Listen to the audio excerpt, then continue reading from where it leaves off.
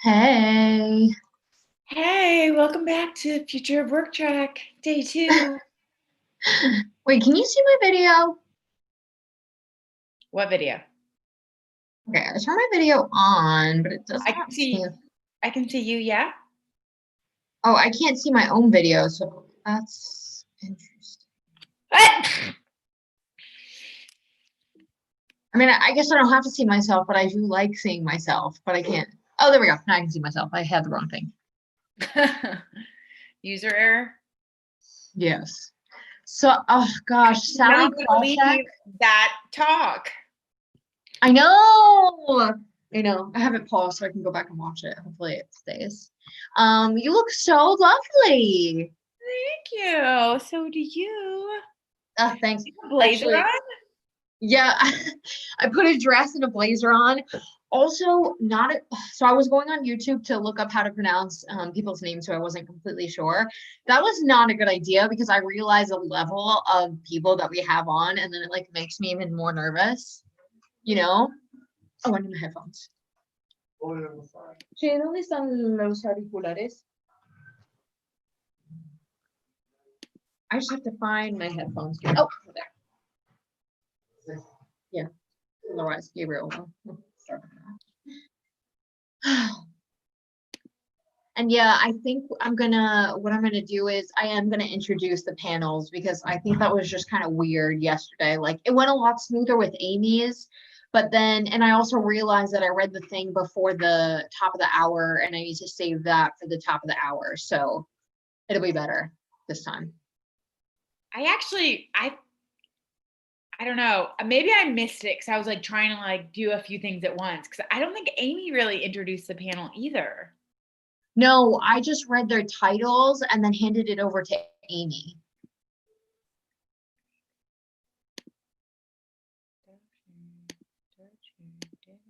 So I'll make sure today that that we I'll just read their bios. I mean, there's an hour because really we're starting at 5 after, right? Like we're giving ourselves 5 minutes from the top of the hour to give the whole introduction. Is that the correct understanding? Definitely for the first person, yes. I mean, you saw how last time if we offboard the first person at 5 till, we offboard them, we give them time. In theory, we just have to I think towards the end we were better about making sure that we started at the top of every hour or the half hour. Okay, cool. So we should just be starting at the top of the hour. Okay, cool. Ugh, I'm feeling so happy. Jasmine Hawthorne. So I connected with her. She has like a follow button on LinkedIn, and then I connected with her, and I was like, oh, I don't know if she's gonna accept me because she seems pretty. She's obviously pretty big, and she did accept me. And I posted about the chat yesterday, and she even commented on what I posted. So I was like, oh my god, that's so cool. She is, um, she's really good at managing the process, and she's so much fun. Let me make sure we don't have any participants right now. She's really fun when you do events with their team. They like do all their events, and then after the event is over, she like brings everyone together for like a rah-rah session. Like, all right, this is just like real-time feedback. This is how it went. It was awesome, blah blah. And like not letting any time go by to like go back to the hotel and like forget what happened. That's awesome. Yeah, you can tell why she's such a like that she's a career and life coach. You can just tell she's really such an impactful speaker. I felt very moved. I was definitely like tearing up yesterday listening to her speak, so it was really nice. Yes. And then you go on Facebook and then you're friends with people and you realize that they live in a very tiny little bubble. And you're like, I'm not saying that you have to think and feel the same way I do, but just get out of your bubble and expose yourself. And then if someone brings up something that doesn't agree with you, you can say, like, I don't believe this and this is why. Or you can help have an educated conversation about something versus just being like, well, I believe this because of such and such, and that's it. Yeah. Oh, Amy, I run into that myself because, I'm from a really small town of like 1,200 people. So, in case you're not aware, so New York State, Oh, we have a few participants that have joined us. perfect. As I finish eating my carrot. We've I know it's not morning, but actually, if you're on the West Coast, it is the morning. So good morning to you. But it also feels like the morning to me. So perfect. And I see that we had Deborah on. Happened there somehow or another. I got rejoined twice on that, so I'm not sure what happened. Hi, is weird. that Jennifer? Or is that, No, I'm sorry, is that Deb. Kay? It's Deb. Oh, Hi, hey Deb. Deb, how are you? Good. How are you both? I'm Trying to figure out, lighting is not great here, but the other way it's like too bright. Let me see if I can change my light. Give me a second. Hi guys, I thought we were coming in like at the end of a presentation. I got anxious, but I'm glad we're not. Yeah, me too. I thought the same thing, Jen. And you're talking about eating carrot, and I was like, oh, this is casual. no. I actually thought the same thing. I was like, did I just walk in on somebody's actual presentation? Okay, that's better, I think, right? Yeah, it's perfect. So the main stage, the keynote for the morning just was taking place with Sally Projek, and then Nicole and I opened up this room, and so Deb, you will be kicking off our first Future of Work session. Exciting. Super excited. Thank you. Still loving the light. I work directly with Amanda Martin, and she has spoken Oh. very highly of you. Thank you. Yeah, she's a gem. She already retweeted the tweet this morning, so she was all on me. She's like, and thanks to Jenny for kicking me to get that done this morning. But she was super sweet. She's like, "Let's go, Deb." I was like, "I got you, Amanda." Yeah, this has been really great. I don't know if you had the chance to tune in yesterday, but we had some really amazing conversations. So I'm really excited for today. So, at about 55 I'll start just covering, oh no, sorry.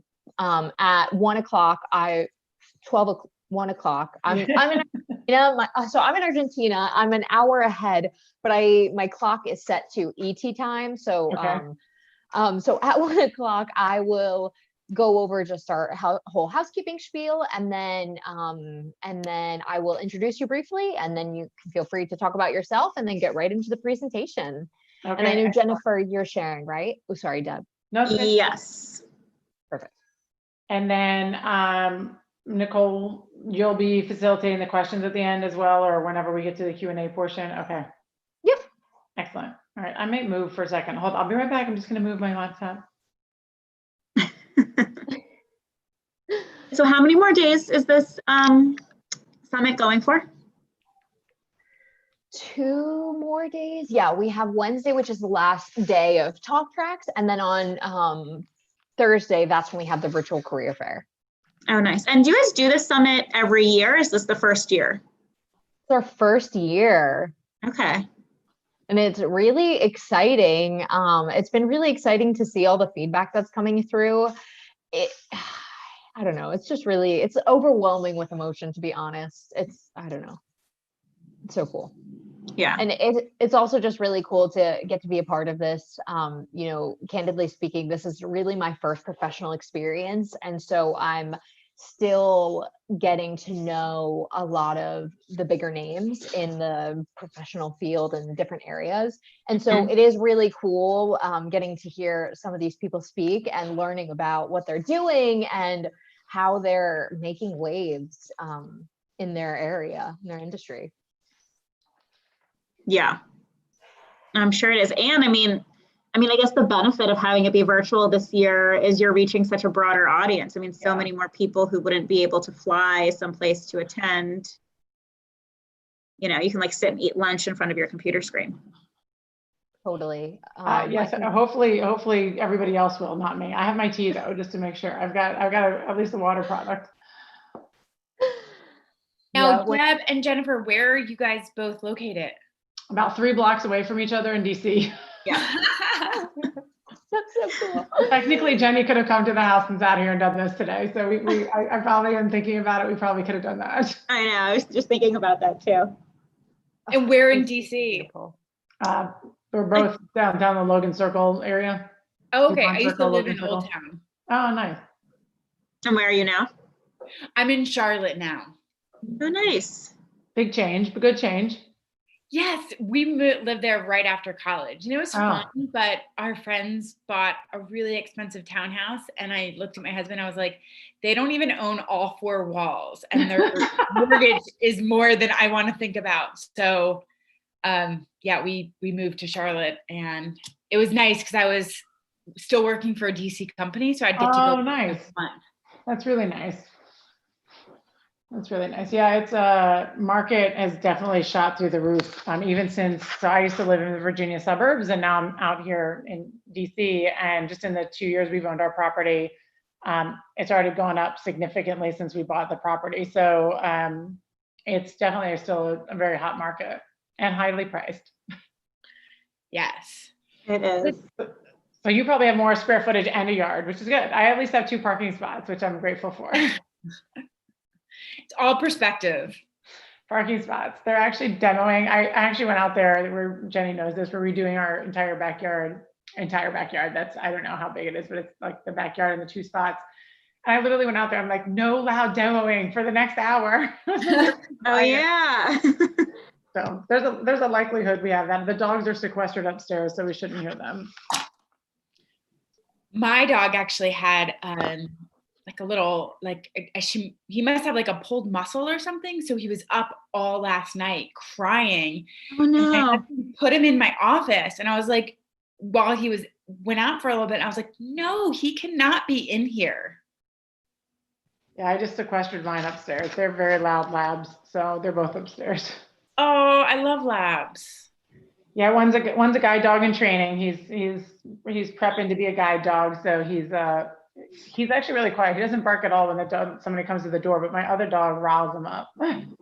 Oh, I love that. So will someone inherit him that needs a guide Yeah, dog? so I usually keep them, I say usually because with pandemic, things have changed a little bit from a timing schedule, but I have them from 7 weeks until 14 months. My latest one is Todd. I've had 7 of them, 2 full-time and 5 midterms in the middle. And at 14 months, or now probably 16 months, they go up to a college in Long Island, New York, where they ultimately get, the training I can't give them. So if it's wheelchair training or harness training, there's some additional things that they go through up there. And then they ultimately get placed with a veteran or a blind individual.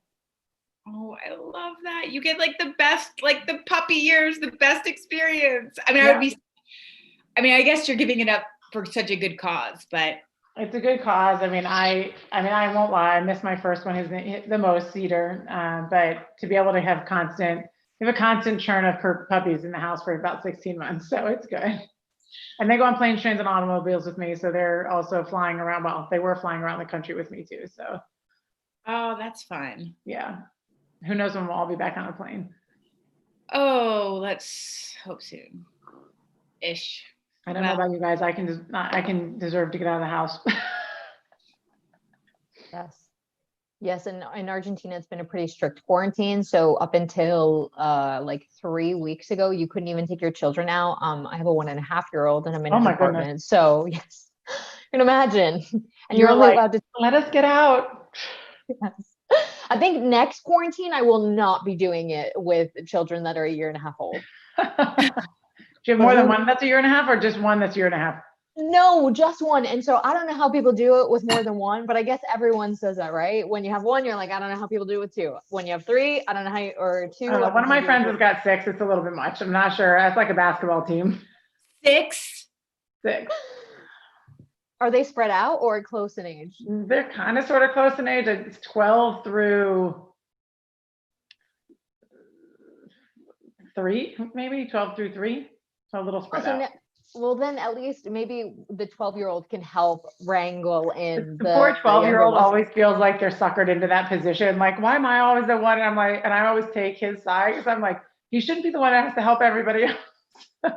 I don't help the argument sometimes. That's so funny. Perfect. And so in just another minute, we'll begin. So we do have some people joining, so I'm so excited you're here. Great. So I'll pop up my screen now. Does that work? Actually, not yet? yeah, just in just a couple of minutes, only Okay. because there's a code at the top left for people who are joining for SHRM credits. Yeah. Got it. Perfect. So actually it's 1 o'clock on the dot. So I'm going to dive in and then we can switch presentations like halfway through that. So hello, everyone. Thank you so much for attending Power to Fly as event today, Diversity Reboot 2020. We are so excited that you're here either again or for the first time, and we hope that you're enjoying so far. If you are just joining us, I wanted to go over some quick housekeeping. Your camera and audio will remain off for the duration of the talk, but we would love to hear from you. Any questions or comments that you might have, you can feel free to drop that in the chat box. And then we will do our best to get to it if we have some time at the end. If you have any technical difficulties, please just tag me or DM me or my colleague, Amy, and we will have our names and it'll say Power to Fly right next to it. And then if you are looking to earn SHRM credits for today's talk, just use the code at the top left of the screen and you can redeem those credits. We also want to just briefly refer you to the code of conduct, which Amy will drop in the chat to make sure that this is a great experience for everyone. And so, without further ado, I would love to introduce our speaker and our topic. Today, we're going to be discussing COVID-19's effect on cyber with Deloitte's Deborah Golden. So Deborah Golden is a U.S. cyber risk services leader.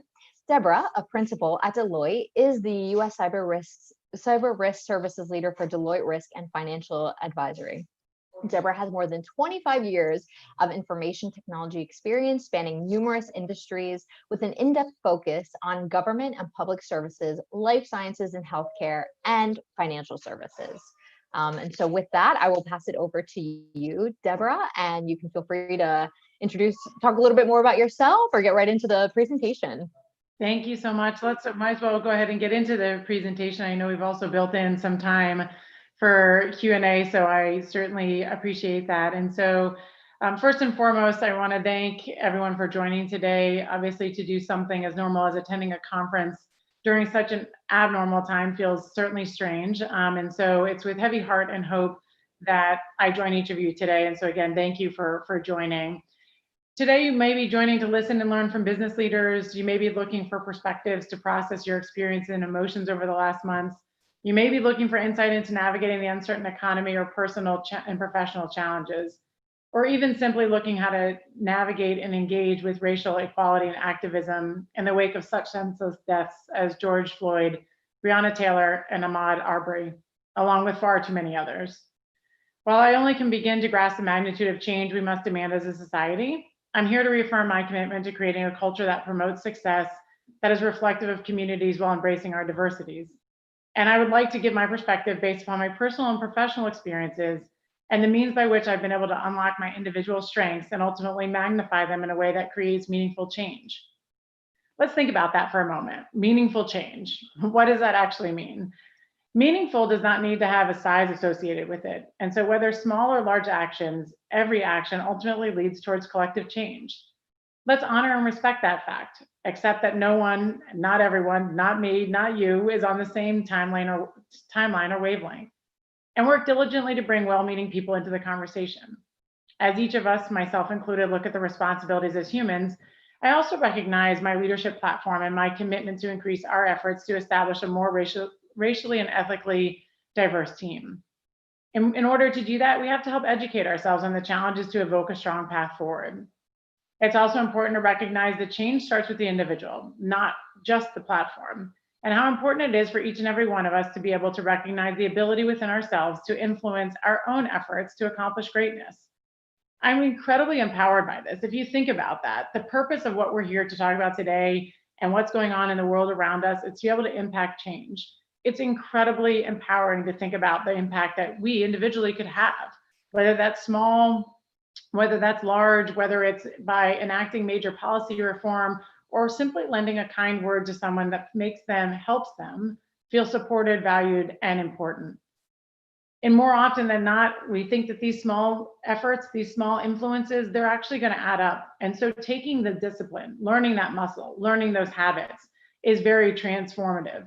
And a topic that I'm going to talk about in my day-to-day job, but also as I think about what has gained my own influences as I think about my experiences and how I've been able to tackle the world of cyber, which is something I've been in since I started my career over 26 years ago. I believe as individuals, we can do this by discovering what I'll call our grit. You might have heard a little bit about conversations around grit. I'm going to talk a little bit about what grit means to me. It means discovering one's strengths beyond traditional skills that are intangible, that make us resilient and capable of accomplishing goals in the face of adversity. So what does that really mean? So if you were to look at my resume, you'd find a handful of items on the resume. I received an undergraduate from Virginia Tech, go Hokies. I'm a double major in finance and management with a minor in computer science and a graduate degree from George Washington University in information technology. I've been at Deloitte for over 25 years. I did have a small stint as a defense contractor before joining Deloitte. And I've been a principal for the last 15 of those years, currently leading our US cyber and strategic risk practice. I've had the pleasure of being on many planes, trains, and automobiles, of course, before COVID, where I've had the pleasure of working in so many different places across the organization, from our commercial practice to our government practice to different global organizations and offices. So certainly a number of stops along the way. One could argue very well-rounded from a capabilities perspective, again, having been in cyber the entire career, and also then across many diverse locations across Deloitte. That being said, what you don't see from looking at my resume is that I died, almost died, I should say, about 8 years ago. So about 8 years ago, I wasn't feeling well. And like all of us, sometimes you try to just muster through. It just must be the stress, it must be the work, it must be the long days, it must be any sort of stress that you may have, personal or professional. And so I kept pushing. Just Deborah, take a longer nap, make sure you get some sleep, you'll be fine. I realized after a couple of weeks, probably more like a couple of months, I really wasn't feeling fine. The only actual symptom that I had was being tired. I mean, to the sheer point of exhaustion, moving up and down the steps was very difficult for me. And so I decided to start going to see doctors. Well, I went to a handful over the course of 6 to 8 months, all of which had said, nothing's wrong, kind of in your head, don't worry about it, which also was very depressing. I knew something was wrong with me physically and emotionally at that point, and there needed to be some core problem behind it physically, and I just couldn't get to the right doctor to help solve that problem. So I decided that I would apply to get into 2 of the largest hospital systems across the US, and whoever I got into first, I was going to go to. Lo and behold, I got a call from one of them and set up an appointment for the day before, the day after Easter. And the reason I remember that is because on that day, I happened to take the family with me as my youngest had the day off from school. Spent the whole day doing tests, blood work, etc. Got home, it was about 7 o'clock at night, and I had about 15 missed messages from the doctor. At the time, we still had a home phone and voicemail. And I thought to myself, this must be the world's best doctor. Like, they want to get back to me so quickly. My husband, of course, looked at me and said, I don't think that's what that means. And so picked up the phone, talked to the doctor, and he looked at me on the phone and he said, Deborah, you need to immediately head to the emergency room. And it wasn't really clicking at the time. I was like, oh, it's 7 o'clock at night. I don't really want to go to the emergency room, this late. Maybe we should go tomorrow. What's the closest hospital? All the random things that go through your head. And my doctor said, no, you need to go immediately. And so I went to the hospital and ended up staying in the hospital to get a blood transfusion. To put things in simplistic terms, your red blood cell count is supposed to be between 13 and 14, and mine was 0.02. For those of you who also don't know, red blood cells is what carries oxygen to your brain. And so the reason I was extremely exhausted was the fact that my blood wasn't basically regenerating. And at the end of the day, even when I checked into the hospital, the nurse who checked me in said, there must be something wrong. You don't look like you need any blood transfusion. I actually had to order a piece of paper order to do that. And they said, you don't look like you need a blood transfusion. They said, don't you worry, we'll test you just in case. Less than 3 minutes, because by the way, if you ever want to get through the hospital quickly, needing a blood transfusion is one of them. The nurse came back to me and she apologized and she said, I'm super sorry. She goes, candidly, you should have come in here on a stretcher. And so the good news, we caught it in time. The good news, I was able to get a blood transfusion, and the good news, albeit a life-changing part of my life, is I was diagnosed with a very severe autoimmune disease. So I have ongoing medication to keep me in remission. Also the good news, but it's also something that's led to my ability, in my opinion, to fight. Again, there's no rationale behind how come I didn't have a stroke, why didn't I? It was pure perseverance at that point in order to keep pushing through the challenges that were in front of me. Could have been stupid because clearly it was trying to find the doctors to help me. And the unfortunate part is we just didn't click with any doctors until that point. But due to the fact that I continued to be resilient in that moment, I believe is what gave me that little bit of extra grit to be able to not only get through that situation, but to survive. And I tell you that story to give you some insight into who I am beyond my resume, and frankly, how I've gotten to where I am today. It's often not been pretty or particularly pleasant navigating the ranks in cyber, often lacks female presence within the field. And certainly when I started 25 or 26 years ago, there were very few female leaders in the field. I attribute my success and my ability to raise up not only my voice, but underrepresented voices to the concept of grit, which has undoubtedly fueled my sense of purpose and energized my passion and commitment to grow and learn from diverse influences. In almost dying, I had to literally fight for my life, accepting significant pain or frustration to live. What better way is there to understand one's own power to influence the future? So what is grit exactly?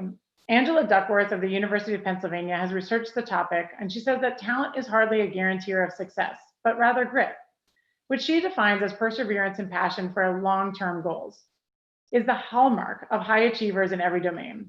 Grit is a part of anyone's character that comes from the experiences that shape you and or challenge the outcome. I've been thinking a lot about grit factor over the many years and wondering how this concept of grit can be looked at and leveraged for collective purpose in my field, cybersecurity. The problems we solve are some of the toughest in existence. Often you must solve problems that you're thinking for on your feet in a very short condensed time period. There's been a breach, you have to respond. And candidly, some of these problems have never even been solved before. And so if you take a step back to think about what skills you have to bring to the table and address these types of immense, often ambiguous challenges, traditional book smarts are absolutely needed. We certainly need academic support, but it falls a little bit short. And so you need to think about, how do you get to see the picture clearly? How do you advise clients based on a fact while at the same time understand that the stakes and the stress levels are high? In cyber, the person initiating the threat must execute their plan. If you think about how threat adversaries work, they can try this 1,000 times, 1,000 times. They only need to be right once to hack into a system. Those of us protecting our systems and our client systems need to be right 1,000 out of 1,000 times. So if you think about it, grit is certainly a concrete measure of someone's ability to show perseverance and passion. I also think it's something that we need in addition to our resume and our skills. So there you have it. We know exactly what we need to be successful. All we have to do is start measuring grit, right? I think you know where I'm going. If only it were so easy, and it's certainly not. There's another experience that I'd like to share with you that also, in my opinion, has helped to shape my grit. While I didn't likely know it at the time, was the loss of my mother at an early age.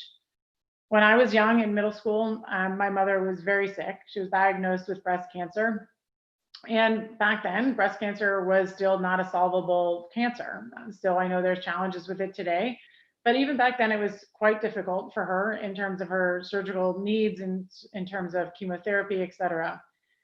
So I was home. My sister was already away at college, my older sister. And so I was held most of the time taking my mother back and forth to chemotherapy and her doctor's appointments, sitting with her so that she would at least have someone there, and they're memories that I will never, ever forget. But obviously it's a challenge when you think about what that does to you as a young child, as a teenager, growing up with so many other demands and things going through your mind at the same point, needing to be your mother's caretaker. My mother, unfortunately, not only had breast cancer, but several years later was also diagnosed with pancreatic cancer and died when I was 18, about ready to go back to my freshman year in college. And so for me, this story, and again, at the time, likely was not something that I would have said, oh, that's going to shape my grit. It was very devastating to me, obviously losing my mother, but more importantly, understanding where there is value in that scenario. So several years later, having thought through it, I'm able to now connect the two. And so I'll give you a little bit of an example of what I'm talking about. Obviously, as I mentioned, caring for a sick parent and experiencing that loss impacts your life in ways you would never, ever imagine. At the time, I personally had no idea how to handle the challenge of watching my mother die, and even more terrifying living without her. Now, full disclosure, I didn't always handle it well. I lacked focus. One could argue like any teenager. It's also a common accompaniment to grief, rather than to process the loss in the time that it happens. In the Jewish religion, when a person dies, we sit Shiva for 7 days, a period to dedicate to collective remembrance. And then there's also an intense 30-day grieving period followed by a year of mourning. The purpose of this process is to allow the mourner to pick up the pieces, if you will, and forge the path forward. Again, as a teenager, I can't say that I had the appropriate focus to do this. And instead, in order to push forward, I compartmentalized my feelings. I lived in the phase that's referred to as uninut, which is characterized by anger, denial, and disbelief. During this period where I refused to let the grief and sadness in, because I simply knew I had to survive, I had to move day to day, I developed a remarkable ability to compartmentalize. Although I didn't know it at the time, the ability to disassociate myself from these intense stress of emotions allowed me to develop an area of mental calmness, which sounds like maybe that's at odds with one another. But it's the ability to have that calmness in the face of chaos that's enabled me, to navigate my own personal stressors as well as my professional career, and also inheriting I will say a belief, but also a presence to help my clients combat these stressful times. Again, if you think about a breach and the occurrence of them, it's often happening, people are panicked, there's a lot of stress going on, not just from the individual cyber group, but from C-level executives all the way through to administrators, external forces, et cetera. And so the ability to actually be able to process and find mental calmness in the face of chaos is critical. So what I did at the time, without even realizing it, was developing life skills or grit to help me regain focus and to move on one day at a time. What's particularly interesting to me is that the ways in which individuals experience these life challenges can be totally different, and no two individuals experience the same thing the same way. But ultimately, those who take the time to understand these experiences, what they've gained from them and what they've lost, and apply these learnings in the future are able to transcend the hardship and excel, often finding power in understanding your own strength and grit. Now, it's important to note that the success of the context of grit isn't binary. Even within my own family, my sister and I had totally different experiences in how we coped with the loss of my mother. We grew up in the same environment and went through technically the same experience, but handled it in completely different ways, which we didn't actually uncover until several years ago, both learning unique survival skills from that time about ourselves and about each other. One important lesson we did learn is that we cope differently because we were in different stages of our lives. My sister was away from college, me at home, taking care of my mom and supporting my dad. We both experienced the loss of a person, candidly at this point, our parent, and had a completely different insight into this, and thus we were impacted in different ways. We still have a very big amount of grit. In my sister's case, she's developed a strong sense of independence and creativity that she's been able to parlay into a career of marketing, now occupying a C-suite of major brands. She's been actually a C-suite CMO at many different organizations. And for me, I captured a sense of calm under pressure that has undoubtedly allowed me to react rationally to the adversity inherent in a field dedicated to preventing, responding to, and recovering from sophisticated attacks. In both cases, as you can see, we were able to grow stronger and attack the future head on, albeit in different ways. And again, not realizing it, but for a couple of years ago when we were able to sit down and talk about it, when we both could have just easily shut down and cowered from the terrifying, vast, and uncertain future, instead, we chose to dig into our grit. These two events that have impacted my life in significant ways, but it took me years to understand how my inherent strengths and underlying values not only prepared me for those moments and the decisions I made, but also for greater resilience in the years to come. You may have heard of Oprah talking about aha moments, moments that you suddenly have inspiration and recognition, or even comprehension of things going on around you. The power of your grit is realized when you have a light bulb moment, when you can look at that experience you've had, learn from them, not only do something, but act on it. I have a funny story about my light bulb moment. It came to me in an airport when I was traversing the globe with one of my colleagues who I often traveled with. And during this specific moment, we were literally running across the airport to catch a very close connection. And he finally looked at me after what seemed like an amazingly marathon run, and he said, "Deb, I don't get it. We're running late for a flight, big deal. We're gonna catch another flight." He's like, "You're running like mad. Why is it so important we catch this flight?" He goes, and then he turns to me and he goes, "Have you ever noticed that in front of a client at a cyber breach, you're brilliant in the face of crisis?" Now, the good news is we made the flight, but the better news was my aha moment. The reason I'm able to be calm, especially in the moments of crisis, is because of the horribly challenging, difficult life experiences that I've been able to seemingly push through and actually leverage those skills, because in a time of stress, I'm able to preserve mental calm and focus myself and others on the challenge at hand while preserving my empathy to those around me. I was able to survive. I have been able to survive. I finished college after my mother's death, which was one of her wishes for me prior to her death. And I've been able to capture cyber adversaries, which is also pretty cool. So just as we round out, because I know I want to try to get to some Q&A as well. I want to be very clear that the time for me to have my light bulb moment was not easy. It required a lot of self-reflection and candidly many mistakes along the way. I say that as what I like to say is I'm perfectly imperfect. We cannot and should not get it right all the time. It takes a while to get comfortable acknowledging that about yourselves and others and learning from our experiences. But once I had this moment, I was able to understand my strengths and I started to see things in a different way. I emerged from that light bulb moment stronger and more aware of what I'm able to bring to the table, particularly putting myself in crisis moments so that I can be the person that you want to have on your side during a crisis. Now, I mentioned I've spent a lot of time thinking about grit and grit factor. And it's when I realized, is it something you can learn or is it something that needs to be taught? How, on the other hand, can we understand our greatest strengths and also sometimes know that our greatest strengths often become our greatest weaknesses? And how do we know the right balance? How can we leverage grit and becoming self-aware about our grit to turn it into the positive? There's a number of questions that I often think about when I'm talking with people on this topic of grit, and it rises up to the challenge of, like I said, my own grit was attributed not only to my mom's death, but also almost my dying several years ago. But at the end of the day, everyone's grit is going to be different. How do you overcome that? What are the challenges? Not every single person signed into this meeting may have the same challenge or the same grit or the same event. Whether you're Black or white, gray or straight, gay or straight, no matter your socioeconomic class, whether you were born on one coast or the other, middle of the country, around the globe, first generation, grit is inclusive. We can all find it and reflect and do our homework. And candidly, that's where we can learn from everyone else's grit.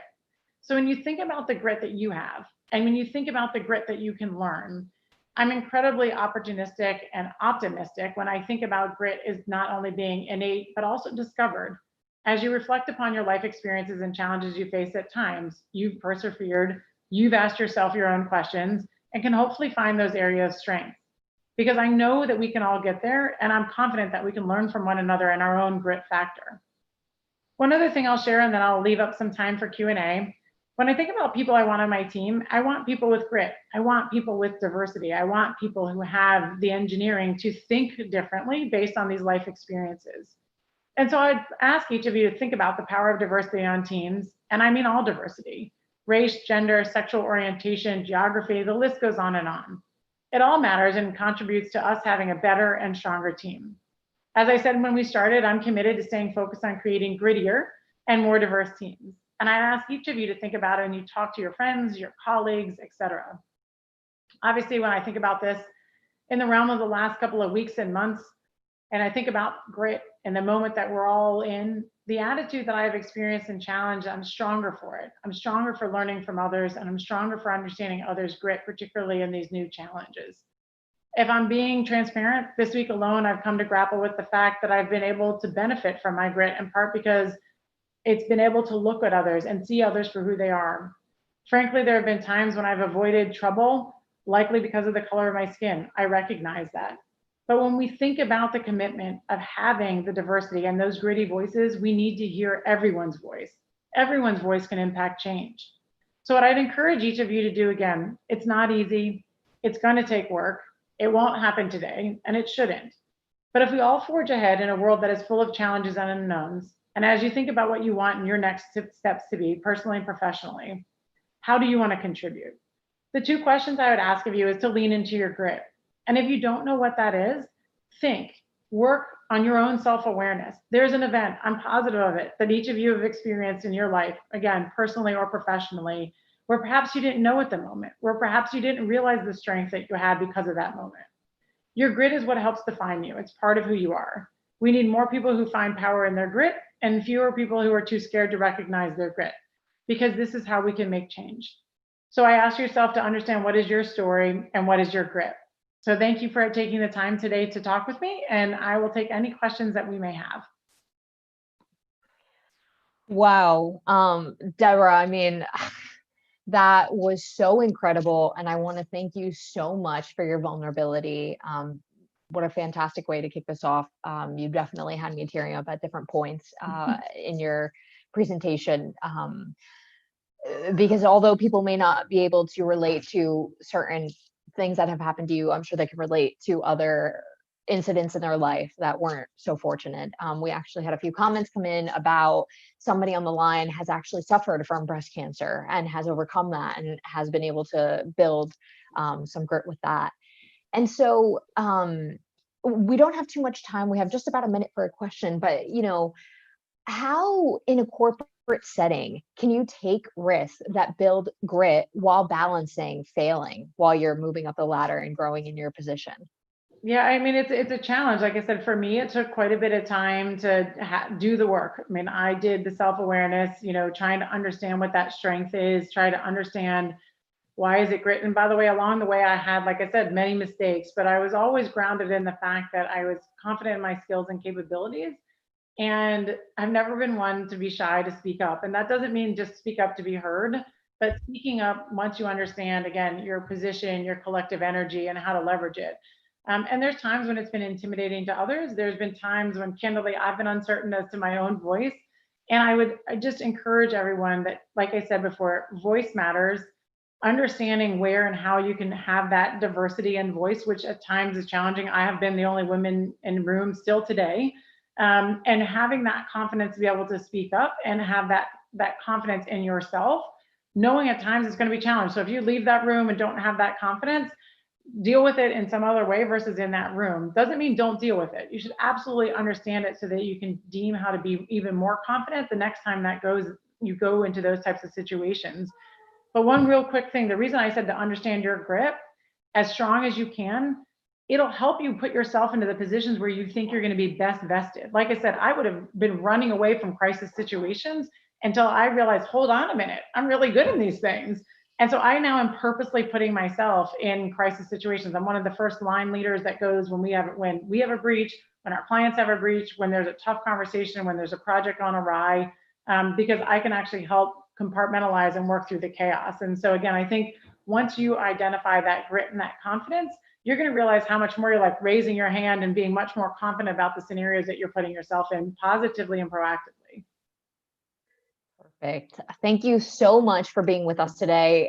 This was an amazing way to start this off, and I'm feeling super energized and more vulnerable going into this. So really, thank you so much for opening up. And so, yeah, I hope you have a wonderful day. Thank you again for having me today. I really appreciate it.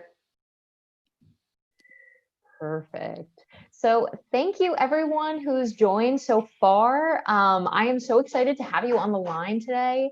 And in just a minute, we will pull up our next speaker. But in the meantime, just want to say thank you and go over some quick housekeeping. If you're just joining us, you'll notice that your camera and audio are off, and they will remain off for the duration of the talk. Excuse me. However, we'd love to hear from you. So you can feel free to comment in the chat. You can also add a question for our speaker. And if we have time at the end of his presentation, we would love to get to it.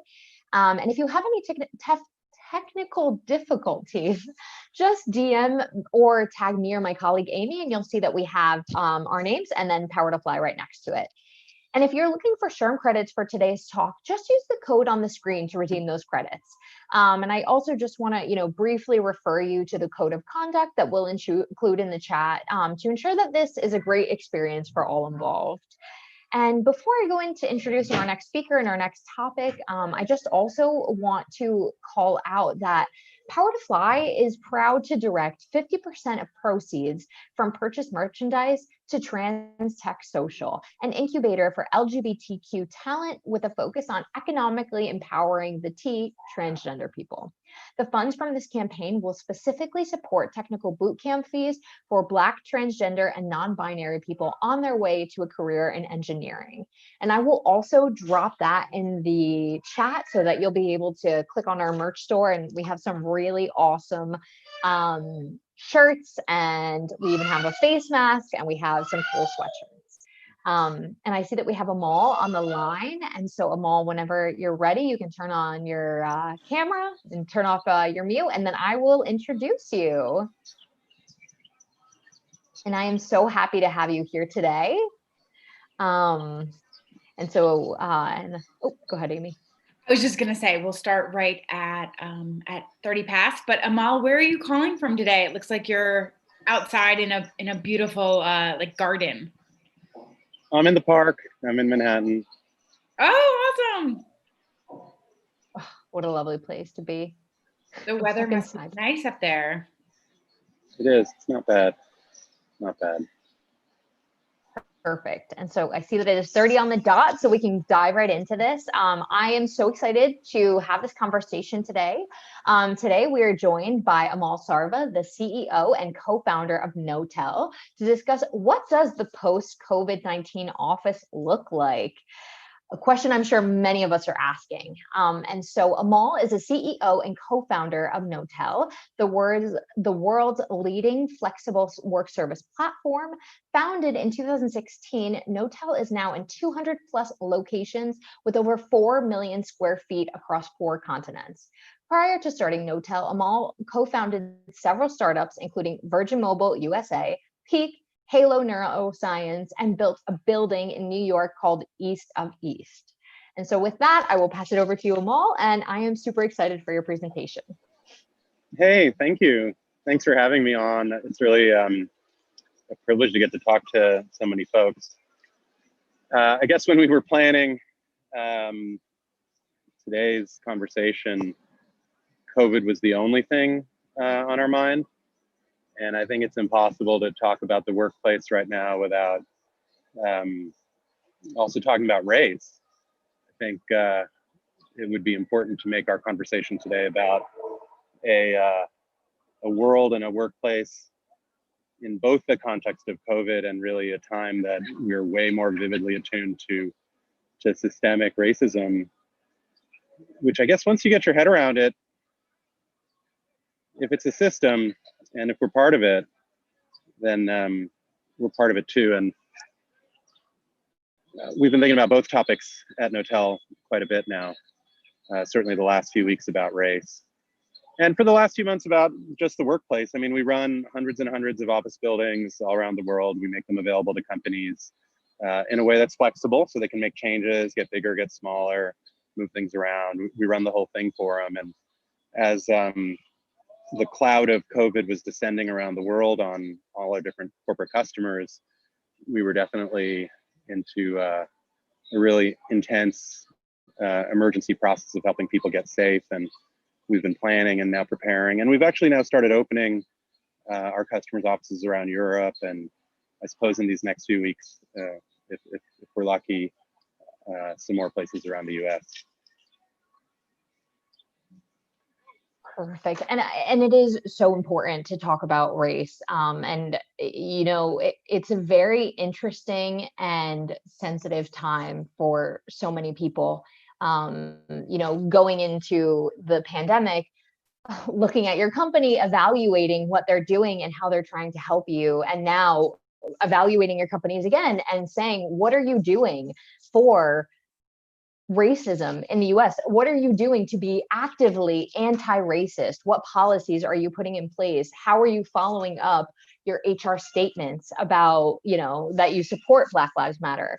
And so, you know, this is a really interesting time for a lot of us. And so, you know, I kind of wanted to ask you about productivity during this time. You know, with first working from home and then working through the emotional turmoil that surrounded recent social injustices in the US, and, you know, discuss that a little bit. Yeah, I mean, I guess that's a really nuts and bolts topic about workplaces. And there is a lot to say about that, but maybe a place to start is just to think about the role of business in all this. Just on the exact topic of racism, I think that for a long time, many companies, and this was true for us too, we sort of figured, well, let's build a business, and if it's successful, it'll have a lot of power in the world, and let's make sure that we point that in a good direction by ourselves being really good role models of how we conduct ourselves and include our people. Let's make sure that we have a diverse and representative workforce and we treat each other really well. And I guess that's been the kind of MO of many businesses for a while, that's kind of the standard and that's what you should do. And I actually don't think that is adequate anymore. We're lucky, I guess, that our business is big enough and in enough places, and it works in the fabric of an industry where there are a lot of problems to solve, and and they were hard. I mean, commercial problems that were really hard. No one asked us to come and mix things up in the global real estate business. And it's certainly huge enough and systemic enough as an industry that, you know, you might just throw up your hands and walk away. But we decided to be challengers, and we've made a lot of progress, and I think we can make more. And if you take that attitude on racism too, and you're not afraid to fight, you can find a lot of places. And we have started thinking about and finding, I mean, certainly inside our own company, we do need to dismantle a lot of invisible stuff that we have been doing to work actively against the built-in racism that I guess we just absorbed from the world around us. But I think we can actually go beyond that. I mean, we run physical spaces, we work in an industry, we can demand things from our vendors and our partners. We can even demand certain codes of conduct from our customers and negotiate with them and try to find where they're comfortable operating, but also know what our boundaries are. I mean, there's a history of racism being expressed through real estate, whether it was redlining when people were trying to buy homes, or just literally the signage on buildings that enforced segregation that said white people here, black people there. And okay, maybe some of those signs are gone, and maybe there isn't an obvious and explicit system that you can just go walk into a bank and see discrimination happening because there's a sign that says, nope, we won't do this. But the reverse, I don't think folks have done. And I can't imagine redoing workplaces themselves to be explicitly fighting the implicit forces. I mean, an example that I like and also hate, the lobbies of buildings. I mean, the lobbies of buildings are a place where security is present. Maybe it's a shadow of what it's like to be in front of the police, but there's somebody in a uniform that's telling you what to do. People are treated differently depending on their race there. And I've never seen an affirmative code of conduct policy. Well, not yet. I mean, I think those are the kinds of opportunities we have to like just push against this whole universe of tiny things that add up to this huge thing. And so we've made it explicit in our business that this is a clarifying moment about the social justice purpose of what we're doing. That if we wanted to build a business that had power and impact, let's use that power and impact. And right here before us in this really clear moment, let's go. Definitely. And I think that's so interesting to bring up, because when you're looking at the workplace, you're right, it's no longer the signs, but it's the unprofessional hairstyles of that people of color have used that are part of their culture and are looked at or reprimanded in a certain way. And there's so many other intricacies that I can't speak to as I'm in a point of privilege, but that I know are there. And so I think this is such an interesting thing to highlight now. And you know, looking at COVID and looking at the social injustices and looking at the position that companies have to request things like yourself, to request things of vendors, to request things of partners, that they do things, that they hold up on their end of the bargain. What do you see as, you know, a positive change coming out of all of this on the other side? I think activating this mindset is certainly a big start. I mean, for us, I see a bunch of positive changes possible. Over the last couple of years, we changed the defaults on a lot of workplaces that we build. The default is if you have a bathroom, it's an all gender bathroom and there's a sign on the door that says so. And maybe not every single company was okay to do that, but most of them were. And it is, I mean, it's an expression of solidarity and openness, and it's right there on the wall. And I think there are many examples like that that we'll be able to push through our system. I mean, we collect hundreds of millions of dollars a year from customers, and they employ thousands and thousands of folks. And there's no one else who runs their office that's going to come and say to them like, hey, have you considered an explicit code of conduct and a set of rules, things around security, access, daytime, nighttime, whatever? And have you had the conversation? We'd be happy to have one of our people come in and talk to you about it. Same thing for our vendors. You know, we're spending hundreds of millions of dollars a year, and I don't think we've ever done until this last couple of weeks an impact assessment on where that money goes and who it goes to and what kinds of vendors we're bidding. We haven't put it explicitly in our sourcing that we'd like to give some level of preference to businesses that have either leadership or participation from underrepresented or marginalized groups. And we're going to start doing that. And I think there's much more besides. And yeah, I think being a role model is still a point of some opportunity. I mean, yeah, the companies that did their like Instagram posts, I am appreciative. but I think the bar is higher than that. I couldn't agree more. I could not agree more with that. And you're getting praise in the chat that they love the point about the historical intersection of racism and real estate. So they thank you for that insight. But I couldn't agree more. And I think now more than ever, people are being hyper vigilant about this, right? And saying, what are you doing beyond this? I know I was pleasantly surprised to see the moves that NASCAR is taking in response to everything happening. And, I wanted to ask you about moving to remote work and how remote work is now gaining popularity. How do you think this could level the playing field when it comes to equal opportunity across globally and across race? Yeah, I think there's a plus and a minus on this one. I mean, the overlap of COVID, work from home with the present issues around racial justice is interesting. I mean, in some ways, for our management and executives, to be work from home provides unparalleled inclusion of different lifestyle obligations that one might have around family and other things. That's amazing. And if you think about the race dimension, if you're remote and if your video's not on, or even if it is, like, your race is suddenly less present there.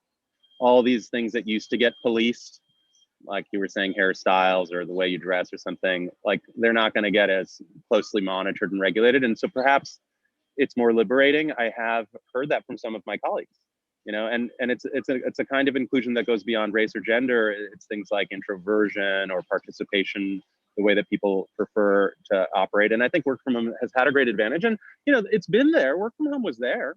It was there before. I mean, probably on any given day in any office we operate last year, 20% of the staff was not in the office that day. People call that a utilization rate. And most offices were at 80, and we've just gone through a period of 0.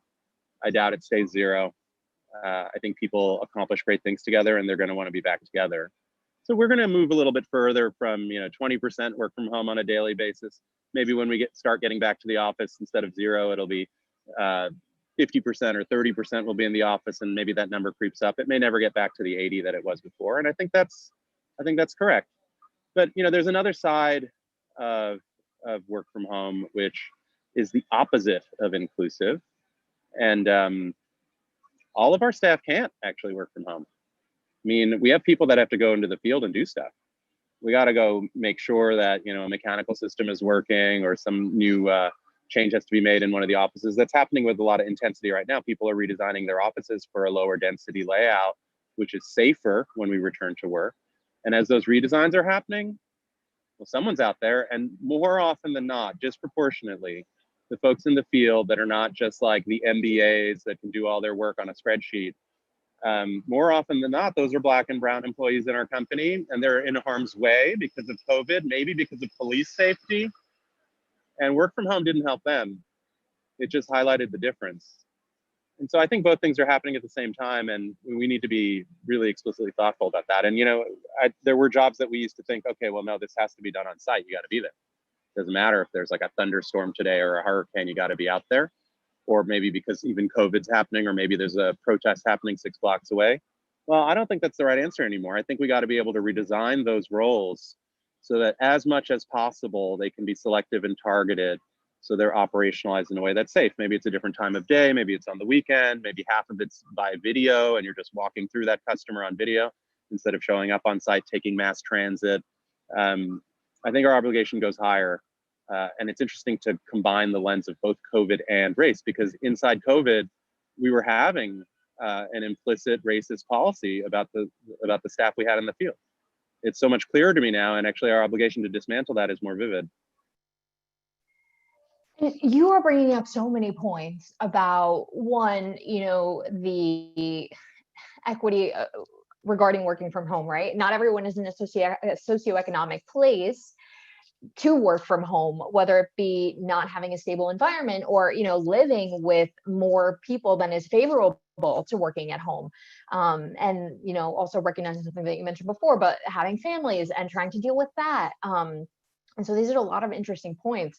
And I want to ask you, what steps do you think leaders can take moving forward to make their workspaces more equitable and provide more equal opportunity, and actively combat a lot of the social injustices, with racism included, but also, the socioeconomic inequities that we're seeing that are being brought more to light now? Well, you got to start by thinking about it. I mean, I don't think we had a single conversation about workplace design, and we've designed hundreds of them for really big companies. We consider ourselves big experts.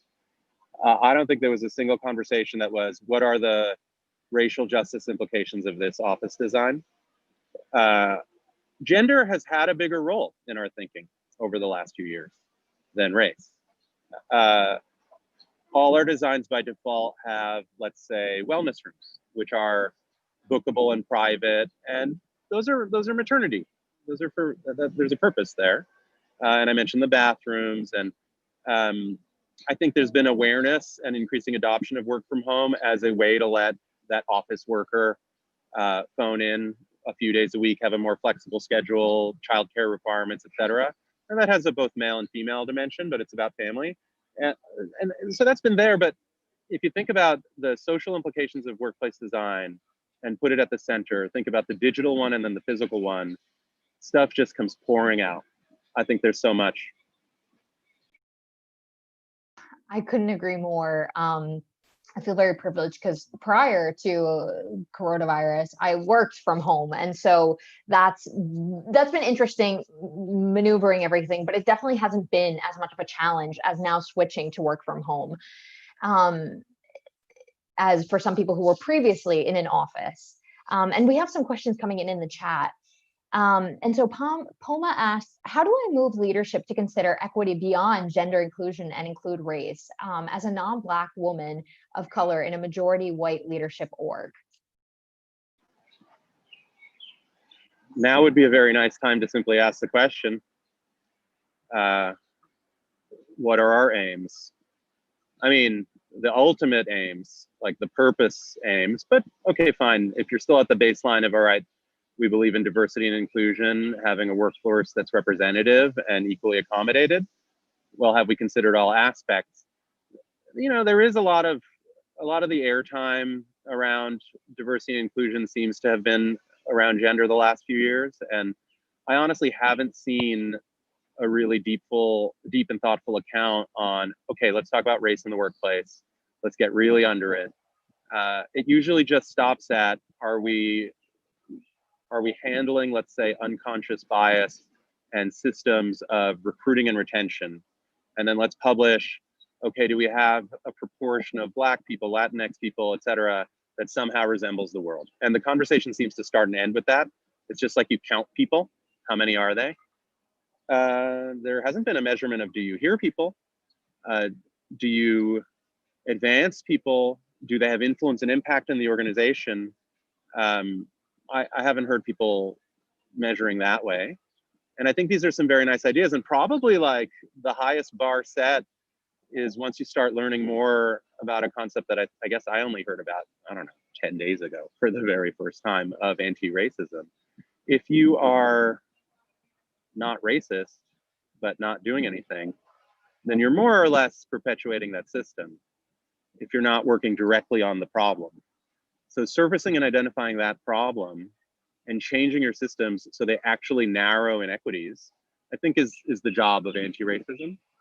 There were some colleagues as we started talking about this that started scratching their heads like, what? How on earth are we going to tackle racism? Who are we? We're just some small company. How on earth could we set ourselves some tangible, measurable goal on this? It's like we're just swimming in an ocean of racism, even if they are willing to accept systematic racism as a fact. Well, I mean, for me, the analogy, and maybe it's helpful in our company that we're a challenger, and we're doing battle against a whole complex industry that no one invited us to, and we have the courage to do that. And I think that I think we can have the courage to make some progress here. And looking at ourselves is the place to start. We can change how we operate. We sure can. And I suspect we can even change how the society around us operates. We're going to be a small part of it, I suppose, but I'd rather be part of it than not. So well said. Thank you. Our director of HR, she always says every drip makes a puddle. And I think this is a way a lot of people need to look at this, right? If you're not doing anything, you're inevitably helping the oppressor. And so even if it's just little steps, you have to start taking them.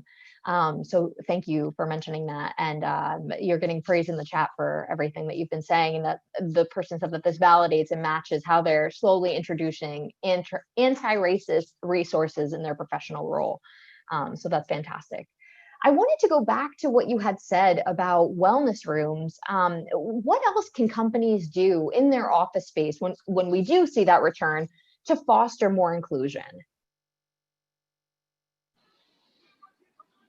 I think it's a productive conversation, and it actually has gotten really vivid and really ripened by what we're living through right now.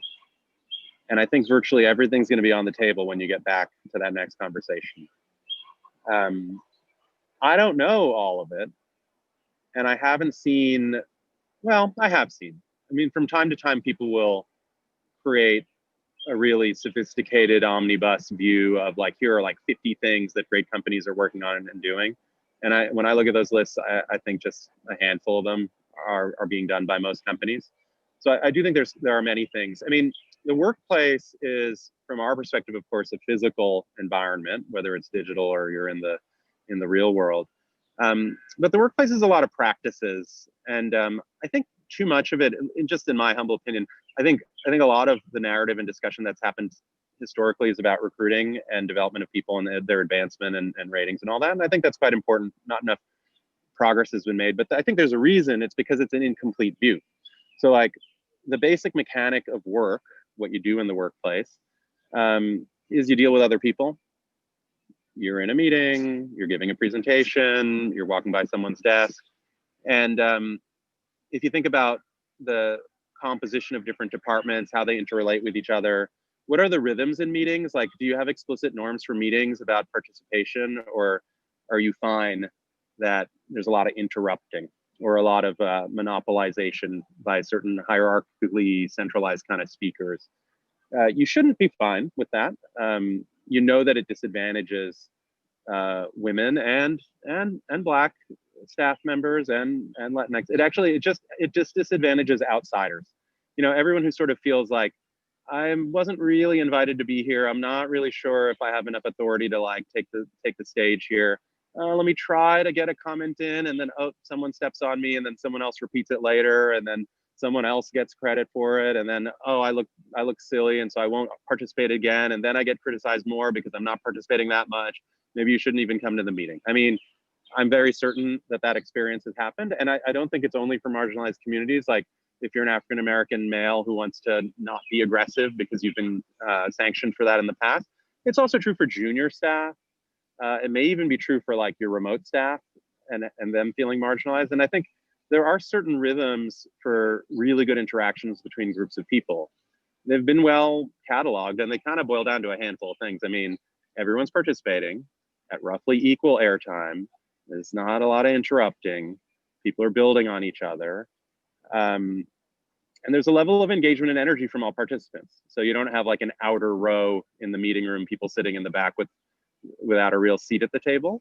If you have all those things, and if you explicitly make those your goals, and if you practice as either a team leader or as a member of the team to kind of facilitate for that, you've already changed the cultural rhythms inside that workplace, whether it's a digital space or a physical one.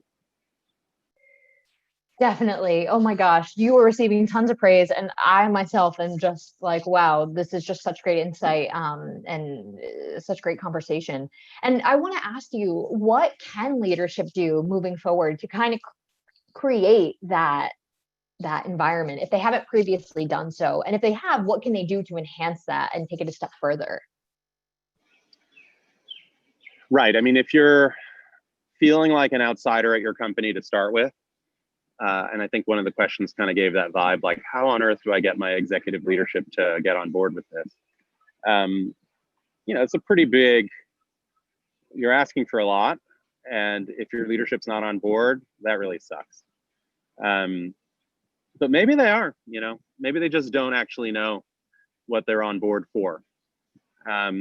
It had never occurred to them that there's more to it than simply invite these folks to the meeting. Perhaps they simply thought, well, they're in the room. Why don't they just speak up?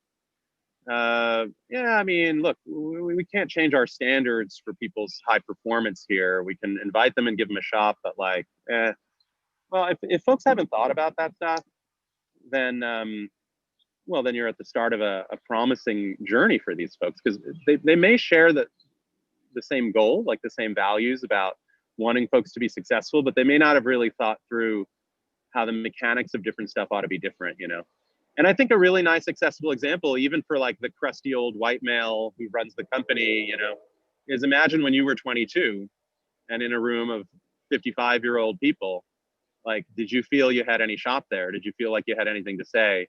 Or did the one time you opened your mouth, you got smacked in the head and you waited 10 years before you spoke again? I think that's a quite accessible entry point, Yes, definitely. And I'm really excited to see what changes come from all of this, and seeing the positive moves we can make in the future. So I want to thank you so much, Amal, for this amazing conversation. This was so insightful. I know I found it very useful, and I really appreciate your background as well, as it is a nice change to what I've seen. So I really appreciate that. And I hope that you have an awesome day. So thank you again for being with us. It's been a pleasure. Thank you for having me. Perfect. So everyone, I am so glad that you were in on that conversation. That was fantastic. And I want to thank you all for being on the line. I want to shout out that if you're looking to earn SHRM credits from today's talk, you can just use the code on the screen that Amy will pull up again to redeem those credits. It'll be at the top left. And then shortly, I will introduce our next speaker. I believe, yes, perfect. Our next group of speakers, we have a panel coming up next, which I'm so excited for.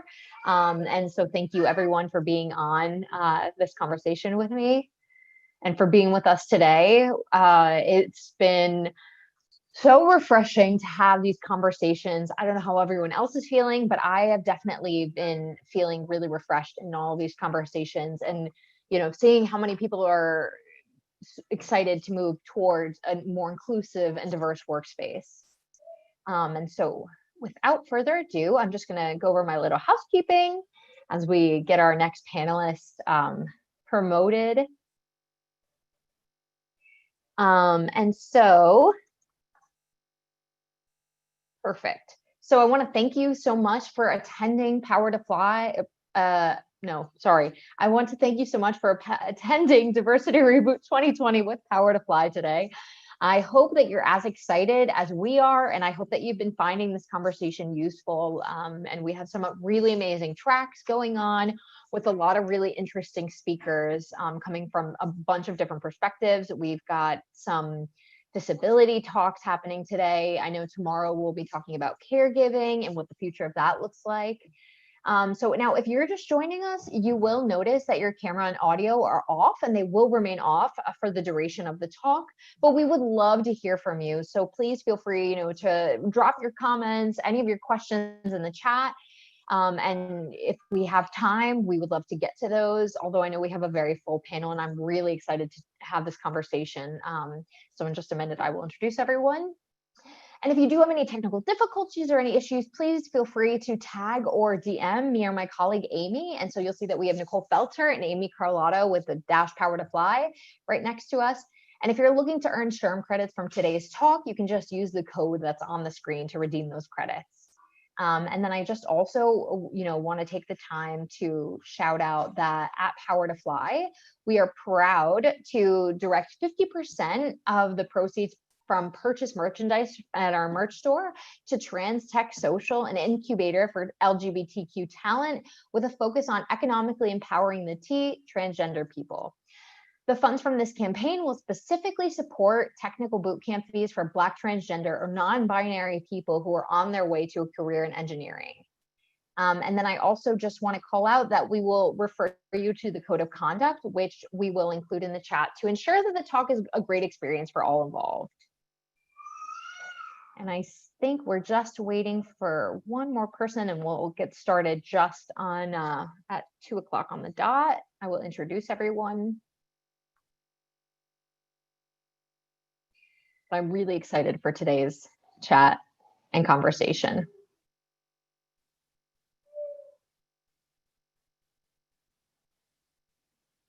And I know that I see that we have Gabby Contro and Danielle Gershowitz. We are just waiting for Maggie, and I believe, is that it? Perfect, I see Maggie there.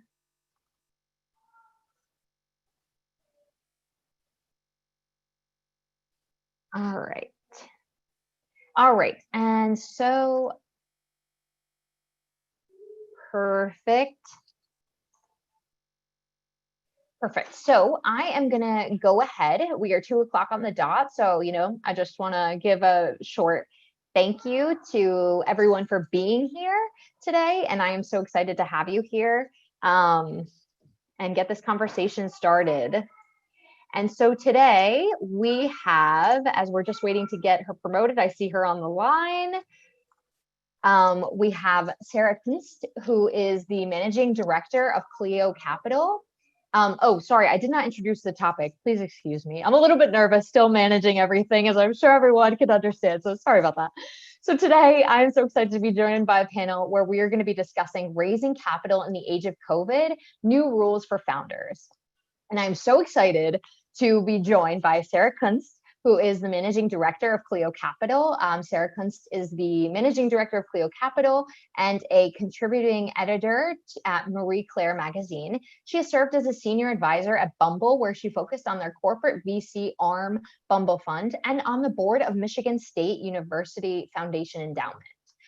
And then following that, we have Gabby Contro, who is a principal at Crosslink Capital.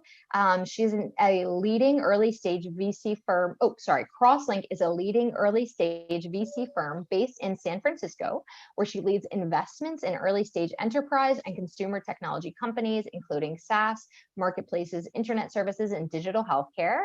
And then we are also joined by Danielle Gershowitz, who is an associate at Emerging Companies and Venture Capital Practice Group.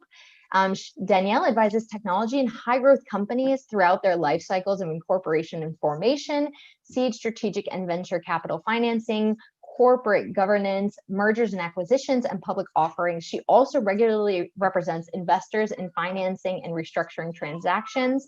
And then finally, our chat today will be moderated by Maggie McGrath, editor at Forbes Women. Maggie is the editor of Forbes Women, Forbes vertical dedicated covering all angles of female entrepreneurship. Previously, she was in charge of covering and helping to oversee coverage of the food and drink industry. She has edited the 30 Under 30 food drink list since 2015 and the Just 100 since 2017. She worked at Forbes since 2013, and in that time has written on everything from the student debt crisis, which I myself am suffering from, and Triple Crown contending and winning horses. And so with all of that introduction, I want to say thank you to everyone, and I will hand it off to Maggie.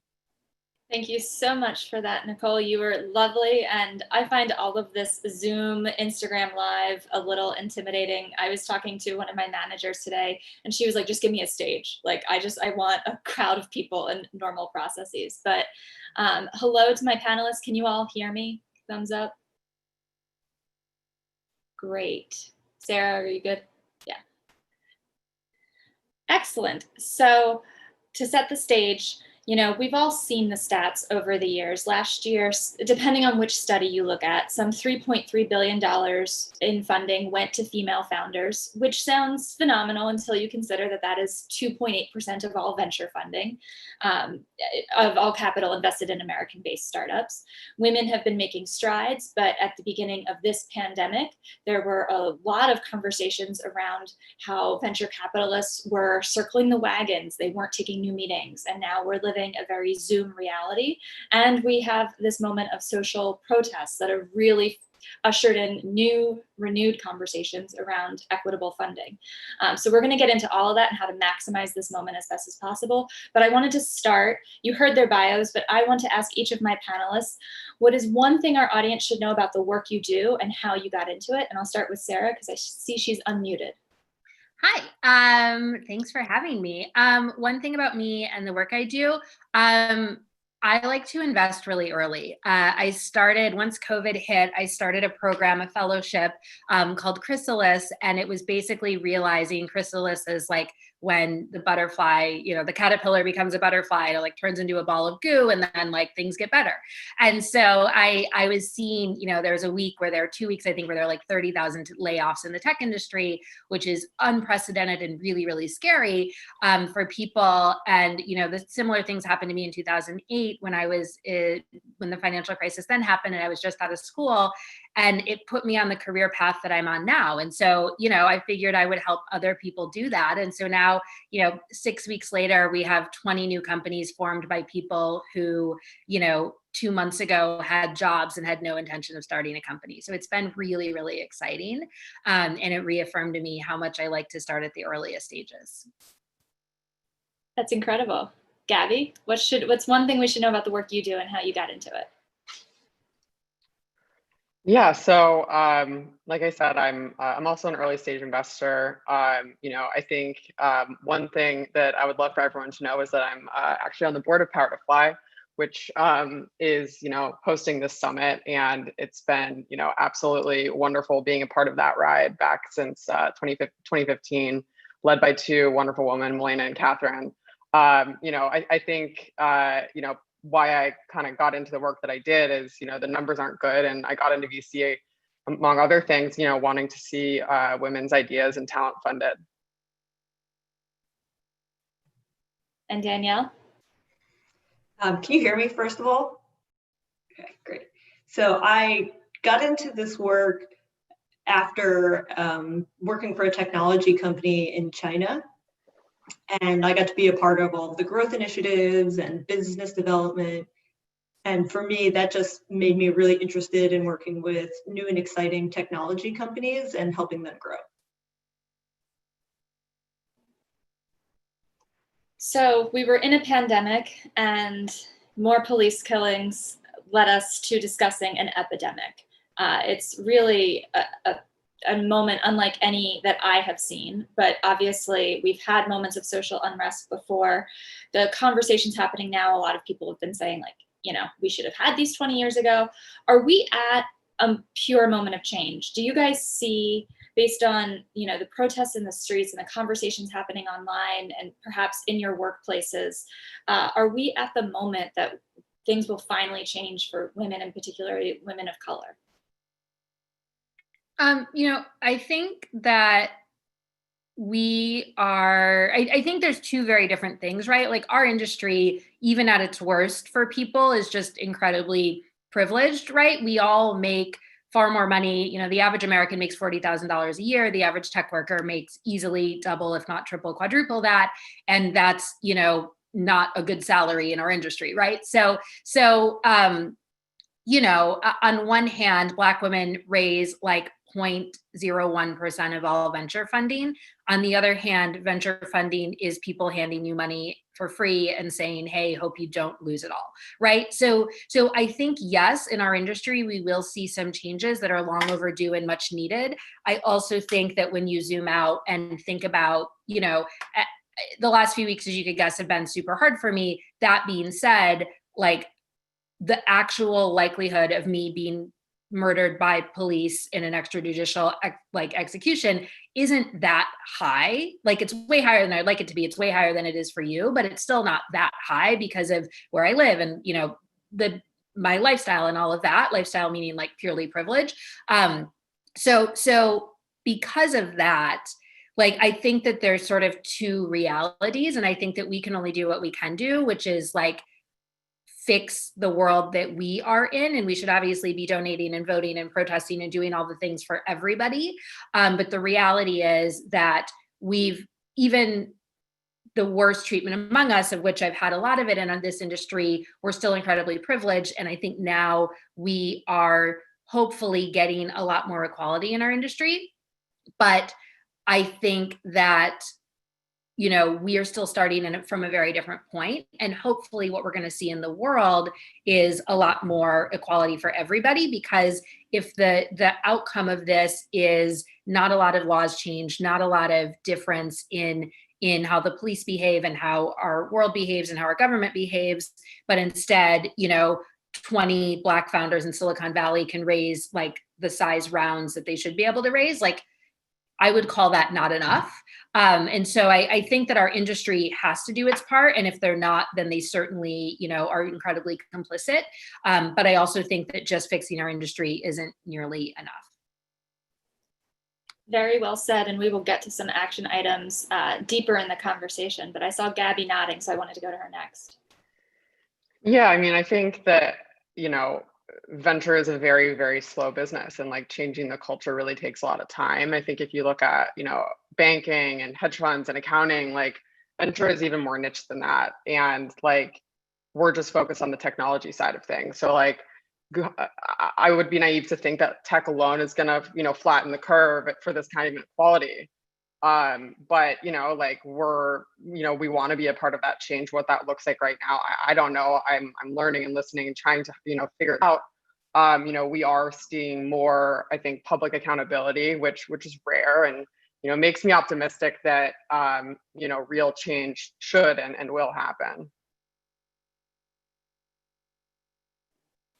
Danielle, what are your thoughts? Have there been conversations at Cooley that have opened up over the past few weeks, or perhaps a continuation of hopefully a conversation that had already been happening? Yeah, it does feel a bit different than the past, you know, since I've been practicing in this space, and since there have been a lot of initiatives to help promote diverse and female founders. It seems like there's a bit more of a reckoning and people starting to take notice and think about really concrete, actionable items. And so I really hope that this is the beginning of the change, and particularly in our industry, where we can be so involved in promoting new ideas and also trying to make sure that, you know, the technology that we're supporting and bringing to market is used for, you know, quote unquote, good purposes. There really is some value there. It's not necessarily going to solve all of the problems that, you know, require everyone to change and rethink and promote new legislation. But I do feel a bit more optimistic about the concrete steps that I've seen a lot of organizations taking at this time. So this panel is focused on the new rules for founders around fundraising and all that good stuff. And I think this moment, our Zoom realities, as I always call it, has been good and bad. I talked to Alexa Von Tobel a few weeks ago, and she was like, I've saved so much time like on hair and makeup, and also getting in a cab and going to different meetings and sitting in traffic, or if you're the type of investor who flies across the country all the time. So that's perhaps a pro. You get some time back and maybe you can meet with more founders. But I'd love to ask each of you, how has this moment of working remotely, sheltering in place, affected the conversations that you're having with founders? And the meetings you're taking or potentially not taking? I would say it's more touch points. So you're having, you know, 4 meetings instead of 2. You know, you're replacing a, you know, dinner or lunch with, you know, another phone call and another Zoom, which I think like is a little bit more visibility into like how people communicate, how responsive they are, which I like that part of it. I'm learning a lot about founders that way, but it's not for everyone. And I actually think like the cabs and the you know, walking between meetings, like that latency is actually where I personally get a lot of like my thinking and processing done. And, you know, there's no latency when you're just at home. So, you know, that's been a little bit challenging, but I would say like the bright side of it is just like, you know, being more in a constant communication flow with founders as you're trying to get to know them. Sarah, what about you? It sounds like with Chrysalis, you were able to really activate a founder community, and you're a very efficient and productive person under normal circumstances, but can you talk about how you've taken this time of working remotely and how that's affected how you think about investing in companies? Totally. Well, I'm super extroverted, so I absolutely hate it so much, and I can't even put it into words. Luckily, my coping mechanism for stress is to work more. I always say that work's my drug of choice. So wine's a close second. So, for me, like it is, I've just been a machine because like I live alone and I don't, my friends who were like, oh, my kids are driving me crazy. I'm like, there's so many downsides to living alone during this, but one of them is certainly, the one downside I don't have is like no one else is hogging my computer or screen time or driving me crazy. So, I've been able to take this time. I've been doing remote investments prior, usually not totally remote. So usually it was like I had met a founder. One case I met a founder, I judged a pitch contest at South by Southwest, didn't get the chance to meet the founder in person, but really was impressed by them and saw them in person. And then we connected after and I ended up investing. Still have never met them in person like a year later. So they're in San Antonio. And then I have another company where I'd been introduced through a friend. They're in Florida, ended up investing, remotely. And so I think particularly for really early stage, it's pretty easy. And if you really want to, unless you're a huge, really early stage shop, if you want to see a broad range of talent, if you want to see a diverse range of companies in every sense of the word, you're likely to end up needing to invest remotely, at least sometimes. So I think for the really early stage ones, that change is permanent, probably.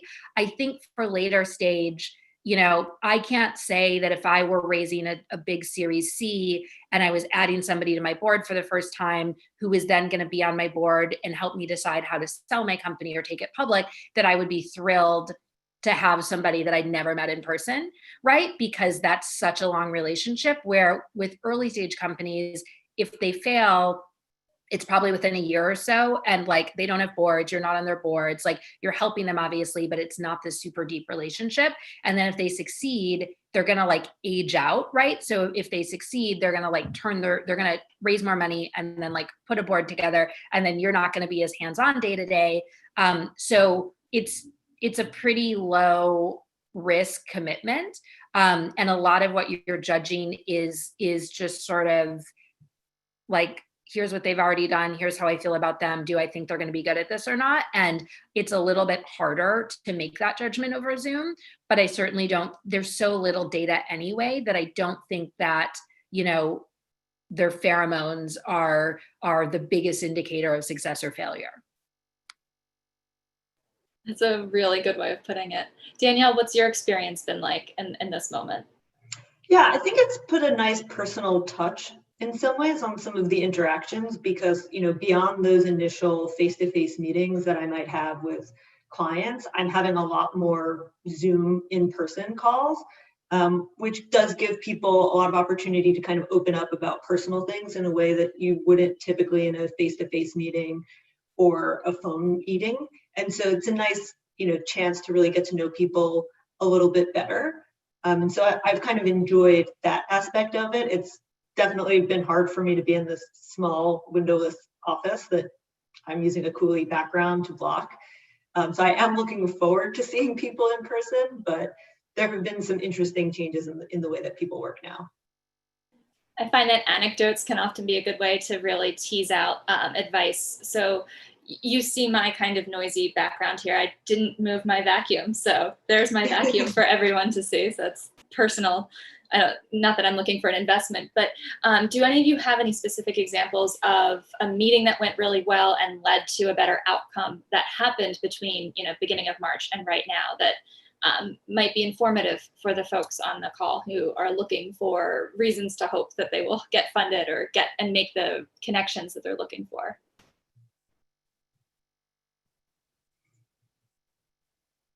Yeah, I mean, I think for me, I've been impressed by founders' thoughtfulness, right? And that's everything from the founders who understood that the first couple of weeks of March were probably not the best time to pitch because everybody was sort of chaotic. And, the founders who have had really thoughtful answers to sort of, I was talking to a public market analyst friend the other day, and he was saying that in the public markets, like two things are happening. People are either acting like COVID will never end or that COVID isn't happening, right? And so like you look at like Peloton and people are like, oh, like these rates of growth are going to grow forever. Like, no, eventually you're going to be able to go back to a gym and not as many people will buy Pelotons, right? And so like the founders who understand that nuance of like, wow, I have a huge opportunity in this moment. How do I capitalize on it? And how do I not just sit like frozen with fear, but who also understand that eventually, like the only thing we know about pandemics is that they eventually end. And unfortunately, this one's having a far, higher death toll and everything than we'd like it to, but they still eventually end, right? If the plague ended, then COVID will end. And so end is technically not the correct word. It will eventually, there will be enough herd immunity that it'll be more like the flu, but you get the point, right? We will eventually be able to not wear masks. And so the founders who understand that and have a short-term plan for the next, call it 6 to 12 months as that happens, and then also have a business that will make sense and work beyond that, I think have really stood out and really been impressive. The people who, were making whatever kind of apparel and said, well, we're not going to sell any going out clothes this summer. We're going to make, face masks, right? They're not saying they're going to be a face mask business forever, but they're realizing that that is a really viable path towards staying in business for the next 6 to 12 months. And so I've really appreciated people who are just thoughtful about it instead of kind of freezing and saying, oh no, what do I do now? Yeah, I've seen a lot of companies that have been able to really show that resiliency, and that's been crucial in generating term sheets at this time and maintaining the confidence of boards of directors. If you have a technology company that services an industry that was really hard hit, it would have been easy to kind of write off these couple of months. But I've seen a number of companies that have just pivoted and introduced completely new business lines that may, continue on in the future, but have helped those companies shore up the confidence of their boards and ensure that they'll be able to raise money once things improve again. Yeah, it's definitely been,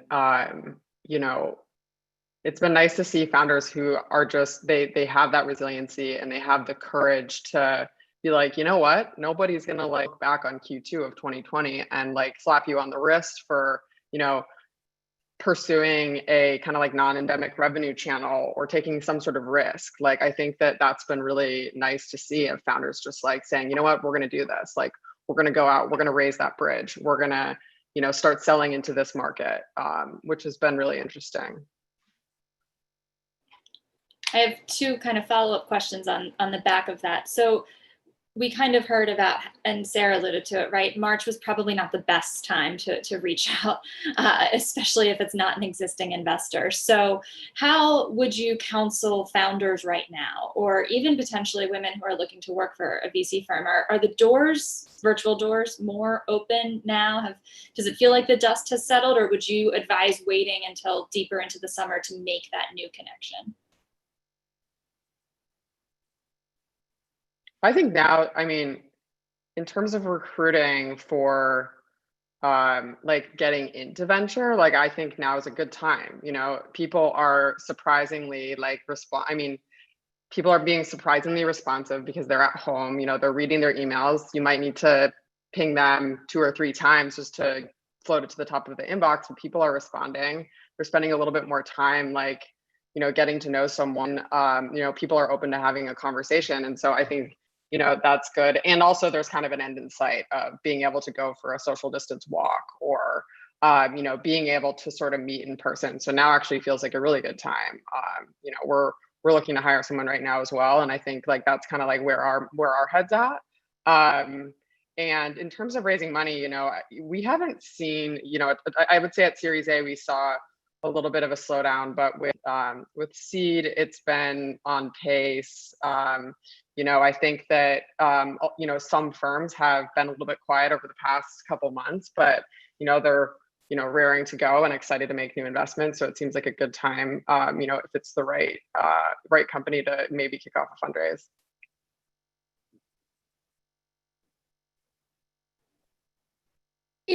I think in terms of the timing to raise, there's a piece of it that is, the normal venture timing, right? So August is usually harder and, it's a little bit slower. I think that I've seen, and maybe Gabby has thoughts around this, a lot of VCs, the average VC is probably like, I don't know, in his 40s, a man who's probably white and in his 40s, and, likely is married and has kids.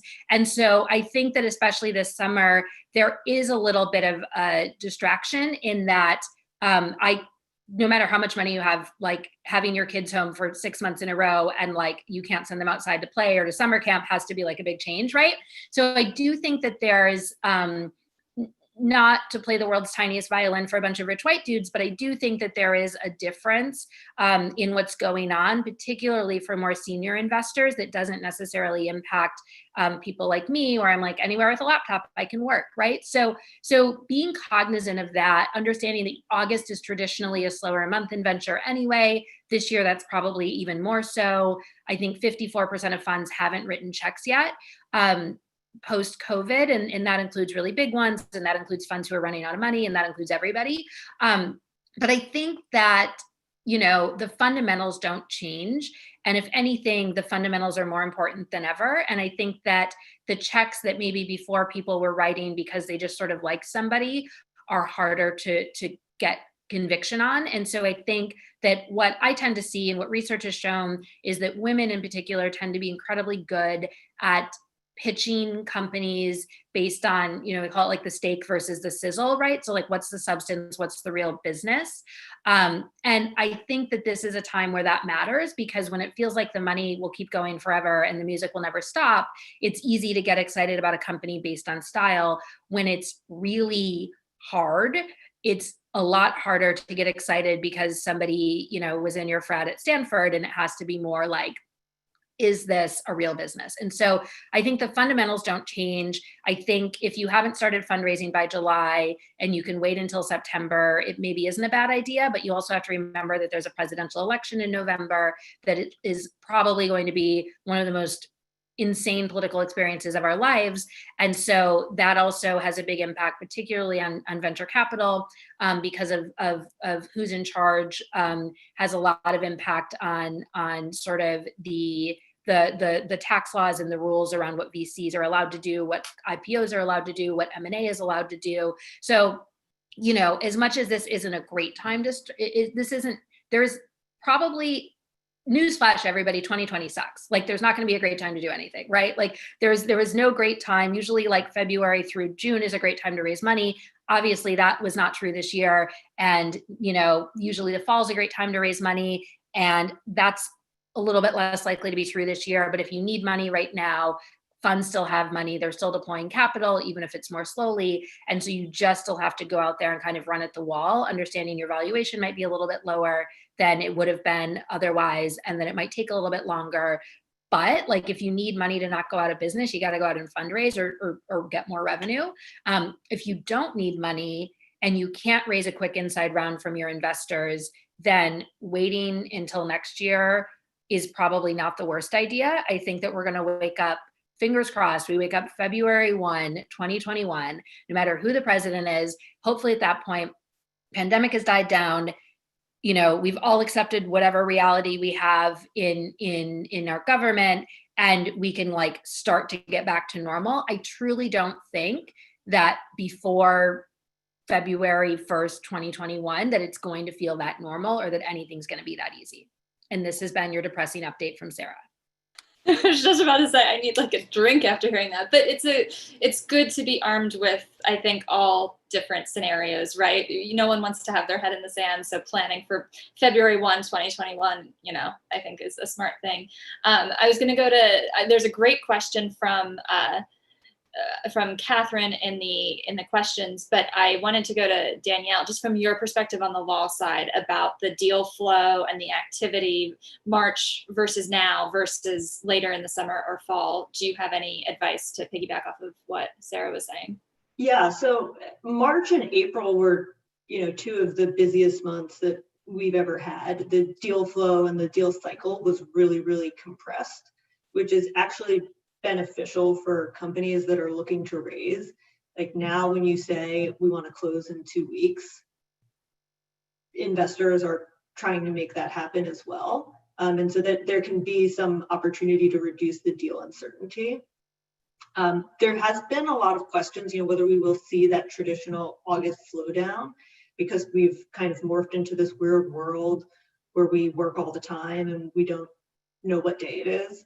And so, maybe there will be that slowdown, but maybe it won't be kind of your typical venture August where nothing happens.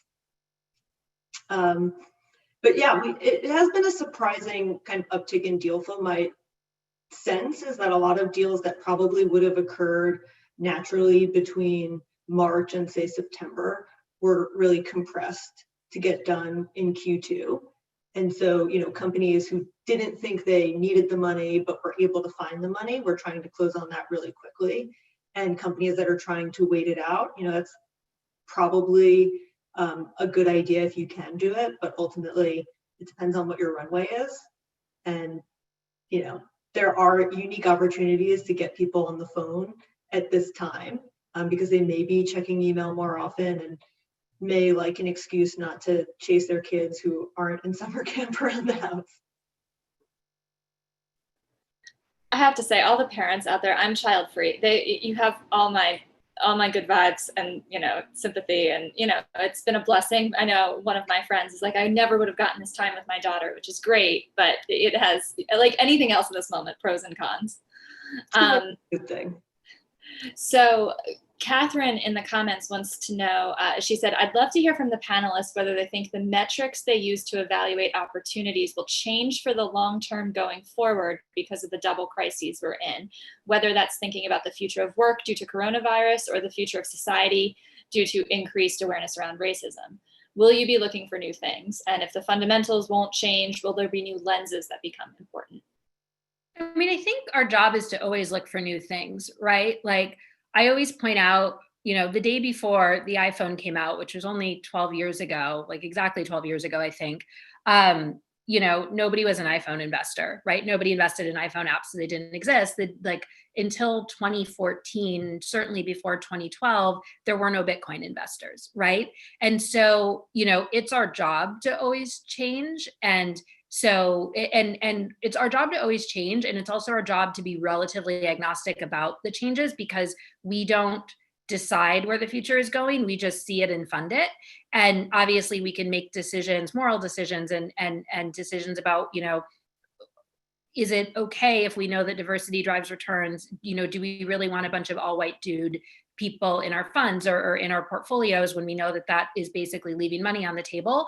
But, we don't decide the trends, right? Gabby and I didn't have a conference call and say, let's cause a pandemic to accelerate the future of work, right? We tried, but we couldn't get time on the calendar. So, it's one of those things where like, life happens around us and then we see opportunities and invest against them.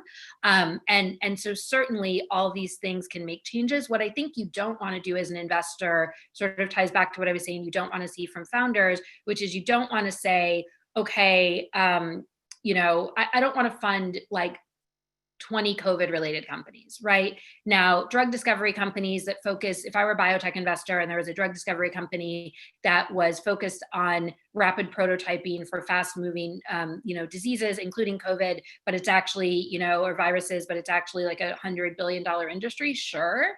But like the people who want to invest just in X when X is going to be a moving target, right? Even around race issues, hopefully some of the things we need in this moment, we don't need 5 years from now, right? And the reverse, when Me Too was happening, I would get all these pitches for like sexual harassment, and sexism bias training in the workplace. And every single one of them, I said, well, don't you want to include race? Like, this is like, why would you build an entire company and only solve a sliver of the problem when there's this whole other side of the problem, right? So I think that, of course, we're responsive to our reality. We'd be crazy otherwise. But I also think that we don't want to be dictated, but we're responsive, I think, for the reality 5 years out, not the reality like tomorrow. Yeah, and I think like those are all really good points. And I think like this even pertains to like looking at companies and metrics and benchmarks and everything. I think like the VC world works on pattern matching, which like automatically increases the risk of unconscious bias. And, you know, the numbers aren't good. And like the first is that we need to be aware of that and change the pattern so they don't expose the biases. And I think that's like very deeply rooted across the industry. Actually, to that point, I think we have a stat in the deck for this conversation, which is last year, 52 women became partners or general partners at VC firms, but only one identifies as African American or Latina. You know, I've often heard we have to fight pattern matching with pattern matching. Like no one's going to be able to, we all have unconscious bias. No one's going to be able to fully overcome that. So the more diverse the firms are, the better everyone is. So what are some of the steps that each of you are taking to increase the diversity on your firm and to ensure that women and people of color have opportunity? Well, one quick sorry, go ahead. One quick note on that is that was a pretty poorly parametered study. So there were actually a lot more Black women who were named as partners, right? For example, like I wasn't included in that, but obviously I exist. But that was a study that was super niche and focused on funds with like over 25 million under management and women who were given the title of partner for the first time. So like, not that the stats are good, but I also think it's important to if you're going to do, I'm not a deeply data-driven person, but sorry, if you're going to be data-driven, then you should certainly make sure that you're driven by proper data.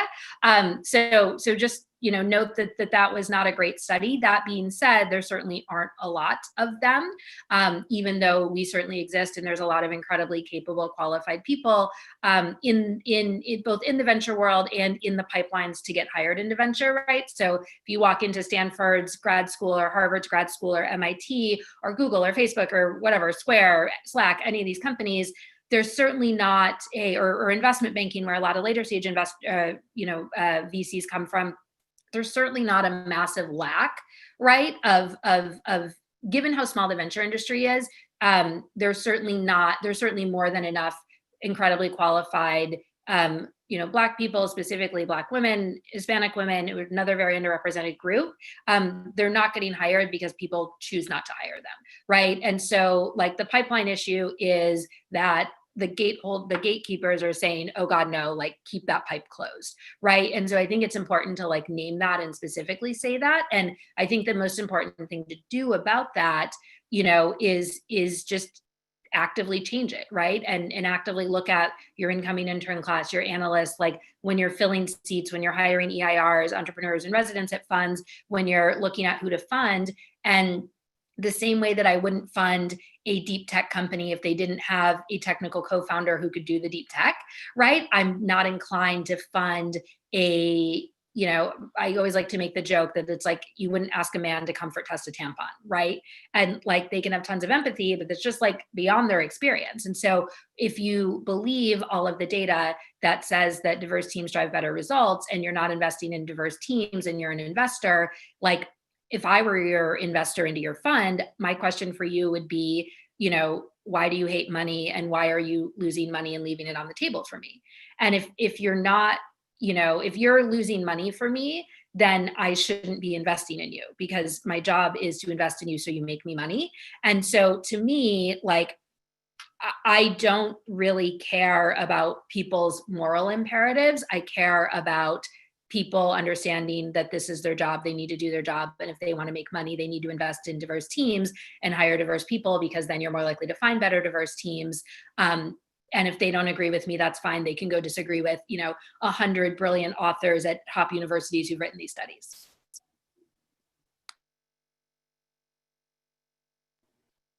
Gabby, I see you nodding. What are some steps that your firm is taking to increase opportunities for women and women of color? Yeah. Also, by the way, the stat from I think it was $250 million under management, which even like limits the pool even more. So I thought that was pretty interesting. I apologize for not quoting that fine print. I'm usually much more specific, so you have my sincere apology. But yeah, I mean, I think like I can't imagine like what this would feel like. It would be insane for me to say that I could. And I think like I'm learning how to use and understand like my own privilege as we speak and like don't have it figured out, but doing a lot of, listening and, marshaling the resources that I have and that Crosslink has and making a difference to support, Black founders and investors. And I'm committed to it. I think, focusing on my own day-to-day actions and, that's education and listening. I think like as a firm, we want to make sure we're being thoughtful. I think, one big piece of our firm that's worth mentioning is called the Alpha Network, which is sort of a collection of founders, CEOs, investors, and thought leaders that my firm created about 15 years ago. And so we curate, about 60 events per year around the country, bringing together founders, CEOs, early stage investors.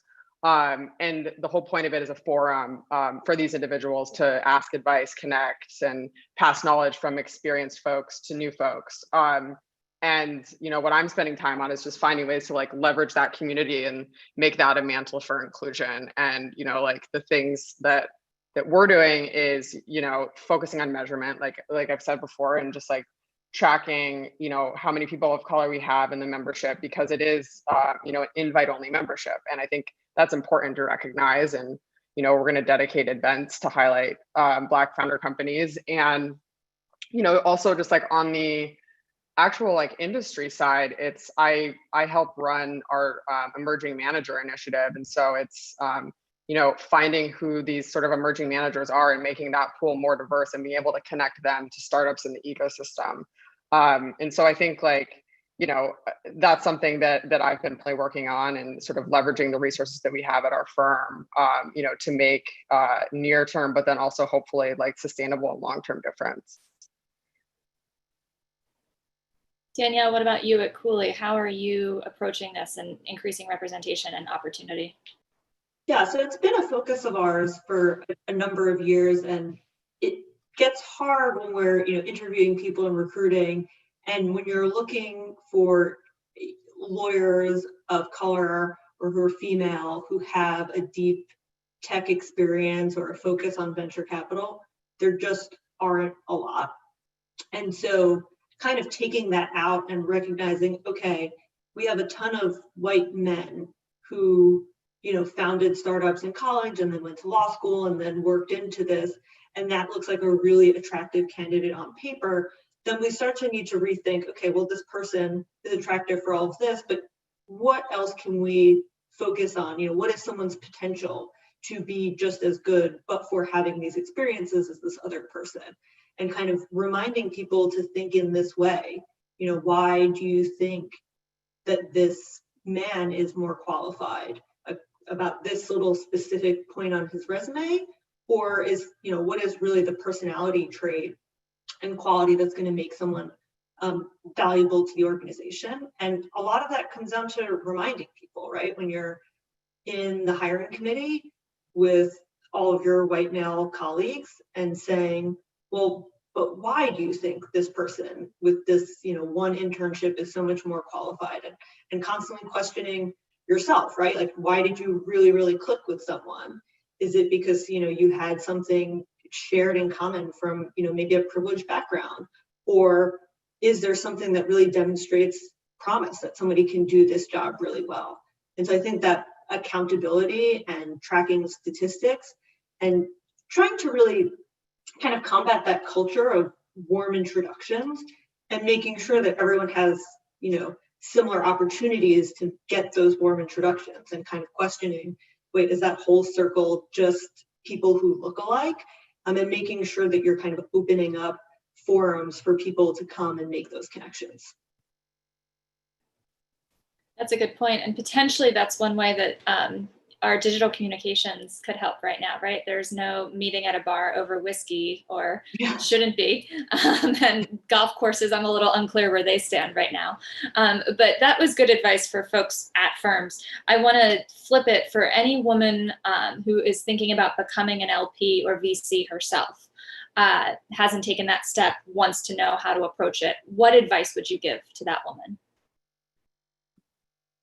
For me, I think the biggest thing, like I get endless amounts of emails. Please do not email me with like a generic, oh my God, can you give me advice about getting started in venture? Because I literally have a cut and paste thing that I keep in my notes because I'm like, I don't know you. I can't give you good life advice. Like go Google me and watch this podcast, right? Or whatever this is, a panel. Anyway, I generally find that sometimes women are focused on the negative side of it. And like, I can't fix that for you. So the thing that I offer or that I suggest to them is like, yes, that's table stakes, like welcome to the world. We should probably start changing that. In the meantime, right, since it's usually relatively hard to change the world overnight, in the meantime, you know, like shut out that noise and figure out like, what can you do that's just incredibly, incredibly good, right? And so whenever people say to me, I want to be a VC, I say, awesome, what are you doing to help companies? And when they're like, well, what do you mean? I want to be an investor. And like being an investor is like 2% coffee meetings and speaking on panels and like 500% doing the weirdest, dumbest shit for your companies all the time, because you are basically like a babysitter to a toddler as that toddler grows, and the toddler is the company, right? So like if you are not consistently saying, okay, like I'm going to go help you close this, you know, partnership. I'm going to go be a reference for you for your next investor. I'm going to, you know, if you're good at product or marketing or PR or engineering, like I'm going to dig in and help you on that stuff. I'm going to, you know, come be your interim, whatever, for a couple of weeks, a couple of months. Like if that's like how you actually are good at this job.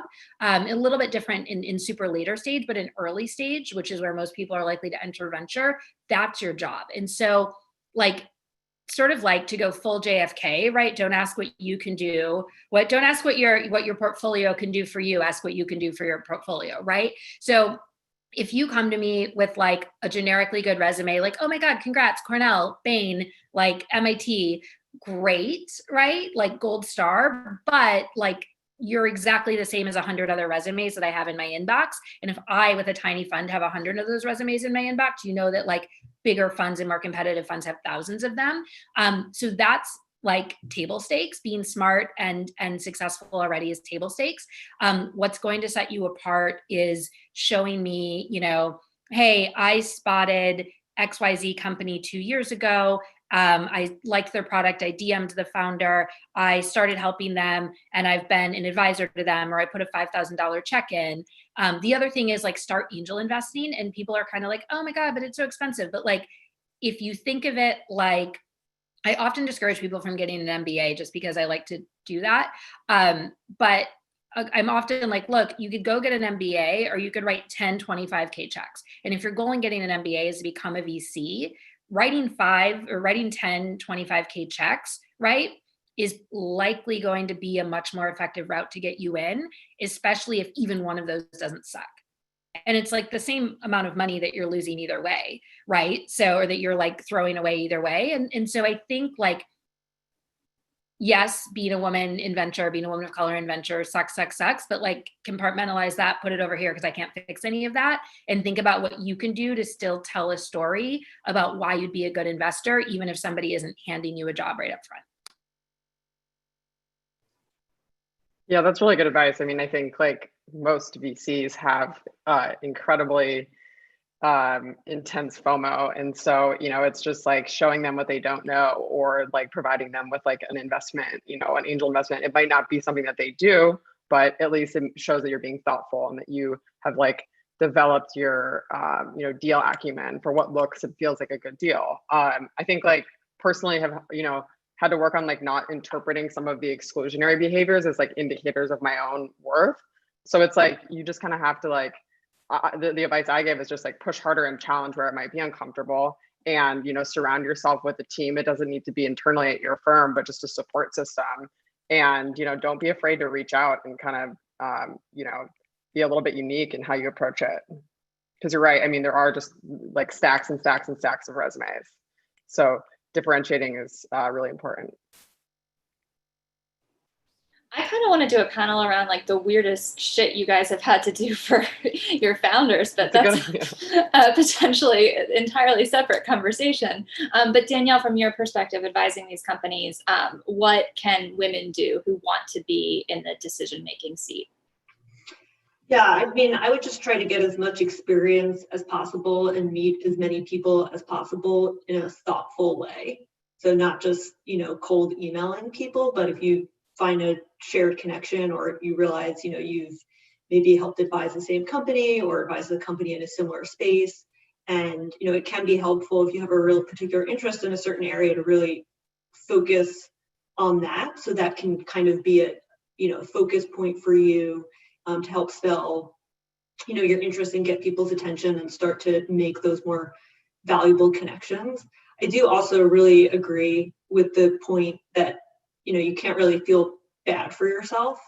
There's a lot of things that are really difficult about being a woman in tech, being a person of color in tech, and there's probably someone who has it a little bit harder than you. And so finding the way that you can maximize that for yourself, whether it's, somebody who gives you a pep talk or your own inner voice that's kind of helping you get over that, that's really important to be able to break into the industry and really succeed, in whatever you're going to do.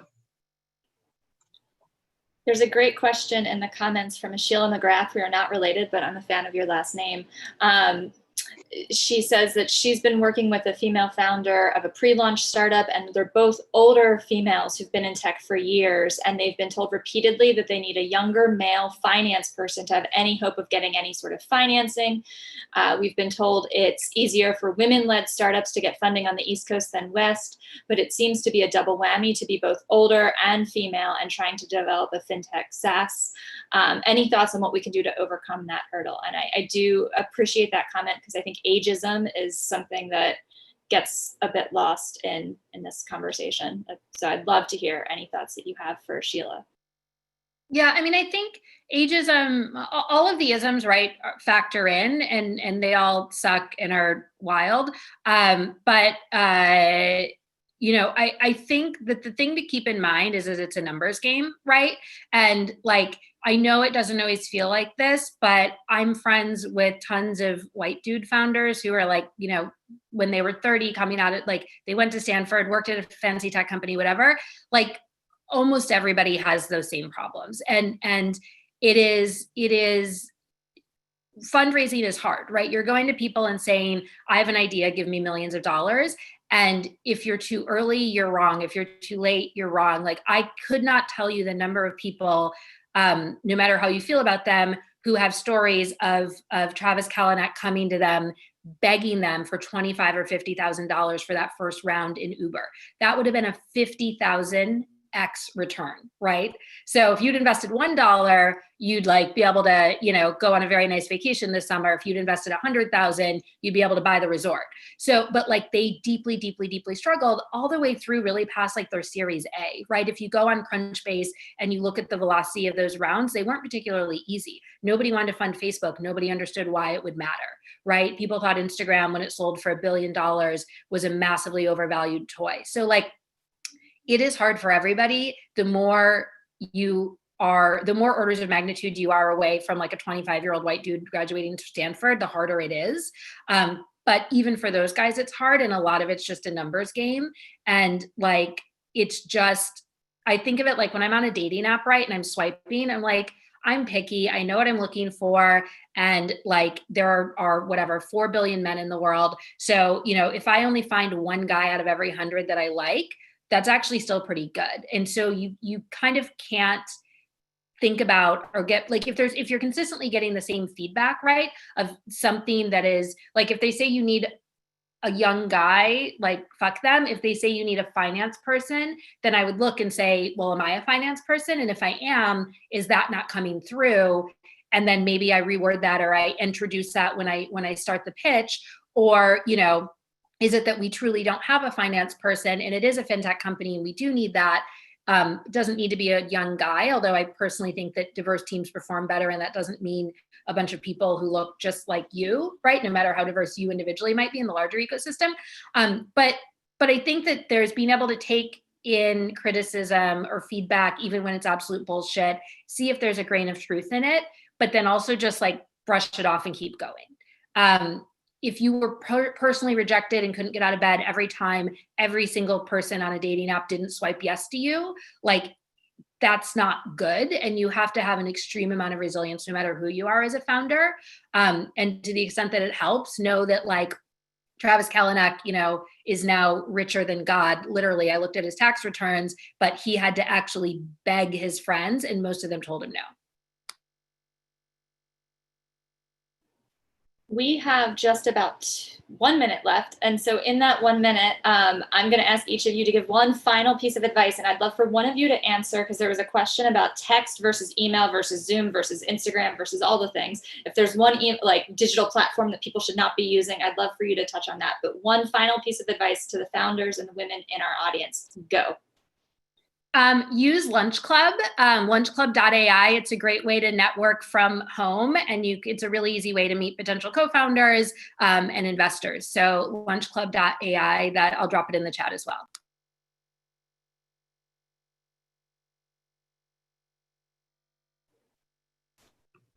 I would just say, stay positive during this time and take care of yourself and focus on doing the best work that you can do.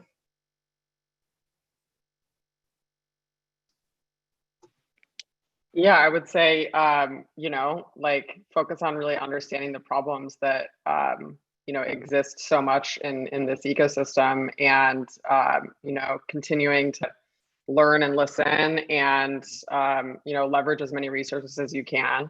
I think that the tide is, turning in the right direction.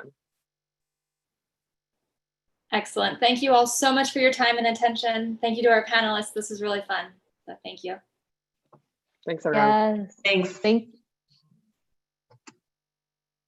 Thank you so much for such an amazing talk and so much insight, Sarah. I know I personally really appreciated how real you kept it. So that was definitely refreshing. And I want to thank you so much for being a part of being a part of the conversation. Thank you, Danielle. Thank you, Gabby. And thank you, Maggie, for moderating that chat. So perfect. So I want to let everyone know that in 4 minutes, Maxine, I want to make sure that I say her name correctly. Maxine Williams, okay, that's what I thought. Maxine Williams will be giving a keynote on the main stage about building and retaining teams to serve the world's largest and most diverse online platform. And so I'm going to drop the link there that you can refer to. And in case you don't want to drop this line, you can leave this open and actually live stream the chat while you're on here, so you don't have to go away. But I wanted to shout out again that the SHRM credits are on the top left of the slide. So you can use that to redeem the SHRM credits for today. And then I also just want to shout out again that Power to Fly is proud to direct 50% of proceeds from purchased merchandise to Trans Tech Social, an incubator for LGBTQ talent with a focus on economically empowering the transgender people. The funds from this campaign will specifically support technical bootcamp fees for Black, transgender, or non-binary people on their way to a career in engineering. And Erin, I saw your question. Amy just pulled the up the slide again that has the code for the SHRM credits. Actually, I don't know that this one does, so I will. Oh.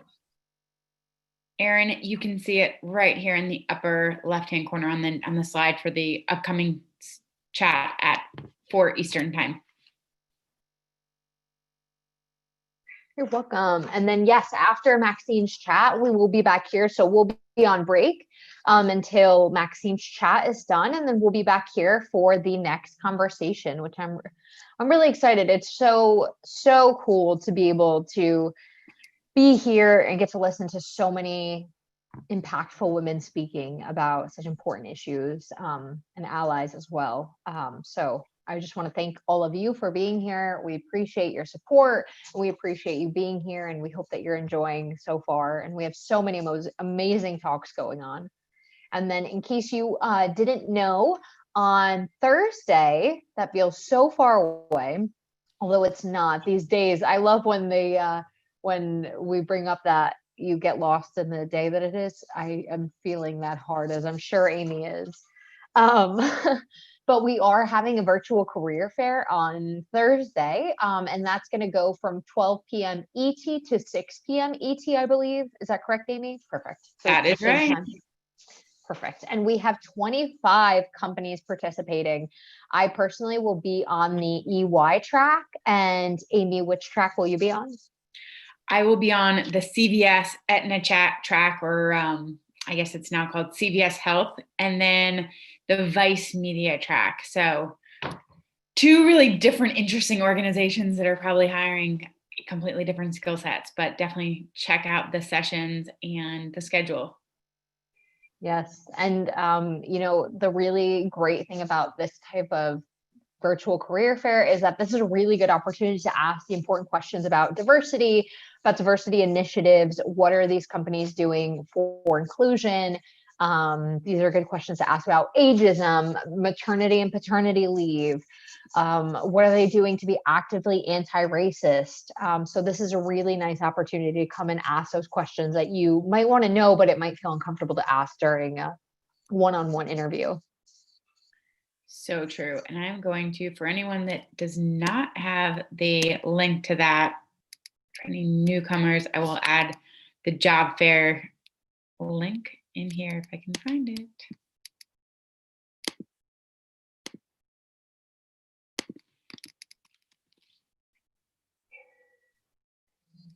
Perfect. So I know myself, I'm going to go watch the live stream, but I will be back at 4:00 p.m. Eleni, I saw your comment in the chat. You might just want to send an email to and I'll drop that in the chat as well, hi@powertofly.com, and they should be able to help you. So I will see. And I can add it too. So if you come back to this chat after the break, you can scroll back through and see it. But yes, I'm going to pause as well and jump over and see Maxine, see what she has to say. See you at 4:00. Yeah, 4:00.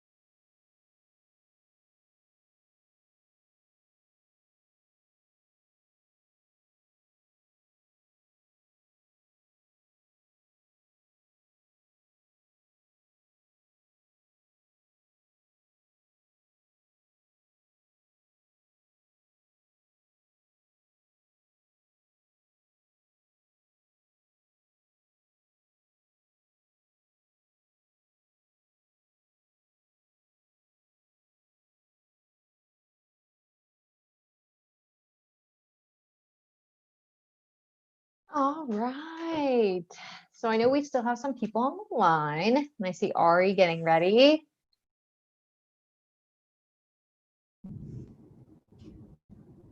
Hi, Ari. Hi. How are you? Good. How are you? You know what? I'm doing good. Oh, I really like your background. Thank you. I'm a virtual background fiend, so you know, I like a good background when I see them.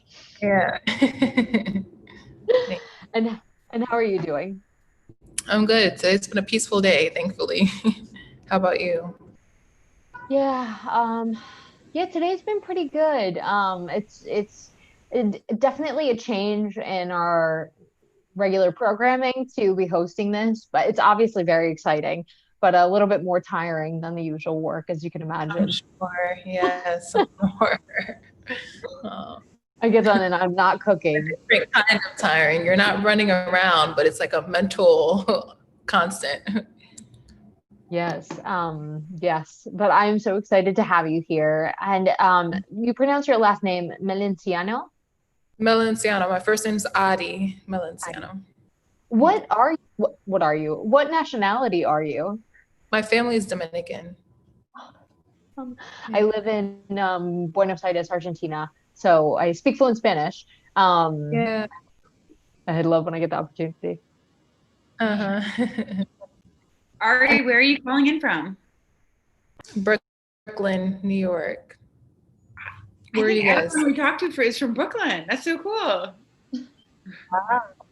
That's interesting. I'm in Buenos Aires, Argentina, and Amy, where you're in Charleston? No, I'm in Charlotte. Charlotte, sorry about that. Charleston, but no. And Amy, Ari, can you see Amy's screen? Because I'm not able to see. It just says that your screen sharing, but I can't actually see your screen, Amy. Oh, okay. Let me work on that.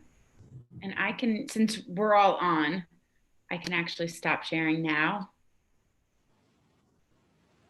And we were going to drop that anyway. Okay. Oh, you know what? We need to share the SHRM link. Yes. Let me go back to that.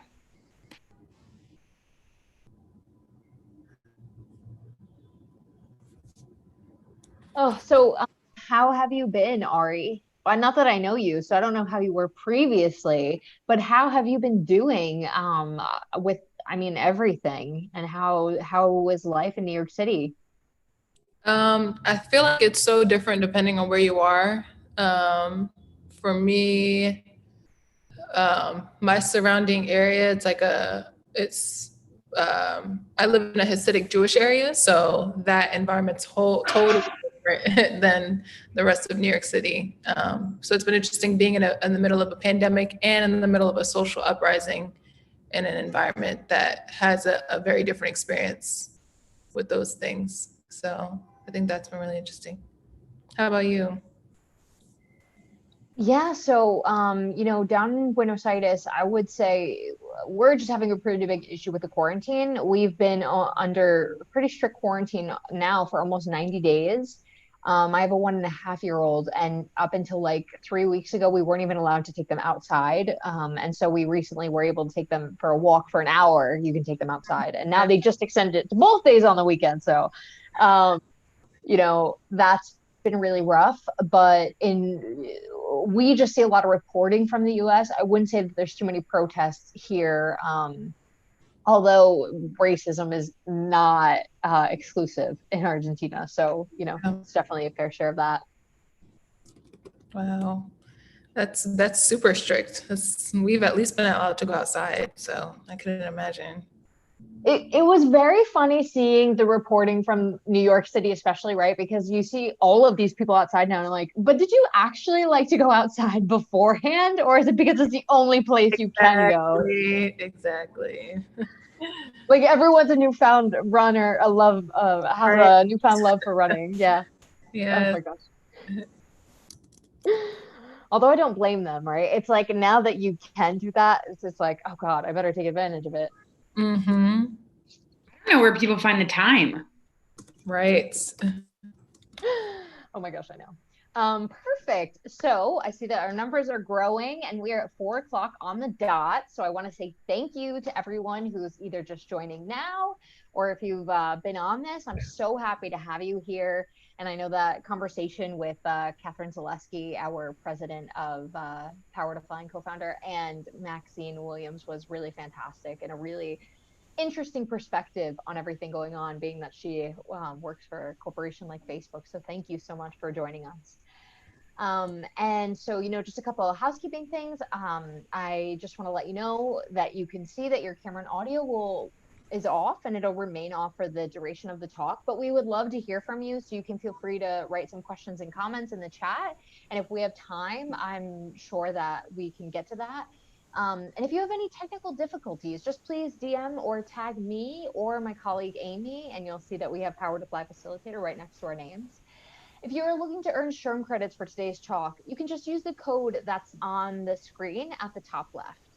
And then I also just want to briefly refer you to the code of conduct that Amy will drop in the chat to ensure that this talk is a great experience for all involved. And without further ado, I would love to introduce our topic and our speaker. So now we're going to be talking about Omni-Specialized Design for Beautiful Features, and I am joined by Ari Melenciano, who is she's a creative technologies designer and researcher, and she has a very beautiful background, virtual background, so I'm excited to hear her talk about this. And Ari is an artist, designer, and creative technologist, researcher, and educator. Ari is the founder and producer of Afrotectopia, a social institution innovating at the intersections of art, design, technology, culture, and activism, and is currently incubating experimental audiovisual and computer vision works in the Experiments in Arts and Technology track at the New Museum in partnership with Nokia Bell Labs and Rhizome. And what a timely talk. And so I'm going to hand it over to you, Ari. Thank you so much for being here. Thank you, Nicole. I'm going to share my screen. So thank you all for joining. That was a really nice introduction into my work, and I'm going to give a talk on something I've been thinking about for a while, which is omni-specialization and future design, designing the future, and generally beauty, of how we can be living in a world of beauty in the future and the ways to get there. So to give some context as to who I am beyond the background, like specific containers, pretty broad containers that I define myself in are at the root being an artist. And these sort of containers and identities are things that you'll find as the root to my practice and work. So starting off as an artist, having a strong inkling towards technology and seeing that as something that could really be used to expand the possibilities of art and the ways that we express ourselves in ways that are more engaging and immersive. Generally being a designer of being strategic in my art practice, of not something that's purely always for expression, but also to solve and to ideate and imagine. And those have extended into being a researcher. I've conducted research at New York University, which was my alma mater, where I studied interactive telecommunications.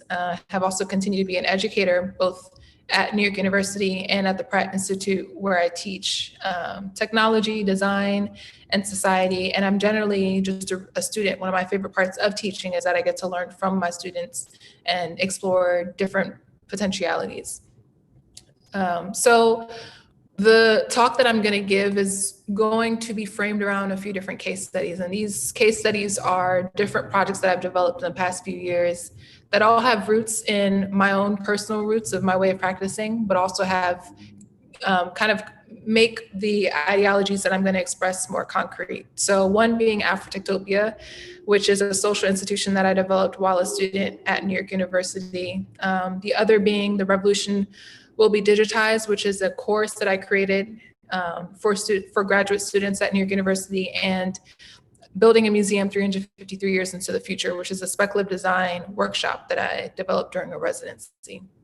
So Africtopia is a social institution fostering interdisciplinary innovation at the intersections of art, design, technology, Black culture, and racial activism. And generally, we are experienced as an annual festival. So the first one was held at the first one was held at New York University, and the second one was held at Google, where we are sharing research, we're collaboratively designing Black futures, and we're highlighting and celebrating innovative work. Then we had the School of Africtopia, which was for the pilot. It was hosted at Verizon Media. It was an alternative adult school. And again, we were merging these different disciplines of art, design, technology, Black culture, activism in exploring and realizing imaginative opportunities. And then there's also Africtopia, the summer camp. So this is a younger demographic teaching STEAM, science, technology, engineering, art, and math to Black youth that acknowledges and centers the innovation of the Pan-African diaspora and cultivates innovation that promotes cultural expression and racial activism. The course that I taught at New York University was called The Revolution Will Be Digitized. So we're exploring the ideologies of people like Jill Scott-Heron and Norbert Wiener with cybernetics and the revolution will not be televised, studying different social uprisings like the one in Egypt and Tahrir Square, and also different communities like the Black Panther Party and different practices or ideologies like post-work societies. And so the course was, we were exploring societal impacts of technology by examining how race, socioeconomics, and power have historically operated in America, studying ways those tactics are being embedded into the technology today and potentially into the future, engaging in a variety of speculative design practices, and designing equitable technoculture futures for Manifesto. So we're studying the past, we're learning about what's currently going on, and then we're ideating and designing a future. And the last case study is my workshop that I developed called not called this, but it's basically about building a museum 353 years in the future. So it was an exploration of the eradication of racial oppression in future times through speculative design and futuristic ideating of utopian society. So again, it's kind of going into the future and thinking about what it can be. So the workshop began by me creating a vision of how I want to live in the world, and existing in that vision, inviting other people to exist in that vision. So what would it be like to live in that world? And then us collectively working backwards from that vision of deciding what do we need to do to get to that desired state. So what do I mean by omni-specialized design for beautiful futures? For one, omni-specialized is a term I've gotten from designer Buckminster Fuller. So it's this idea of using a bunch of different disciplines together and not siloing different disciplines, but instead being a comprehensive designer, and beautiful futures of just creating spaces that are healthy and harmonious. So when we start thinking about how do we design futures, it's important to understand this design, the role of design. And as Benjamin Bratton, theorist and philosopher, has said, the job of design in the 21st century is to undo much of the design of the 20th century. So rethinking design, what is the role of a designer? What principles are we building design off of? And what ways can we design? All of these things need to be rethought because the ways that we've traditionally approached them have been very harmful to the planet and human beings and all sentient beings. So if we think about what is the role of a designer, we're often assuming that it's someone that's this visionary person, they're a leader, and they're independent. They're kind of this lone wolf. But it's not. They're not this independent being. Design has to be done by a team. This team must not consist of only somebody who is a designer. It must consist of people from other disciplines, as Victor Papanek said. And the most important team member besides the designer is a member of what Victor has said, the user group. But a lot of my designers, like myself, are not interested in the word user, because it just doesn't fit well with the way that we approach design. It's more about who's the intended beneficiary. So it's important to acknowledge that whenever we're designing, the most important is the person that is going to be benefiting from this tool. So when we think about a designer, it's not this individual being, it's actually a person that is a bridge, a mediated role across disciplines. So a designer should be working with people of different disciplines, like a historian or a scientist or engineer, community member or artist, and they're weaving these different disciplines together and creating a unified language for all of us to operate together. And this is important when creating sustainable change, because oftentimes when you are working within a siloed discipline, there's so many blind spots that you're not aware of because you don't have someone of that expertise. So it's about designing with, not for. Oftentimes entities and institutions want to go into different environments and communities and design for them and think that they know what's best for them, but it's really the people that are in these communities, the people that the institution intends on serving. Those are the people that are the biggest experts in the solutions of the problem. They know exactly what the problem is like, and they've imagined what solutions for them can be, and their expertise is invaluable. So it's about collaborating with them and not for them. So to revert, I'll continuously revert back to the different case studies that I've developed, and one being Afrotectopia. Afrotectopia was built as an environment that is by us, for us. So it's not about creating a space for other people, it's for us. And it's all the people that were involved in creating Afrotectopia. We're serving our own community. We are students and artists and professionals, Black people, designers, innovators, and that's exactly the community that Afrotectopia is intending to serve. And the objective of Afrotectopia is to design and realize healthy and sustainable Black futures with or without technology, though it's a tool of choice. So if we're designing futures and we want them to be sustainable, it's very important that we're interdisciplinary. We have a bunch of different people that are coming together and discussing their ideas and their expertise, and we're all coming together to collaborate and design something that's comprehensive. So at Afrotectopia, you'll find artists and engineers and scientists and public policy advocates and lawyers and health people and architects and all sorts of people. So what principles are we building design off of? Well, since European Enlightenment, we're thinking of design as a form of advancing industrialism and capitalism. But there's a sort of mythology of technology that has been developed in doing this sort of practice where we're culminating humanism, colonialism, racism, and inherently capitalism, but also negating indigenous innovation, ancestral intelligence, and local wisdom. So this creates very profitable, for a temporary amount of time, technologies, but it's not sustainable. What we should actually be looking at is the most perfect form of technology, which is nature, which is something that indigenous communities and ancestral intelligence will always tie to. So when we think about economies, we generally practice in a linear form of economy where we're profiting off of obsolescence. So we're creating waste, and because waste exists, we're able to make profit off of it. So we convert raw material into production to use into non-recyclable waste. And excellent examples of this would be companies like Apple, which are constantly updating and upgrading and encouraging everyone to buy something new every few years or every year, and making their past products obsolete so people can no longer use them. But if we're thinking about biomimicry as far as the economy, and biomimicry being the design and production of material structures and systems that are modeled on biological entities, so replicating nature, or how ecology is about understanding how different entities interact with one another, we would create a more circular design where nothing goes to waste. And so circular design can be replicated into circular economy, where raw materials are converted into production and then into use, then into recycling. And we're very aware of these different sort of systems, from water cycles to composting food, and then being able to use that compost to nurture your soil, and then being able to use that soil to then create food that we're eating. So there's generally, when we're living in a natural system, there is no waste, and everything is food for the next step. So getting closer to a circular design would be companies like Bionic, which is converting a product that has become waste, that's man-made like plastic, but then turning that into apparel and footwear and automotive like coverings for seatings. But this is also not a perfect circular design, because these footwears and apparels and seating then also become waste. It's kind of converting what's waste into something that's usable, but then we still have a leftover waste. So we really have to think about how are we creating circular economies that are helpful and sustainable. And we really have to stop thinking about human-centered design as something that's universally applicable. You know, human-centered design, yes, that may work when we're creating products or apps that are designated for people, but humans are not the only beings on the planet. There are thousands of other things, sentient beings that are millions that are existing alongside us, and we all have to work together to make sure that we're living on a vibrant earth.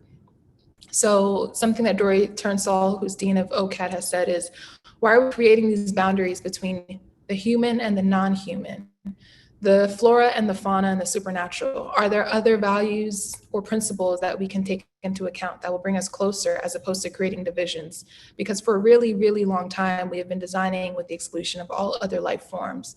So we're constantly thinking very self-centeredly as humans of everything needs to cater towards us. That's the development of the Anthropocene, and not thinking about how the entire Earth or world, we all need to be working together outside of our personal species and thinking about other species as well. And so instead of human-centered design, I've been thinking about ecologically centered design of how can we make sure that we're cultivating and nurturing all. So design also being something that's anti-siloed, anti-dichotomized, and pro-whole systemized. So what that means is, or an example of that is with pedagogy or research. Oftentimes my pedagogical practices and research practices are interdisciplinary, just as this presentation is, if we're thinking about the economy and ecologies and art and design all together, because they all really are one entire entity. And subdividing them creates great experts in different areas, but it creates easily blind spots. So sciences and humanities, when we teach these things in school, we're often creating a dichotomy between sciences and humanities. And we're also looking at science as a sort of objective form, but science is really political. And humanities, we look at it as also the subjective form, but the way that who is interpreting the humanities creates a different perspective. They have their own perspective on what they're observing. And so this is basically the definition of second wave cybernetics. The first wave cybernetics, which is basically the seed of artificial intelligence, is looking at systems and understanding that things are a feedback loop, that everything is feeding into each other. But second wave cybernetics takes a step back and looks at that feedback loop, and also looks at the person that is looking at that feedback loop and realizes that the person that's looking at that feedback loop has their own perspective, and they're putting their perspective on that feedback loop to define it and give it a name. So when we look at the way that the person is putting their perspective and giving and defining a name, we have to realize that they're approaching that with their own biases and their own culture and understanding. So it's not just the way that someone has defined it. We often define Eastern religion and Eastern practices through a Western lens, but we're negating local understandings, and we're not taking a full picture and respecting the multiple perspectives that really create a fuller picture. So in the course, again, reverting back to one of my case studies of the revolution will be digitized, in this course, it's not just about teaching technology, and it's not just about teaching politics, but it's about also teaching surveillance and economics and military, sociology, media, public policy, design, and ecology. So all of these things are a part of this machine, really this oppressive machine when it comes to technology and the way that it impacts societies. And it's important that we're looking at all of these in tandem to get a fuller picture and understanding how technology is impacting people every day. So ways to design. For one, there's this idea of respectful design, which is a pretty strong root at OCAD. Of a key ethos to respectful design is an understanding of how things can have many different meanings for different people, how we recognize the intrinsic worth of everything and everyone, not because they may be useful to us, but because they exist in the universe, they have a meaning and a purpose that is their own. So it's respecting this plurality. We're often as a country or as a people that are focused on globalization and making it so that everyone is operating the same way. We negate localities and the ways that different cultures operate. And we really try and homogenize people, but it's not about that. It's not about making people operate in the same way. It's about respecting plurality. And it's not about gaining or benefiting from plurality. It's about the fact that some people exist in their own ways, and their purpose is their own, and they may have nothing to do with uplifting our lives, but it's just a respect for other people's and other things. We can also design in a way that, again, of going back to biomimicry and a biomimicratic form and a sustainable form. So there are these root bridges in India, which I've been so fascinated by, and they're created because in this area of India, there are a lot of monsoons that come through, and it's hard to create a bridge. It has been generally impossible to create a bridge with the tools that they have access to that can last the monsoons. The monsoons will also often destroy them. So what they did was they guided trees, fig tree roots, and they would plant these trees and have the roots, they would guide them. And this would take around 30 years just for a bridge to eventually exist. And its sole purpose is to be able to connect communities so they can have a way of transporting between one each other. And so they're thinking about design generations away from where they are right now. And the way that we generally practice in a Eurocentric or in an American Western kind of society is we're often thinking about the next day or the next month or the next couple of years, but we're not thinking long term. And so it's really about sustainability. Sustainability is defined as its root definition really has been about thinking 7 generations ahead of you. And so designing with the strongest technology accessible as well, which is often nature. And then working backwards. So we often try and create without a far out vision ahead of us. It's very much about create a solution, and it's very reactive. It's not visionary. And so one way that I practice this is being someone that's often in activism circles and being an activist and thinking about how we can advance Black communities. Just as now, there are a lot of social uprisings where I am in Brooklyn, New York, and protesting is an incredibly important and helpful tool.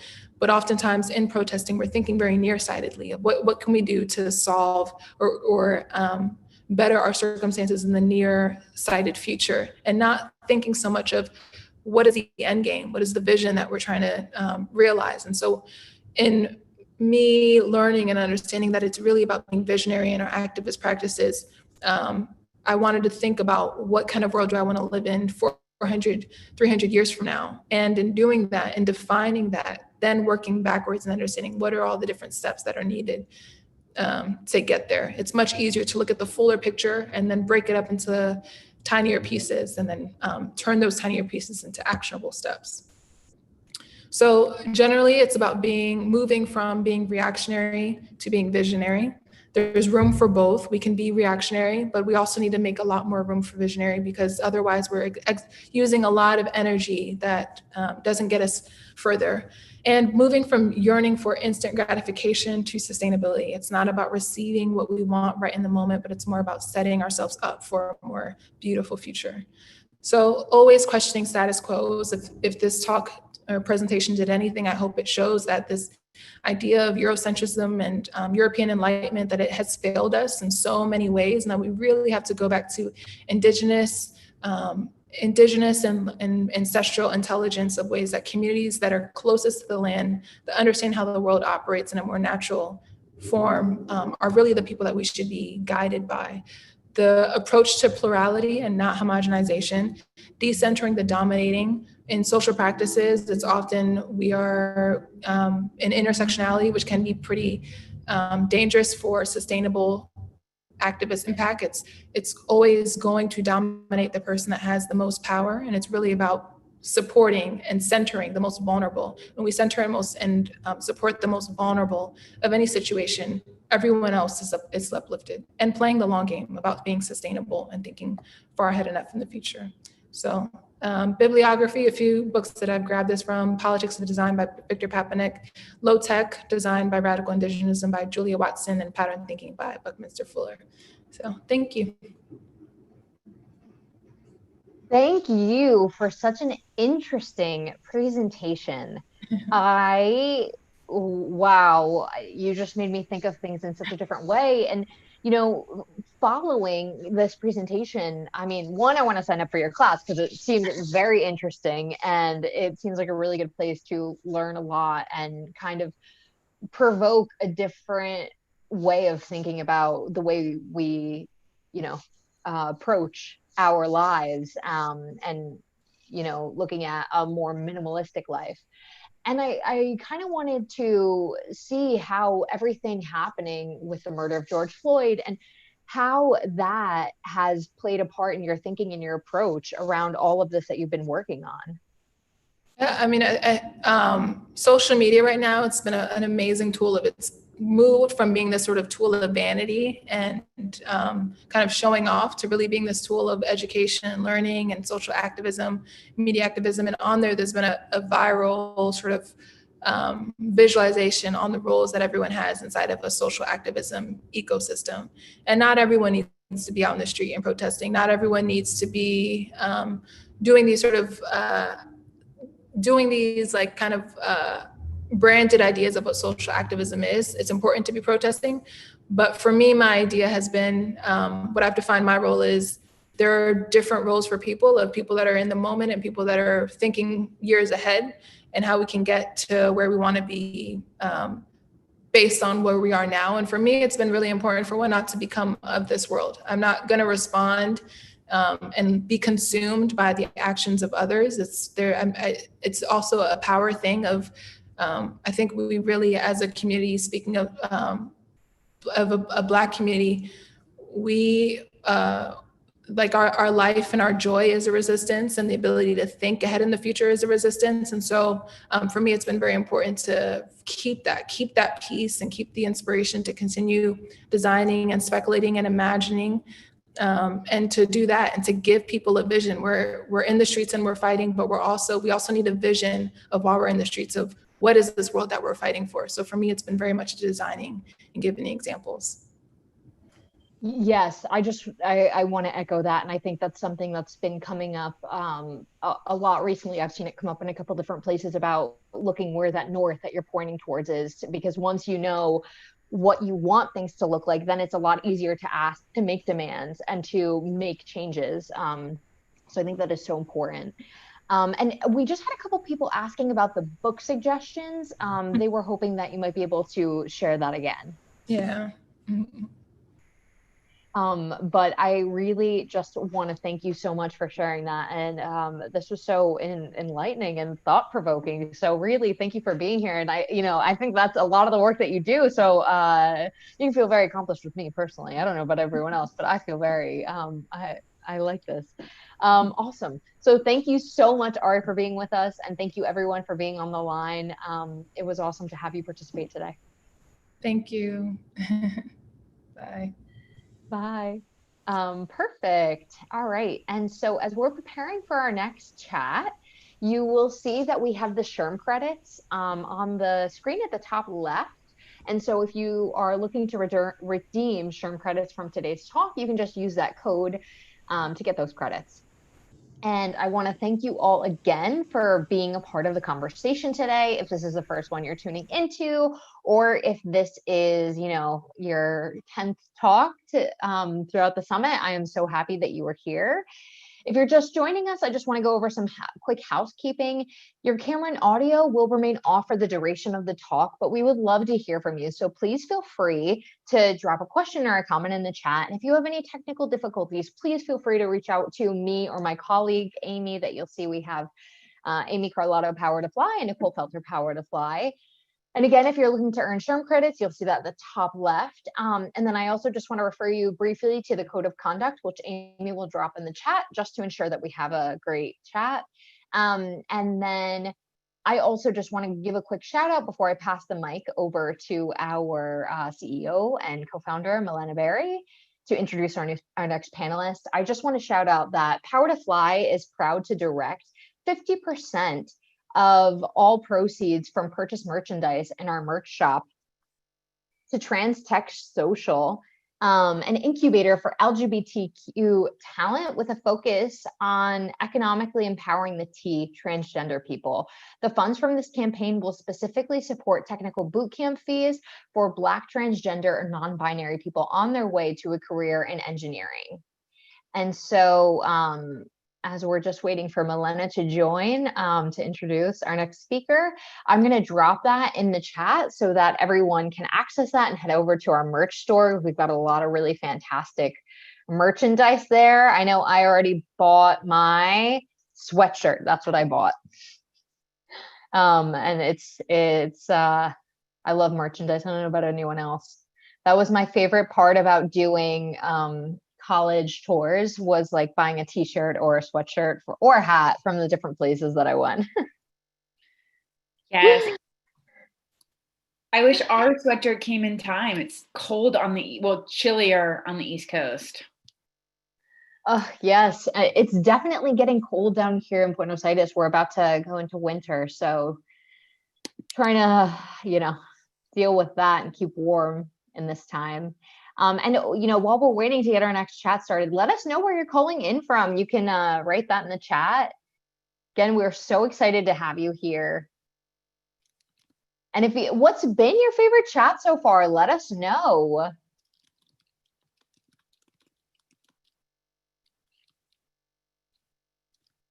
Honestly, I'm having a really hard time deciding, but I really like the previous chat. I use cloth diapers. And so for me, trying to move towards a more minimalistic life and more ecologically sound life is very important. And I see that we have Milena on, so we will be we'll be promoting her, and then she will introduce our next speaker. Perfect. So I see Milena there. There, do you hear me? Wonderful. Yes, you hear me? Yes, Milena, you're on. I am on. All right, and we still have some time, right? Or should we kick it off? Yes, it's 4:30, indeed. Eastern Standard Time, and etc. All right, well, welcome everybody. I wanted to make sure to drop in on this introduction because Ada Berner is not only an amazing female CEO who's built one of the most impactful platforms out there, but she's also a dear friend. And for those of you who don't know Skill Crush, Nada's going to tell you more about it.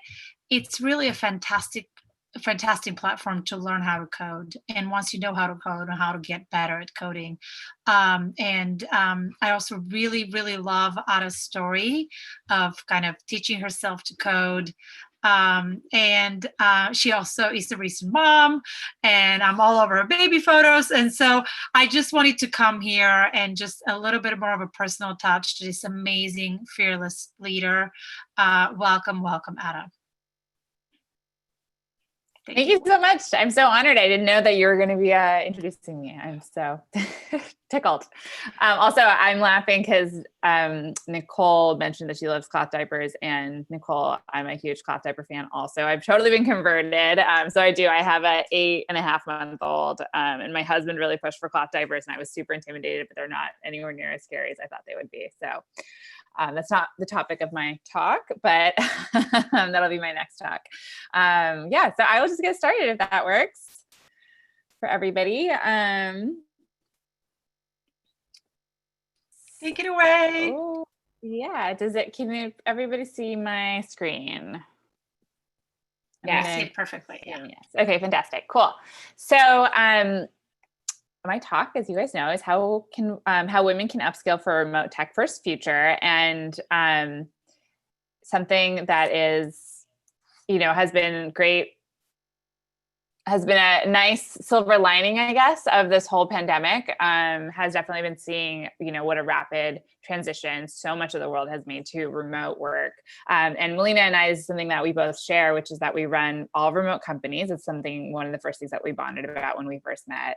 And I should say remote only tech companies. So this is a personal passion of mine, but what I'm going to focus on a little bit more than specifically remote, because I think that, we do get a lot of people who come to Skill Crush asking, how can I train for a remote job? But the truth of the matter is, as you guys can see, is the definition of a remote job and what qualifies as a remote job is a little bit of, it says my screen sharing. There we go. Do you guys see it now again? Sorry. We see it perfectly. Okay. I don't know. It's being funny for me. Okay, there you go. That is, what qualifies as a remote job is not one monolithic sort of definition. It's something that really varies. And there are a lot of jobs that, are maybe not traditionally remote, but now are becoming remote.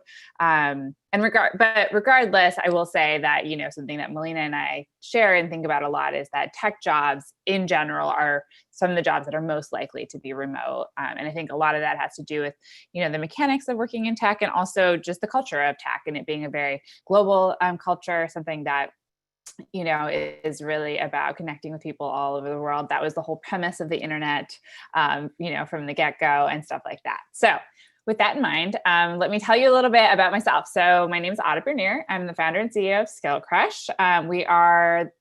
You'll have to fact check me on this, but I believe we are the country's largest online education company based on focused on training women in technical topics.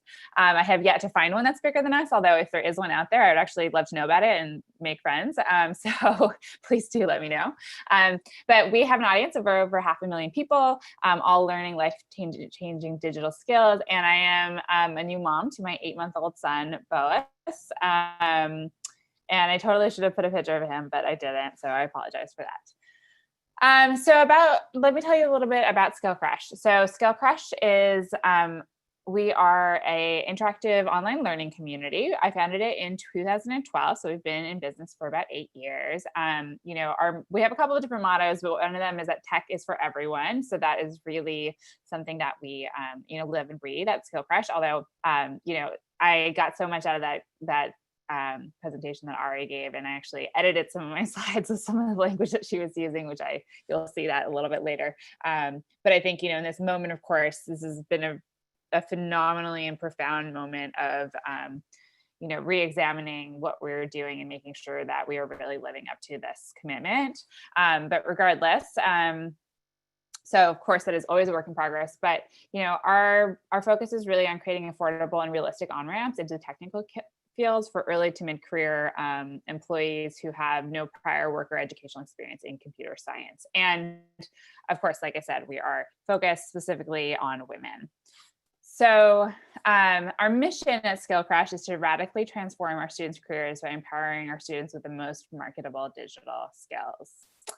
And what that looks like in practice is we teach web development and design predominantly. So we teach web design, front-end development, back-end development, digital design, UX design,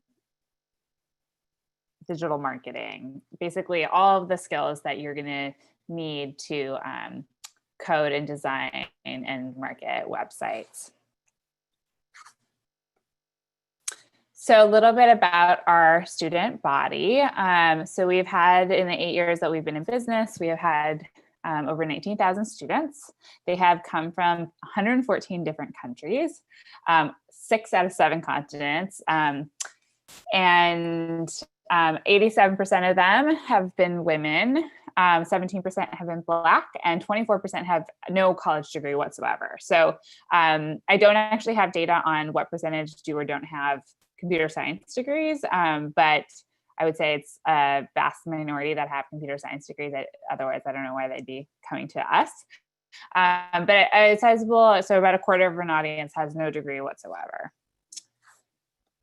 So I wanted to sort of split this talk into kind of 2 sections. One that's a little bit sort of a meta level of what we do and how we do it, and what makes it sort of specific and unique to in the online education space. And then also just talk a little bit about, if you are a woman who is thinking about making a mid-career change into the technical fields, what you should be thinking about, what questions you might be asking. Hopefully I can provide you with some answers for that. And I'm also happy to, answer any questions that come up at the end of the talk. So this first question is, how do we get so many women? So this, this is a question I want to answer for anyone here who is thinking about if you are in a position of talking about a technical topic, or creating a product that is about technology or anything like that, or maybe you are just in the position of managing a technical team.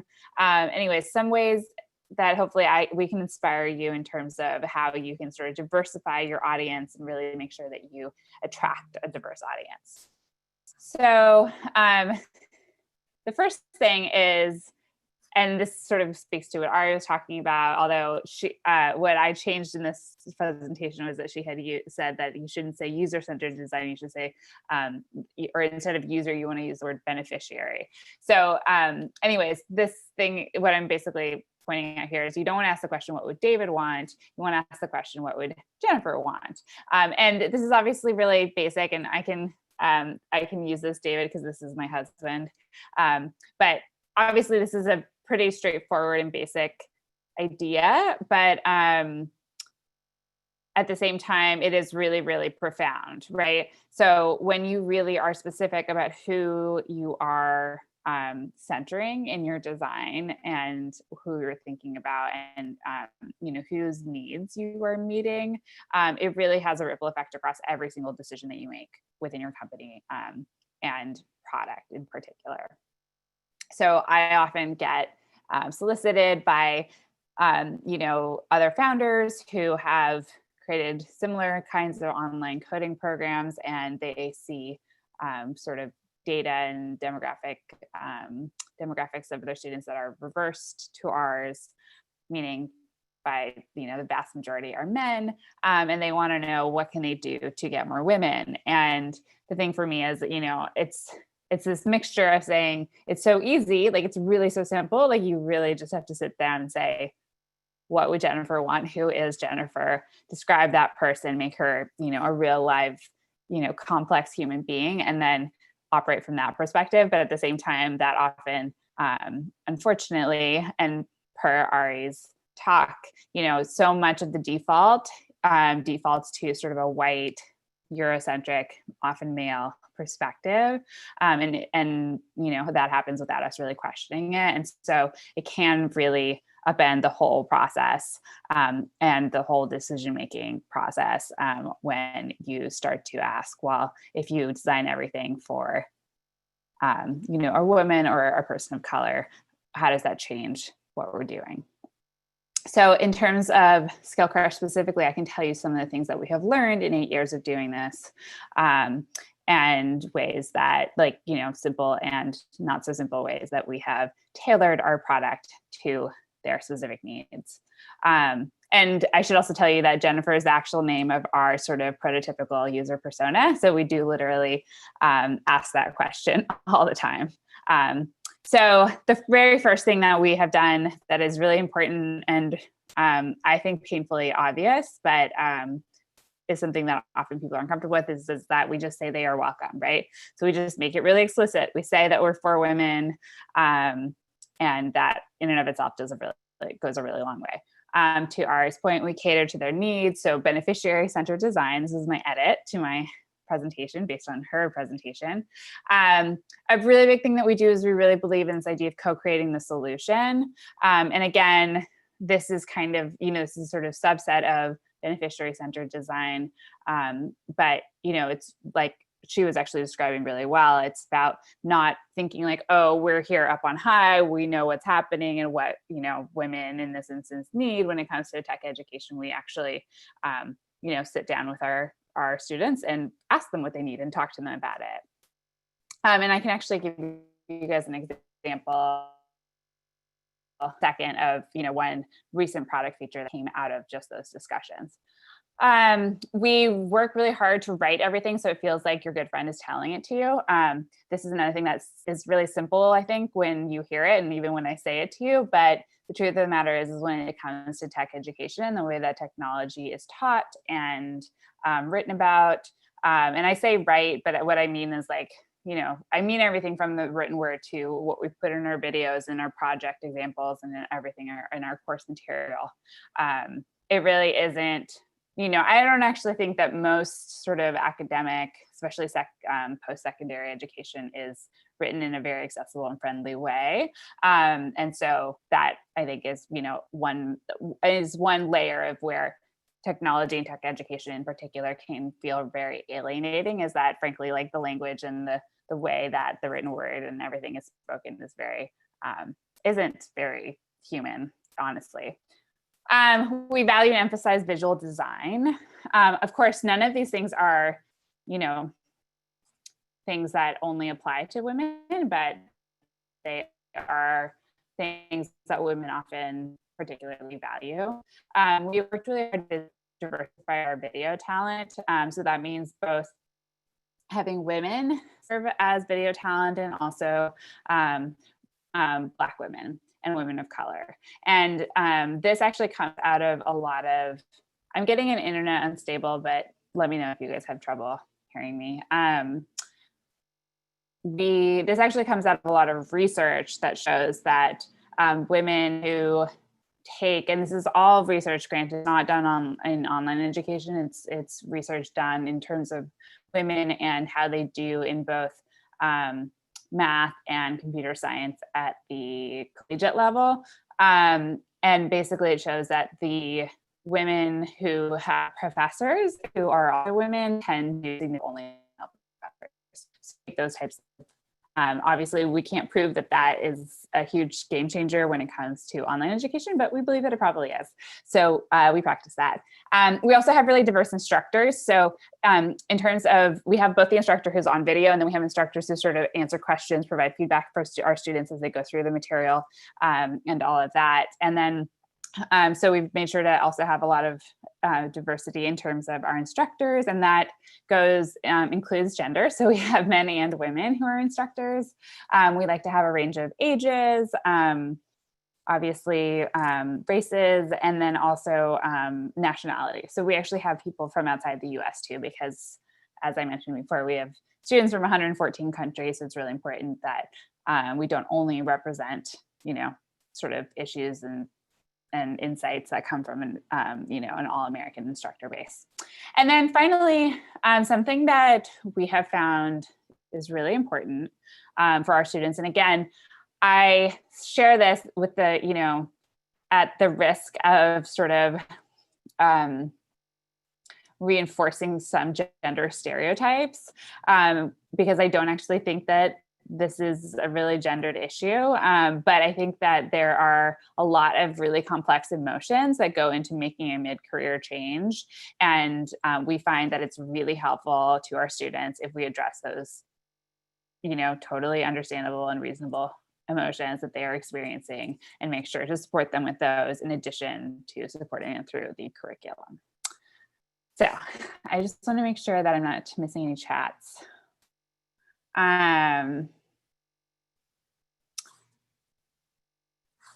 Okay, I got one from Amy saying that I was out, so I apologize for that. Cool. Okay, fantastic, sorry. Okay, so with that in mind, now I actually wanted to switch to taking a slightly different lens, which is not to talk sort of from a meta level about SkillCrush, but actually to talk to anyone in the audience who's actually thinking about making a mid-career change. And I see that we did get one, Lisa is saying that she has been a part of SkillCrush, which is awesome. Oh, and amazing. We have someone who's doing the Break into Tech Blueprint. Okay. Oh, actually, sorry, before I forget, I wanted to share a new product feature that we launched, which actually anyone who's in the Break into Tech Blueprint can talk about, and I'd love to hear your thoughts about it. But one of the things that we have observed with our students is that, and speaking about complex emotions that come up when you're learning, is that one of the challenges that we often have with students is that they really underestimate the amount of skill that they have. So what'll happen is they'll come to us, they will work through a lot of classes, they'll do a phenomenal job, they'll produce all these amazing projects, and then we'll be like, great, okay, now go apply for jobs. And they will be really nervous to do that. And they will feel like they're not ready, and they feel like they need to learn more. And of course, we all can totally, first of all, understand that. Second of all, I think a lot of things in the tech community, and with technology changing all the time, and all of that, we find that, it's so easy to be intimidated. Like I remember at one point being like 3 years into working as a developer and having this moment where I was like, oh, now I'm a developer. And then sort of being like, no, I've been working as a developer for 3 years. I've been a developer this whole time, but it took me until 3 years to get to the point where I felt confident enough to really own that title. So I think, we all suffer from that. But what we found was that students were basically waiting a really long time to start applying for jobs. And what we were hearing from them is, I'm not ready to apply for jobs. And we were like, you are ready. So anyways, with that in mind, what we did was we worked with a group of our students to create a new way for them to navigate our coursework called Fast Tracks. And what Fast Tracks are is they're basically when you sign up for one of our course packages, the Break into Tech course package, you actually get access to 13 different courses. But what Fast Tracks do is they sort of curate those classes down to into tracks, and tracks are based on jobs. And this one is the front-end developer one. And what we did was we both provided them with a coursework, which is what they had always had access to. and I see a question, which I will totally answer in a bit. But we also provided them with this checklist. And the checklist this is really the part that we co-created with them. So we really went back and forth with them and talked to them, what are the different things that you're doing? What are the parts that are really intimidating to you? And worked really hard as a group, both with the instructors and with students, to really refine and narrow down what are the sort of essential steps that you need to take in order to be job ready or ready to start applying for jobs, and make sure that we made those really explicit, as opposed to them being something that students are trying to figure out for themselves, because inevitably in that situation, especially as a beginner, you tend to overestimate what you need to do. So anyways, that was a fun recent example of how we did some co-creation. I wanted to answer, I had some questions that I queued up here, but I'm actually seeing that there's a fair amount of questions in the chat. So Amy, Nicole, would it be okay if I just switch to answering those questions, and then if time is, or if there's more time I can, okay, cool. Because I'd rather answer your actual questions rather than questions I thought you might ask. Of course. And if you would prefer, I can read them to you so that anyone who's watching will be able to get the feel of it too. Or if you want to read the question out loud and then answer it, that's totally fine too. Yeah, I'm happy to do that. So I am going to start with Amanda's question. So Amanda asks, I'm wanting to break into tech, but my interest area is focused more on supporting employees and on D&I. However, I'm open to learning deeper tech skills if that would be, sorry, I jumped. If that would help with breaking into industry, what would be beneficial?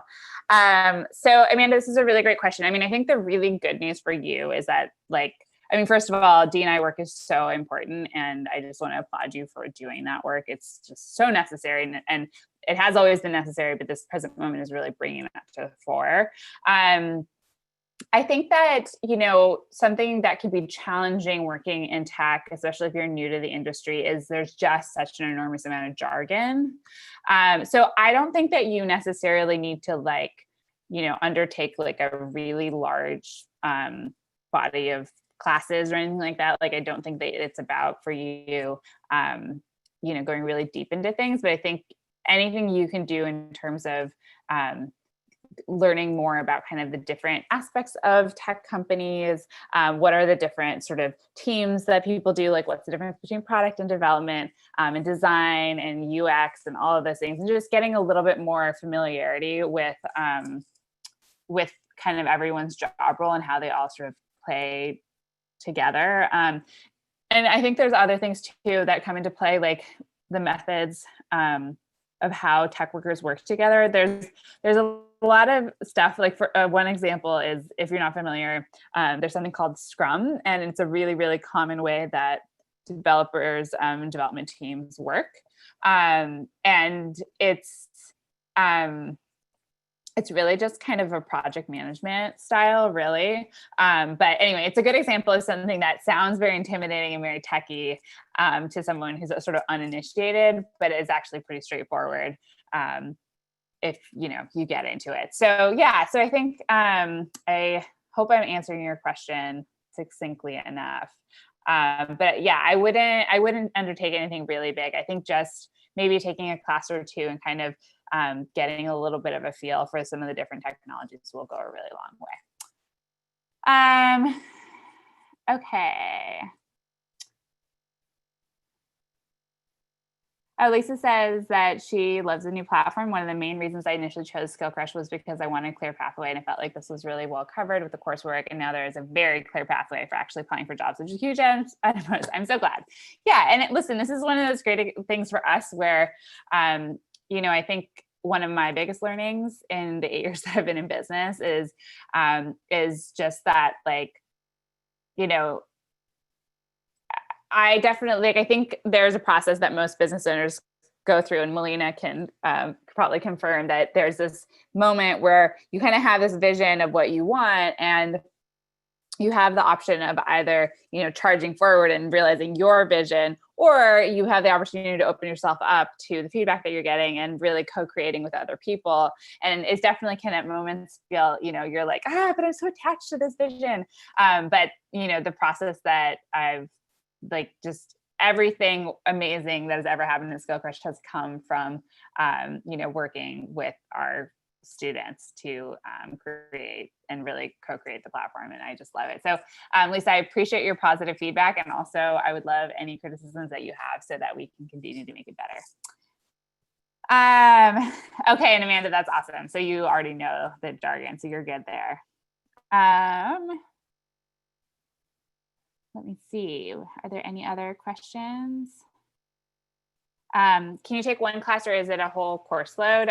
So the answer to that question is that the fewest classes you can buy is 3 classes, and then you can buy as many as 13 in one. So Trixie Rowe asks, as someone who wants to pivot into tech from a support role, HR, do you have any suggestions for with which track would be best for someone with little to no experience in tech? Which tracks are shorter and more easily digestible?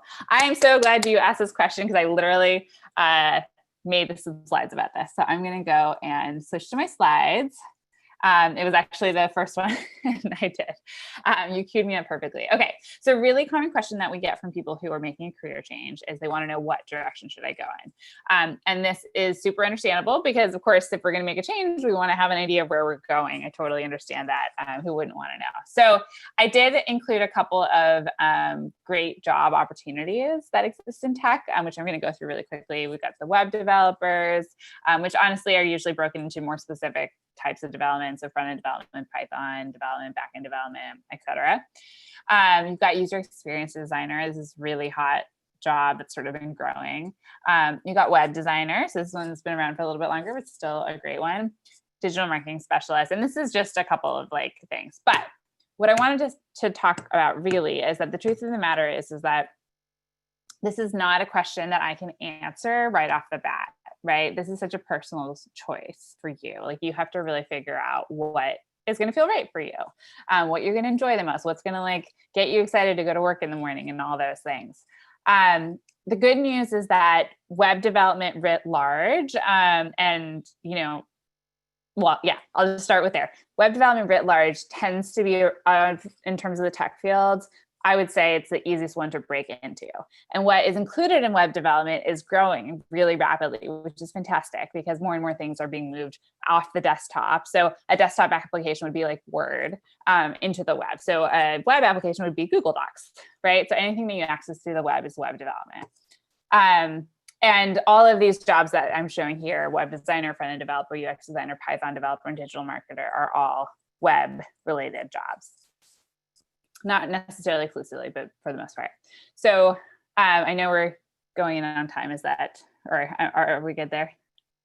Yes. If you have a closing thought, yes. Just because we have to onboard the next group of panelists. Okay, fantastic. So I'll just finish up with this one, and then we'll be good to go.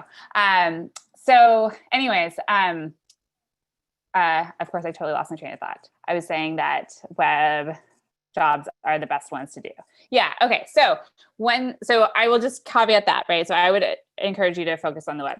That said, though, a really common misconception for people is that they perceive that this is how it works. And what this is meant to illustrate, in case it's not clear, is this idea that you're sort of in the middle and you need to make a choice, and each choice sends you in a totally different direction, right? You can choose the front-end development direction, the web designer, digital marketer, whatever, and they're in opposite directions.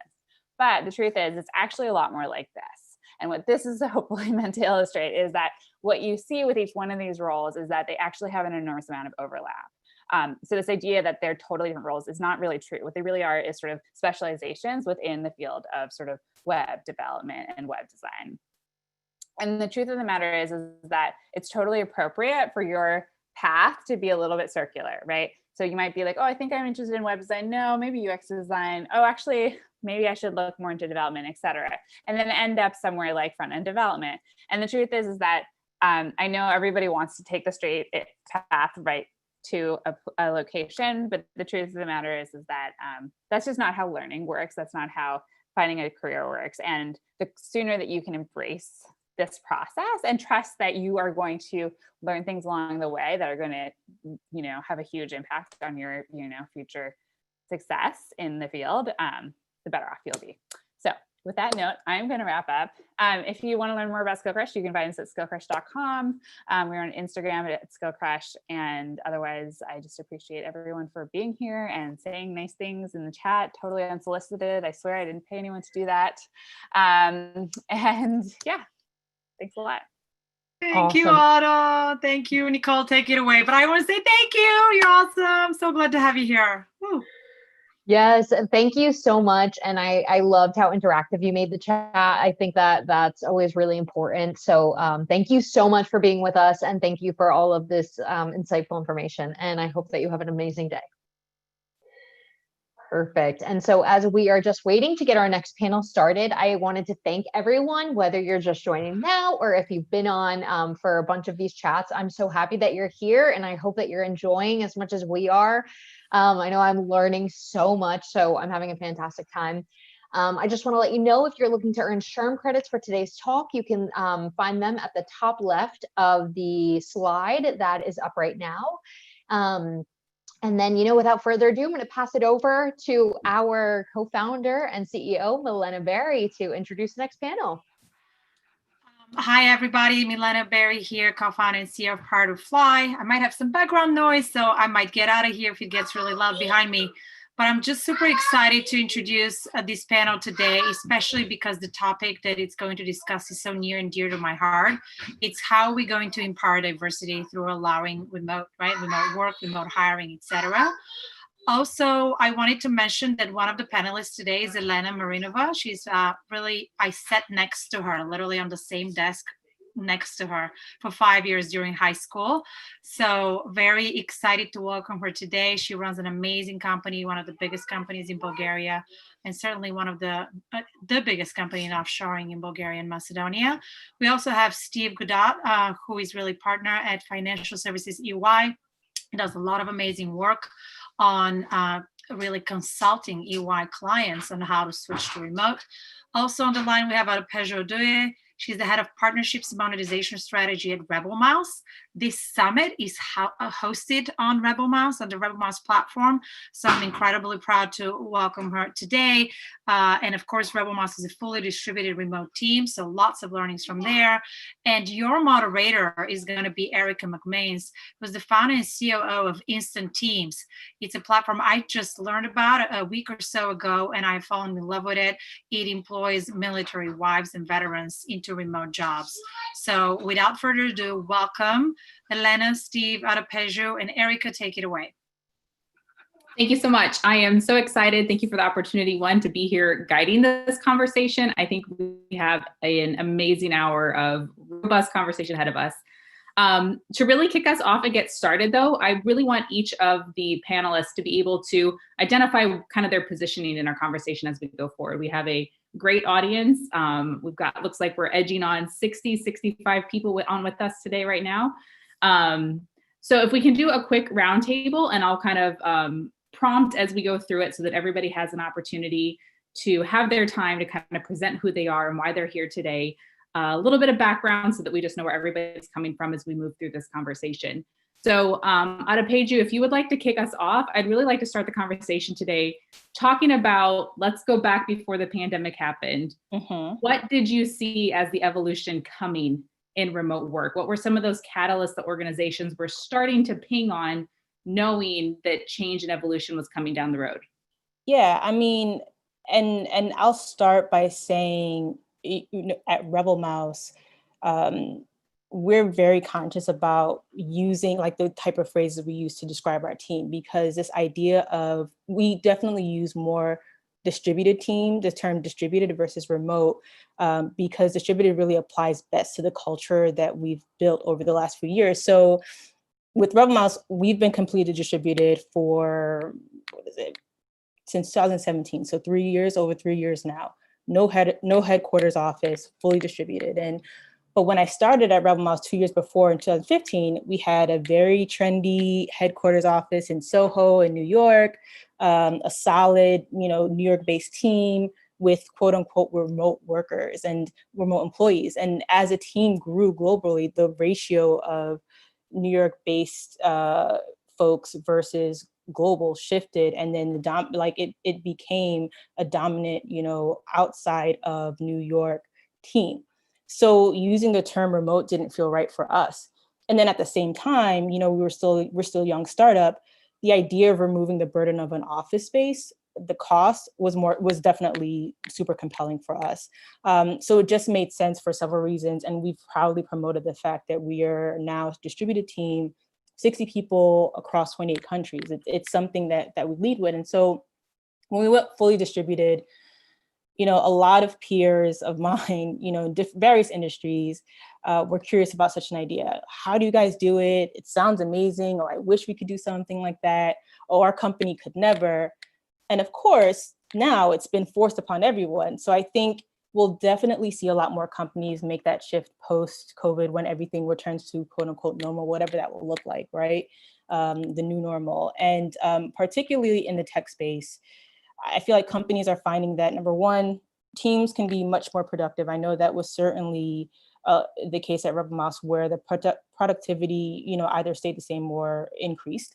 Number two, employee happiness also increased exponentially, whether it's due to flexibility to be able to move around and choose an environment that works best for your lifestyle, or creating more work-life balance if you have, families, what have you. Three, obviously I mentioned it before, but the costs can be reduced. And then four, maybe it better reflects the culture. And I think it was a mix of all of that. That really is inherent in Rebel Mouse, right? It's something that is a key pillar of our culture. So I think we'll definitely find that, as companies navigate the post-COVID era, that they're going to try to figure out what that balance is for them, whether to go fully distributed, have a percentage that's remote, giving the option, and then figuring out how it fits in with their culture. Excellent. Thank you for that background. I think that will, the questions that are coming, I think that'll give people a really great positioning of just the depth of your expertise and knowing those different scaling pieces to how you guys have maneuvered through all of that. Elena, can you give us kind of just your positioning and background on building up of a remote workforce before we start in on the diversity conversation? Sure. Hi, everybody. So I believe best talking is with examples, and what is ours. We're both traditional and agile and innovative. So we really value human interaction, including the face-to-face and being physically together. But in the same time, our client base has always been global. And as a result, we have specialized in distributed and diverse teams. And that means different culture, color, mentality, genders, characters. But in the beginning, when we started the company 20 years ago, we were all Bulgarian staff. We're headquartered in Sofia, Bulgaria. And at that time, because clients were diverse, but staff was not, we made some special effort to bring diversity at the office. Having foreign interns, that was the first step. Fast forward now, we have maybe 10 different nations as full-time employees, and I see the trend continuing in that direction as something very natural. And through the years, another trend we've seen, a lot of push towards remote work, especially the software engineers. They want to be remote, to be more flexible, to work from home, and so on. But in the same time, that there has been reluctance in the businesses. And there are many good reasons for both, and the majority of them are sound valid. Now, after the lockdowns all around the world, we saw this all remote.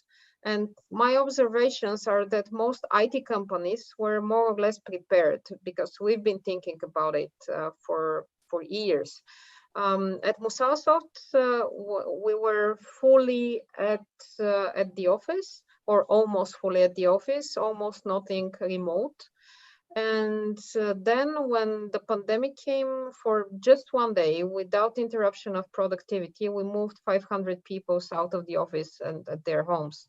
and they are still working from home, and it's okay. I saw others struggling for a while, but everybody made it. So now the big question is, what is next? Where is the equilibrium? Where is the best between being at the office and collaborating face to face and being fully remote? And maybe I stop here, and I guess we'll answer this question further in the conversation. Yeah, we will. But first, moving 500 people to a remote work environment within a day, like high five, that is an undertaking that we've seen a lot of companies not do gracefully. We've seen a lot of people struggle with it. So I think there's such an amazing learning curve there. And that's just amazing to hear that you guys navigated that. And maybe we can get into some of, how you did that tactically and the things that you guys implemented in a few minutes. Sure. Steve, it would be great to hear, we have this amazing tech company, we have an amazing IT company.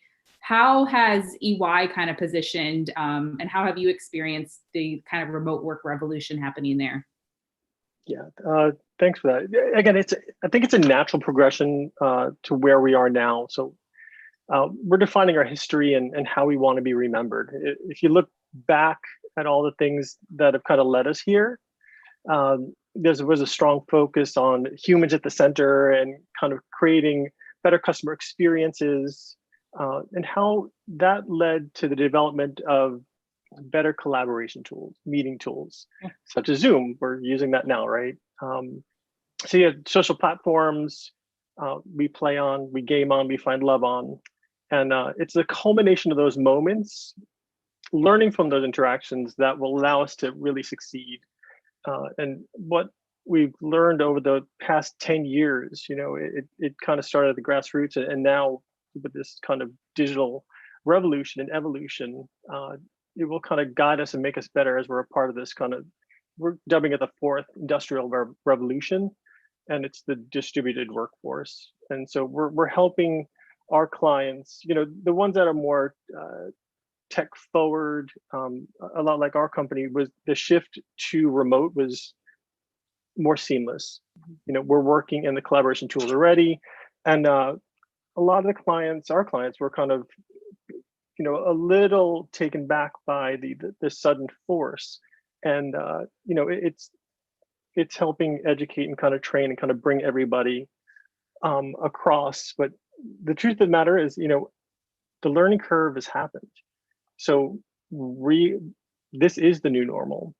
We could have an amazing event, communicate with hundreds of people, and have provocative conversations.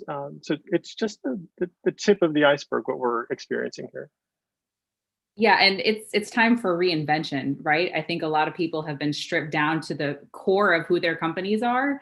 Now it's an amazing time to reinvent that, which brings us to really the focus of our conversation today, which is how remote hiring lifts diversity. So we wanted to have kind of that baseline of where we all sit in remote work, but now it's time to really move into kind of that diversity part of the conversation and how those go hand in hand and how that can be a part of the reinvention moving forward throughout the year. So Steve, we'll just kind of kick off with you as you wrapped up your last question. And what's happening at EY? What are you seeing in that ecosystem on that kind of symbiotic relationship between a remote workforce inherently bringing diversity as an opportunity? Yeah, it's a great question. Within the digital practice, we're driven by innovation, and to really do that well, you need to kind of scale, and you need a diverse team who could bring the different perspectives from their backgrounds together and challenge the norm, creating something that is great. Building that team, is where it all starts. It's the way you hire, it's the way you interview candidates. And for us, candidates are given a universal test. It's to really see how you think, how you communicate, and how you communicate your message, how you handle the challenging questions from your peers, because it's really done by a jury of your peers who you're going to be working with. So making sure that you're bringing really just different, fresh perspectives in. And it's the focus on the work and the diversity of thinking that the team is really looking for. And I think really creating this organic shift to, openness to people's backgrounds, how challenging how you see the world. You know, we talked about humans at the center, and I think that's where it really comes from. It's how do you find empathy and really see through somebody else's eyes, really creating a different product for customers. Yeah, we just had somebody comment about that. What they love most about remote work is giving opportunities to people who may not have had that opportunity otherwise, which Amanda, that was an amazing segue because we are stepping right into that next. That was the question we had ready for Adepeju, and that's looking at communities in particular, you know, that can benefit from a remote hiring experience. Like, what have you guys tapped into at Rebel Mouse that is, it's expansive, right? When you say remote hiring, there's no boundaries. So what have you kind of experienced through that? Yeah, and even just like before jumping into that, and to Steve's point about, you know, companies and this idea of diversity of thought, of benefiting from diversity of thought when you open it up to remote hiring. Like, I 1000% believe that. First and foremost, like, the companies are the ones who probably benefit most when they open up their talent pool. And it doesn't, and, you know, different companies might, and this I'm sure we'll get into later, but, you know, I just wanted to lead off with this, like, different companies might have different ideas about how to approach that, the steps they take, but it like, even just going through Rebel Mouse and how we leaned into it, like, I just think it made Rebel Mouse a better company, more attractive company to talent, and something that people, when they came to Rebel Mouse, like, we can all rally behind, right? It just made everything, like, I think as a team, as a company, made us closer. I'll say, so when you talk about the communities that you can that will benefit, I mean, it again, it depends on the, you know, on the one hand, it depends on companies and how they choose to explore and open up. But when you come from it from the community standpoint, the talent, it can be anybody, right? But people with young and growing families, what we see in Rebel Mouse, like, you know, there's a lot more flexibilities for those with young and growing families, the mothers and fathers, right? So like a lot of times you think, you know, the burden is put on the mother to kind of like balance work life, but then, you know, conversations that I've had with you know, fathers, and they talk about how much better it is to be able to, you know, quickly spend time, you know, spend an hour with their children, you know, to read and do, or cook, like that. You realize, you know, when they have the opportunity and when they talk about it, that it doesn't just focus in on women's, both men and women, mothers and fathers, who are seeing the benefits there.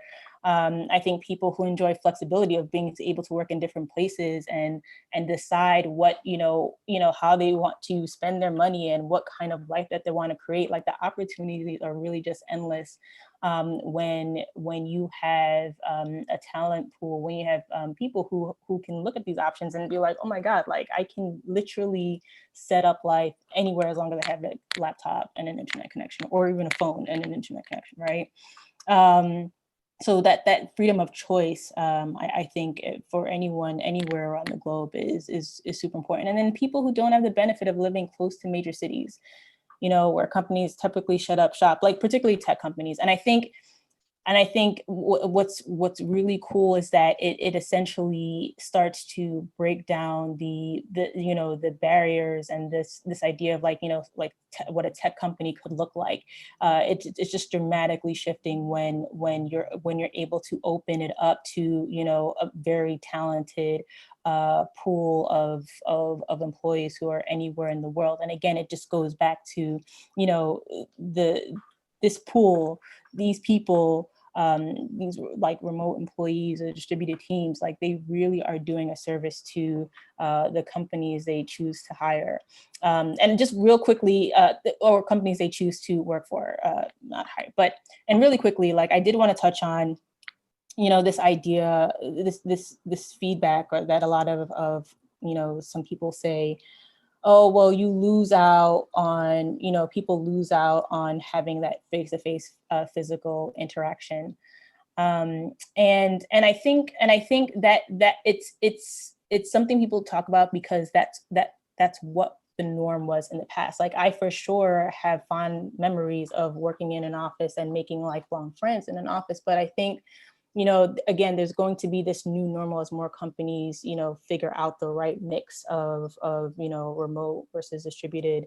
And it's just going to set a new normal where people are going to find different ways to make connections. And I think the world of, who they find as peers, that world is going to open up for them. And what I love to see is, at Rebel Mouse, the fact that, people end up having meetups all over the globe. So we had, a couple of people in Barcelona who met up and, we're sharing pictures, or in India. So I think that idea of connections and community and who benefits, I think, at the end of the day, there's a new normal, and then the world just opens up. It just becomes a lot broader for that group of employees in the talent pool.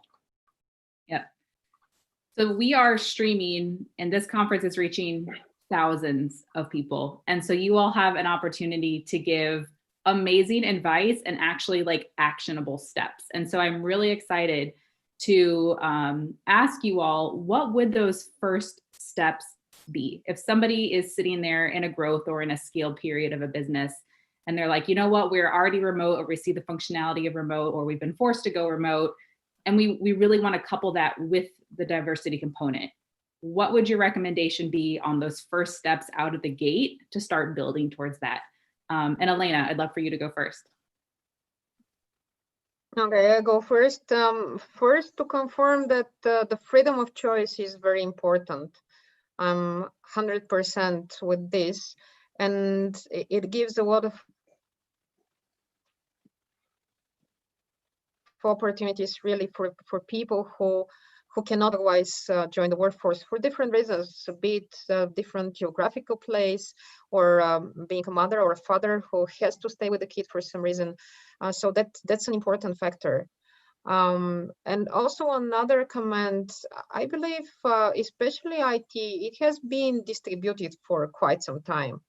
And we're used to that. Because even if all your people are in one and the same office, your clients are somewhere else. In most cases, your clients are not in your office. And when you work with big companies, in our case, our clients are the majority, like 95% of the clients are big multinationals, and their teams are spread all around the world. So it's very natural. It's something that is happening because the business requires it. And a comment in this context on remote and on diversity. The first step, I believe, is to realize that diversity is good for the business. It's good for the corporate culture. It's good for the team spirit. It's good for the clients. And diversity is not philanthropy. It's not diversity for the sake of diversity. It makes sense on all levels, on human and on business.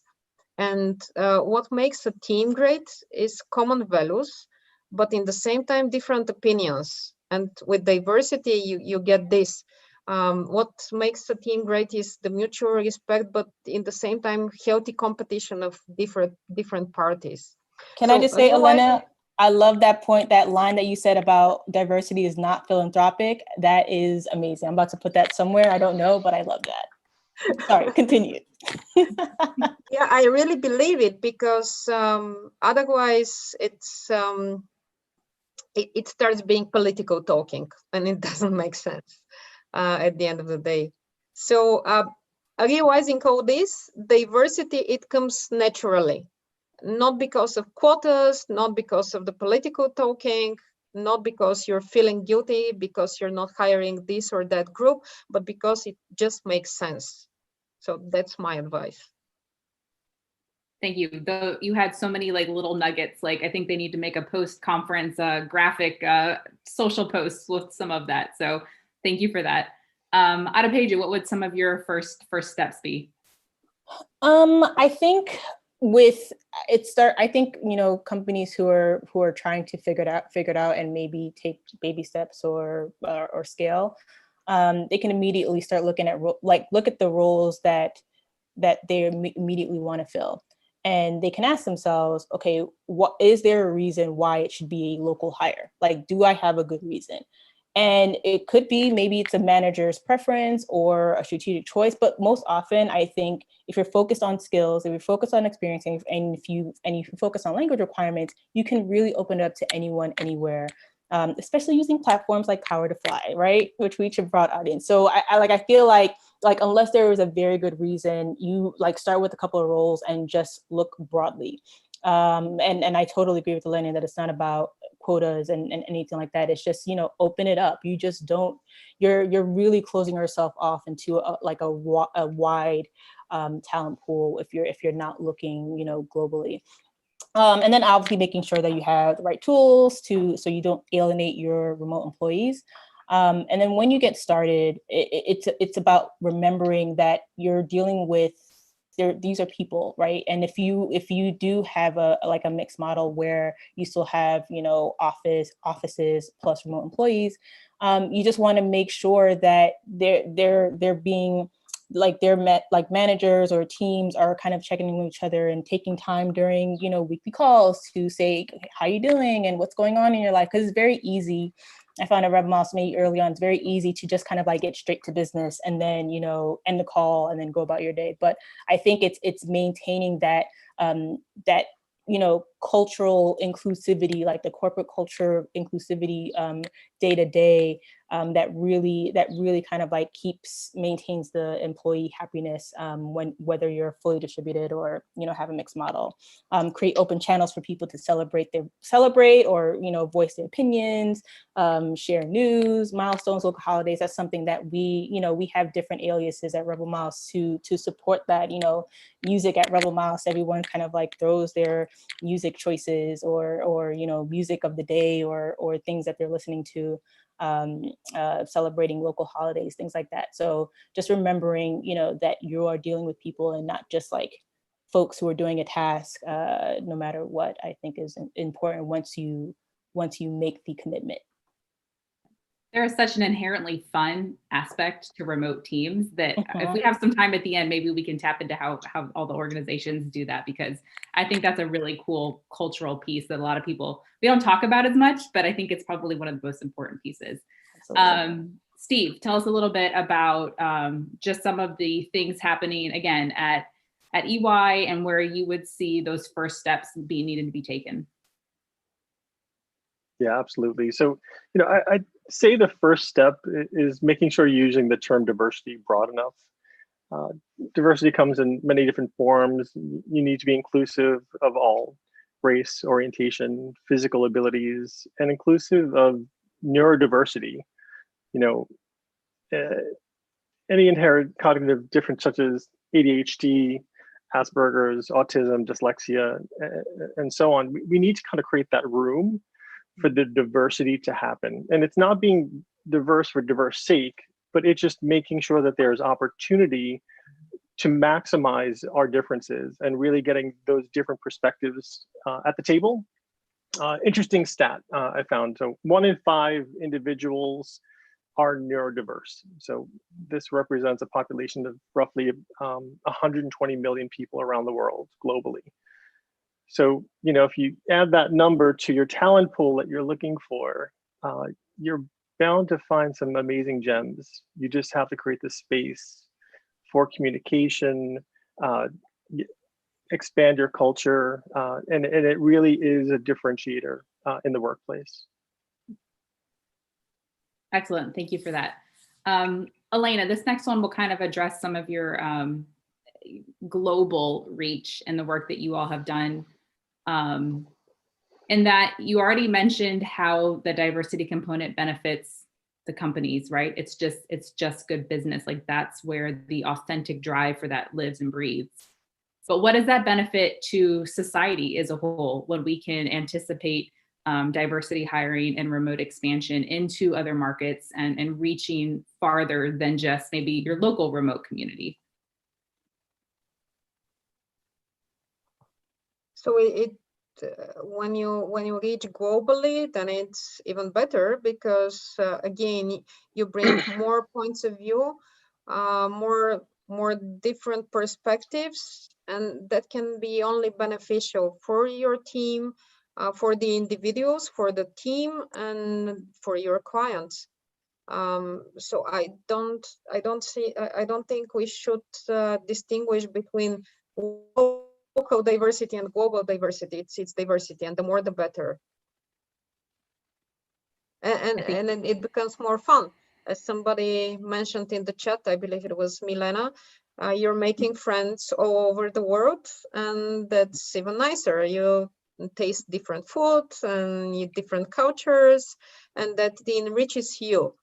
And if we go a bit more political, maybe, then I don't believe we'll have all the tension that we're currently having in the world if people knew each other better. Because I just cannot imagine you can support a war somewhere if you have friends there. And making friends through work is one good way to do it. Yeah, the remote work environment just breaks down those barriers because they don't exist. It's teams, it's people completing hard projects and building amazing things in organizations all together. I think there's probably a cool model of diversity that just sits in the remote workspace that really hasn't even been identified in that kind of inherent nature. I'm actually going to take a break real quick from kind of what we've prepped. We've had 2 questions, and I think this one really kind of piggybacks well off of what you just ended up with, Elena. And I'll kind of leave it open to anybody. If you all want to answer this one, if you just want to raise your hand and say, yeah, I'll shoot for it. But somebody has asked to kind of talk through and address how equitable access to technology impacts that equity and inclusion for the future of distributed workforces. So how do we reach communities that might not have access to the technology to position them to be an opportunity in your organization? So I don't know if you guys have had any conversations with that internally, your organizations, but just looking at that access to technology, have you seen that a barrier? And if so, how have you guys been able to work through that?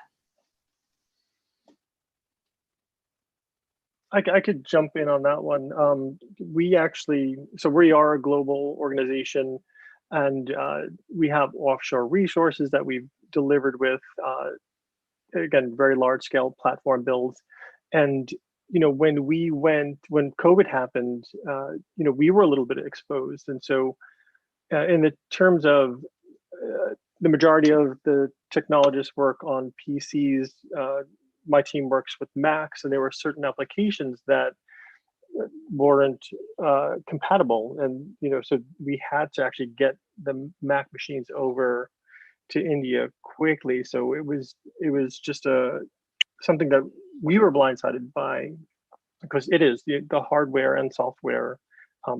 You need that universal kind of language, and we had to supply them machines, and it was our way to kind of fix that. And again, I think it's a pain point that arose, and I think it's something that we're trying to figure out how to get around in the future.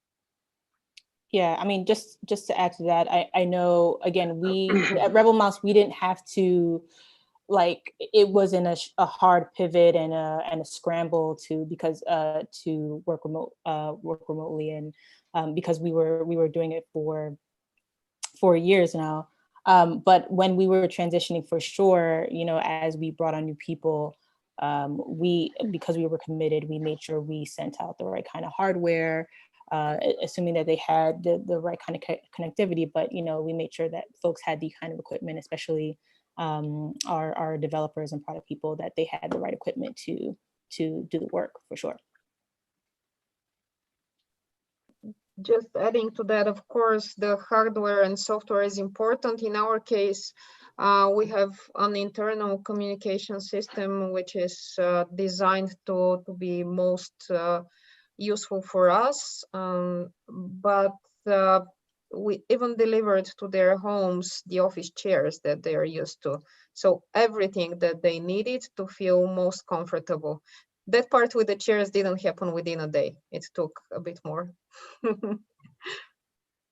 So when people are changing their normal routine, the things that they're used to, I believe there should be some additional care so that they feel most productive and comfortable in a new situation.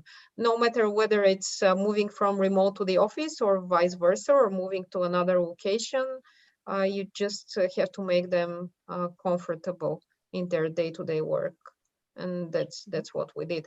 Actually, during COVID, and it will be interesting for the others to share, but we did a lot of online events because for us, culture is extremely important. And we wanted to keep it, that feeling of one family, one team, the togetherness, the spirit. So apart from moving what we could from offline to online, so with trainings and so on, that was quite easy because anyway, many of them were online. But we also introduced different activities for the families. For example, we started a series of fairy tales with our corporate mascot for the kids, workshops, beer parties online, and so on and so on, so that we keep that spirit and that togetherness. Again, Yeah, we're we talking started- about fun. We're definitely going to have to focus on some fun at the end of this conversation. Yeah, when I'm we prepared. shifted, It's after midnight with me, so I'm prepared for that. Oh, you're ready.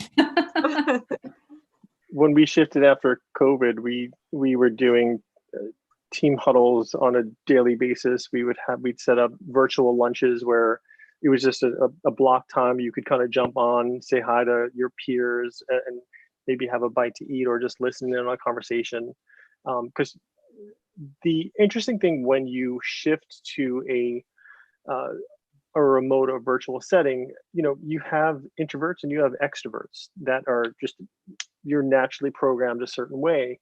And so your extroverts who loved coming to the office and kind of being chatty and doing social events, all of a sudden we're kind of in this situation where some weren't in relationships, they're home alone.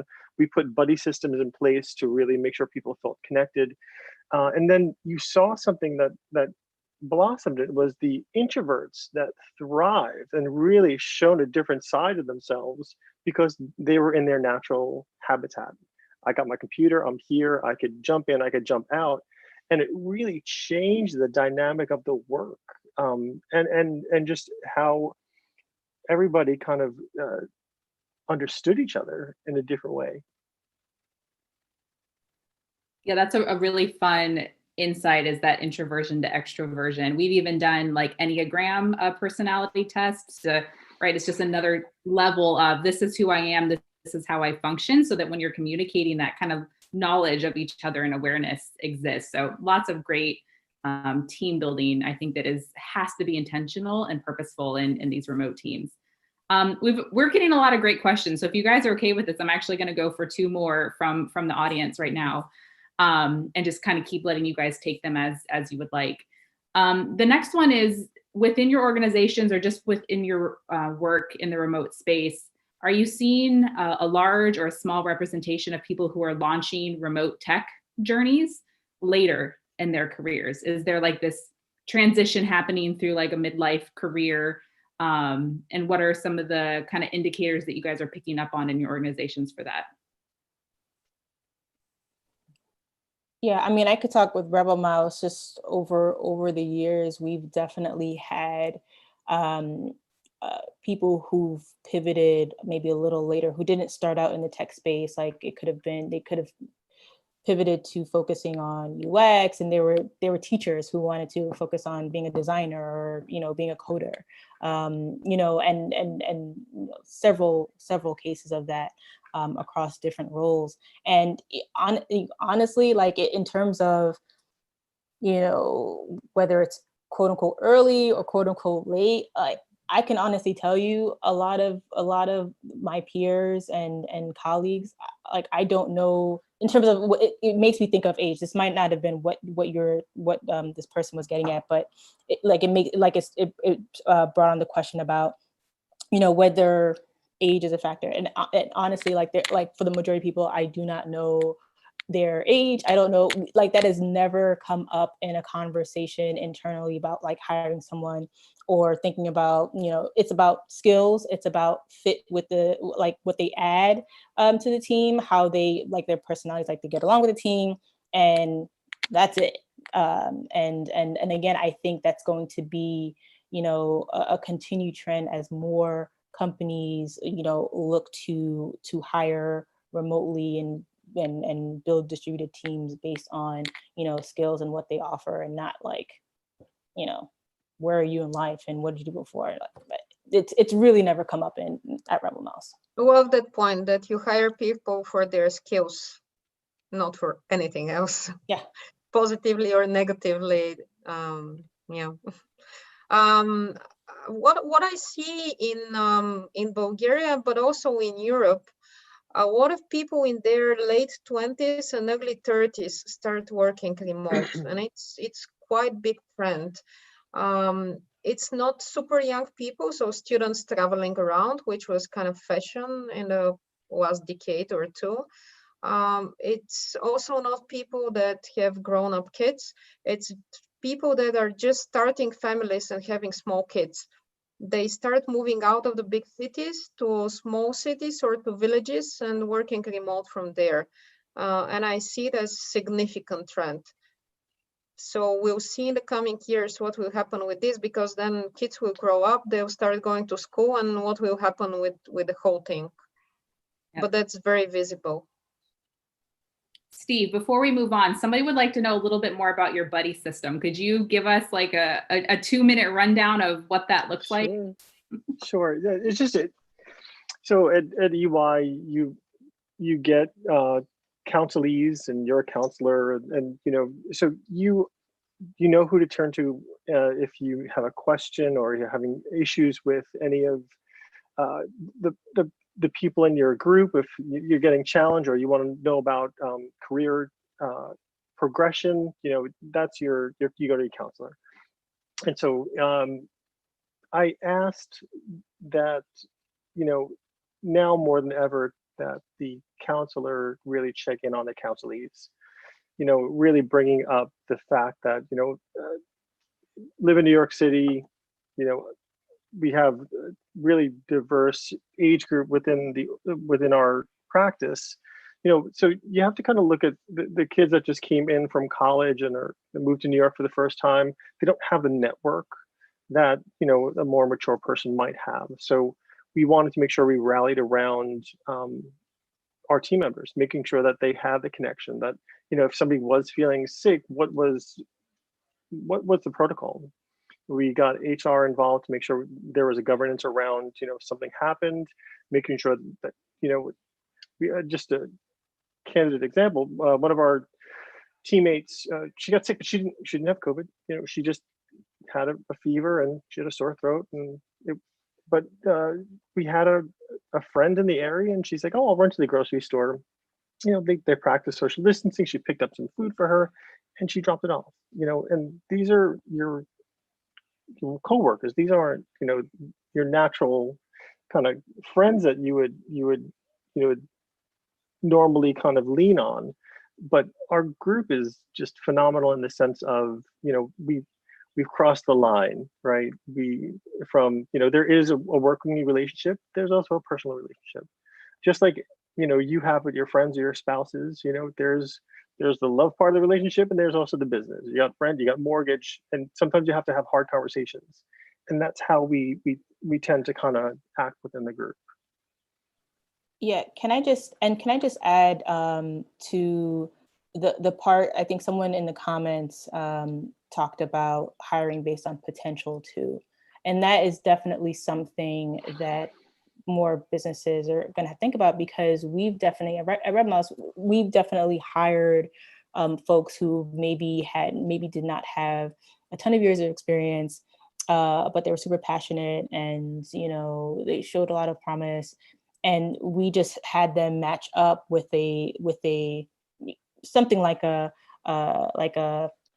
like a peer counselor, someone who can basically help mentor them in their role. So there's definitely room for that as well. It's just like you can't you have to give your company room to like build up employees, build up teams, and have people grow into different roles. Like I don't know if it's necessarily a function of us being distributed, but it may be more of a Rebel Mouse thing. But I've even myself, I came in as marketing and moved more into biz dev and strategy. So, and I think and a lot of that was facilitated by the fact that we just kept ourselves so fluid, and it was easier to do that because we were distributed. So I definitely did want to speak to that point of hiring based on potential if you have the right infrastructure to support that.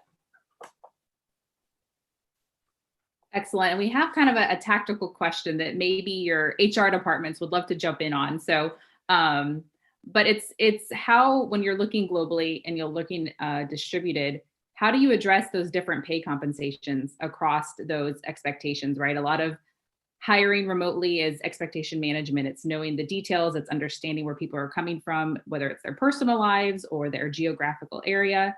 So how do you guys address those? What type of structures have you guys put in place to address those differences in compensation across the areas? It's interesting because a place like EY, you get paid from your local mothership, basically. And so, I live in New York, I get a New York salary. Somebody might live in Georgia, and they might, it's all based on the location. So I think it's a little more natural the way the pay is distributed. It's how you kind of come in. So again, I think a great question. I think, will living in New York, will the cost of living stay as high or will it decrease? I think we still don't know yet. Yeah, hopefully it decreases. Yeah, so I'm sure your departments at EY have put a lot of time and attention into understanding that research in those areas, right? To build those systems so that it is equitable within those areas. And that's like, if you're a new company, like that's a big undertaking. So I think that's a really great example of, hey, I love that you use the word mothership, like wherever the hub is, where you're connected, like that's just clear, right? People can understand that way. They're not saying, well, my colleague works here and here, like, why is our pay different? It's just a clear cut expectation. Hey, it's education and it's policy. That's just how it is. Adepeju or Elena, anything from within your companies? Quite similar, actually. It's location based because it still depends quite a lot of the standard of living and the market as a whole. So we look at the market and we level our salaries with what is expected at that particular market.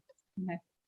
Steve, I think we have some people interested in an EY. Somebody asked if somebody relocates from South Carolina to New York, do they give a salary adjustment? Usually before they relocate, there's that conversation happens. And if it is agreed upon by the new hub that you'll be working under, again, I think expectations need to be set beforehand. So yes, I think there are salary adjustments that do take place when the transfers do happen. Excellent. Yeah, and just indication of awareness of the space and where people are coming from. And you have to know to ask for it. I think you need to let your HR counselor know what the intentions are, and you have to kind of ask the questions. If there is a compensation adjustment, does that help your decision in making that move? Because obviously, if the move was allowed and agreed to, you're probably a top performer, and compensation should be adjusted. But I also agree with the comment here that you work for the same company, do the same job, but you're paid differently, and that's maybe not very fair. And I think there will be change in this direction with more people being remote and moving around. Yeah, I think a lot of it's being challenged. As a consultant, you can, a lot of the times you're on our client on the client side. So wherever your base is, you're still traveling to the client 4 days out of the week.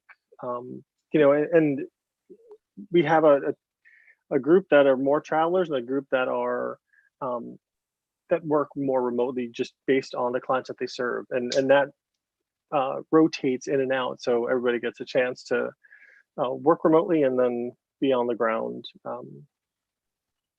Yeah, but when they're going to quant side, that kind of a business trip type of compensation that they get, I guess. At least that's what happens in our case. Mm-hmm. All right, we're heading into our last 10 minutes. So I'm going to pull us back to two of our questions that we have prepared and that we've worked through together before the event, to be sure that we're really, delivering what people were expecting to come to hear today. And if you could all, like, in a sentence or two, kind of summarize, a benefit, like just one hard sentence on a benefit that you have seen and felt very personally in your role at your company, in reaching that diversity aspect, and how remote hiring has brought it to you, whether that's an example or a story. I think those real personal experiences kind of give people aha moments, and would love for you guys to share maybe just kind of one hard fact about how you've seen that really successful. And I'd have paid you. I'll have you go first. Sure. You looked like you were thinking. You had something I ready. was like, sure, I'll go. I mean, so I think I will say, we recently did last year we did a diversity and inclusion report. Like, even though we're a small team, again, this idea of diversity and what it means for Rebel Mouse is very important. So the most interesting stat, the majority of the employees filled it out, and 100% of Rebel Mouse employees said that they feel safe and supported to be themselves, working at Rebel Mouse. And I feel like, you can't really say whether or not that is a directly correlated to being a distributed team. But again, to my earlier point, I definitely believe that companies benefit from, more diversity of thought, but productive teams, but also people who are just happier.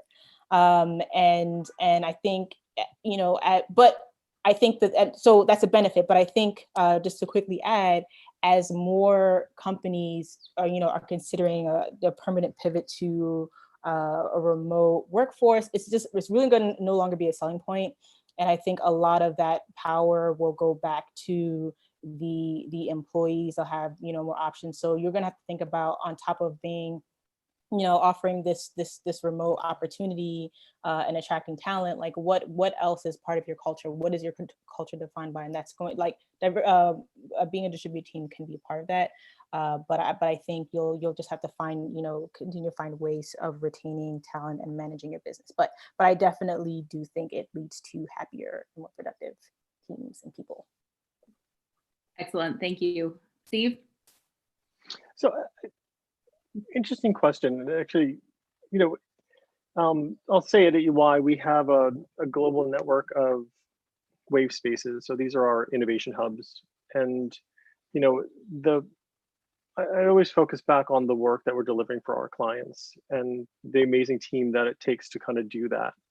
And, with these distributed innovation hubs, we have the opportunity to bring in subject matter experts around the world.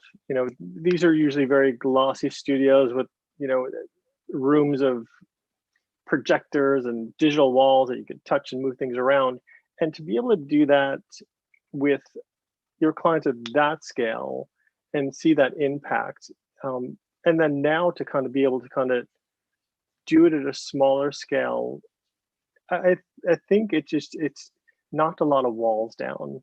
To you could participate from your tablet at home on a mural board where you have people from around the world that are participating and helping sort through different feature sets and really creating better actions that need to be taken. So I think it's it's the globalization of what's going on now that has been the most impactful for us at scale. So Excellent. And Elena, I'll let you have kind of the closing statement. There's a main track keynote coming up at 6 o'clock. So we're going to do close up in probably the next 2 minutes. But Elena, I would love your input on this kind of closing question. If it's wrapping it up, then what I can say is that we'll go more remote on average, but in the same time, I think we'll go less remote in 1 year from now, because there will be a huge swing to remote currently in the next few months because of the COVID and everything. But in a while, we'll start feeling that we are missing the physical contact, and more people will come back to the offices, because still there are people who like being together physically. And I see from our company that, introverts, extroverts, but people that want to come back to the office already, and they're missing it very much. So I think there will be adjustment. And I think in a year from now, we'll be more remote than we were before COVID, but less remote compared to what will be the coming months. Excellent. It will be more diversified. For sure, it will be more diversified. Excellent.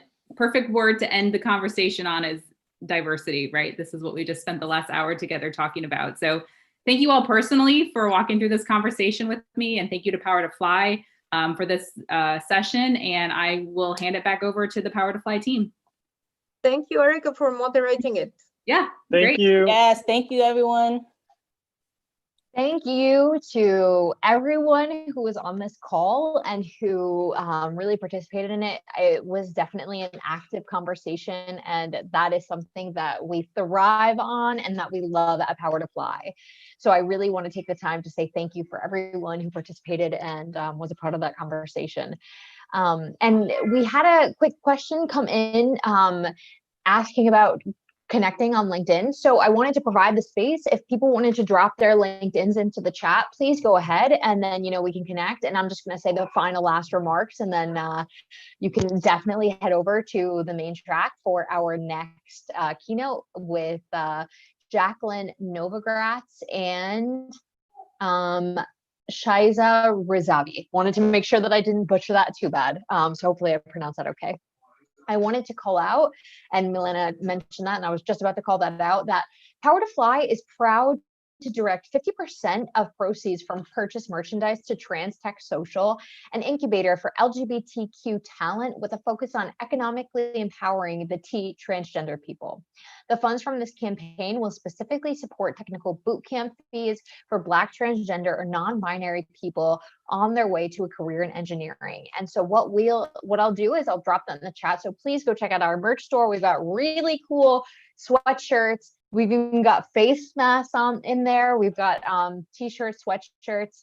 We even have a baby onesie so that your baby or a baby that could be dedicated to diversity and inclusion just as we are.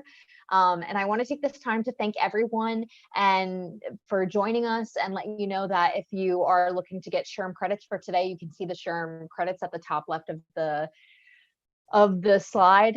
Thank you for being with us, and I really look forward to seeing everyone tomorrow. We'll make sure that we leave this up open just so people can connect on LinkedIn, and I'm also just going to drop the link so that you can go back to the main track and watch the live stream of Jacqueline Novogratz and Shaiza Rizavi. I hope that I am not butchering that name completely. And thank you so much. And then, after that, we will also have a comedy party. And who could not use a little bit of comedy right now in their lives? I know I can. So I look forward to seeing you there. And I hope that you join us again tomorrow, as we have some really interesting talks coming up tomorrow. And then also on Thursday, we're having our virtual career fair that EY is going to be a part of, as well as 24 other companies. I myself will be moderating the EY track. And Amy, which track will you be moderating? I will be on the CVS Health and the Vice Media sessions. Perfect. So thank you again. Sorry. I wanted to plug tomorrow. No, it's okay. I'm talking over here. I wanted to plug the great chat, obviously taking place now, but also mark your calendars time for 12 p.m. tomorrow. Reshma Sari, the founder of Girls Who Code, is going to be speaking about bravery. And I am so excited. I'm actually going to pull my daughter in to watch that chat with me. So stream it if you're working from home, get your kids, your whoever, your dog, whoever wants to watch with you. I think it's going to be an amazing session. And then there's icebreakers tomorrow at 11.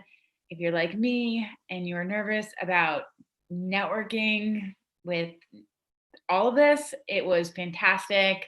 We played really good music. Nicole joined. Did you love it? I loved it. I think I was having some audio issues, but I love Icebreaker. And if you're worried about connecting with people, don't be, because there's already questions to get the conversation started, and they're not your typical like, where are you from? They'll ask you, like, I think the starting question today was, where do you call home? I know they had a question that was, if money wasn't an issue, what business would you start? And so it's not your typical small talk that I personally hate. So I can definitely share if you hate that as well. So and thank you all. Some of the Power to Fly, I think Catherine Zaleski, our president, joined a few icebreaker sessions, which is kind of cool. I don't know that you see that at other conferences, that the people that are putting it on and running around virtually like a chicken with a head cut off take time to join that. Definitely. So thank you again. I know I keep saying thank you, but I don't think we can express our gratitude enough, because obviously this wouldn't be possible without you. So much of the stuff and the work that we do wouldn't be possible without all of you on the line, whether you're a panelist and you're speaking or you're a community member. We really value you. I've always kind of thought it like award shows when celebrities say that's like all just kind of like, I can't think of the word, but just like stuff to fill the time. But it's so true when you're on the side of organizing things and having people show up and express their praise and, give us feedback to make it better the next time. So we are so thankful that you're here making these conversations happen and, bringing all of this to your groups, whether that's your peer group, your employee group. And with that, we will end here and direct you to the main track. So thank you again. See you tomorrow. See you tomorrow.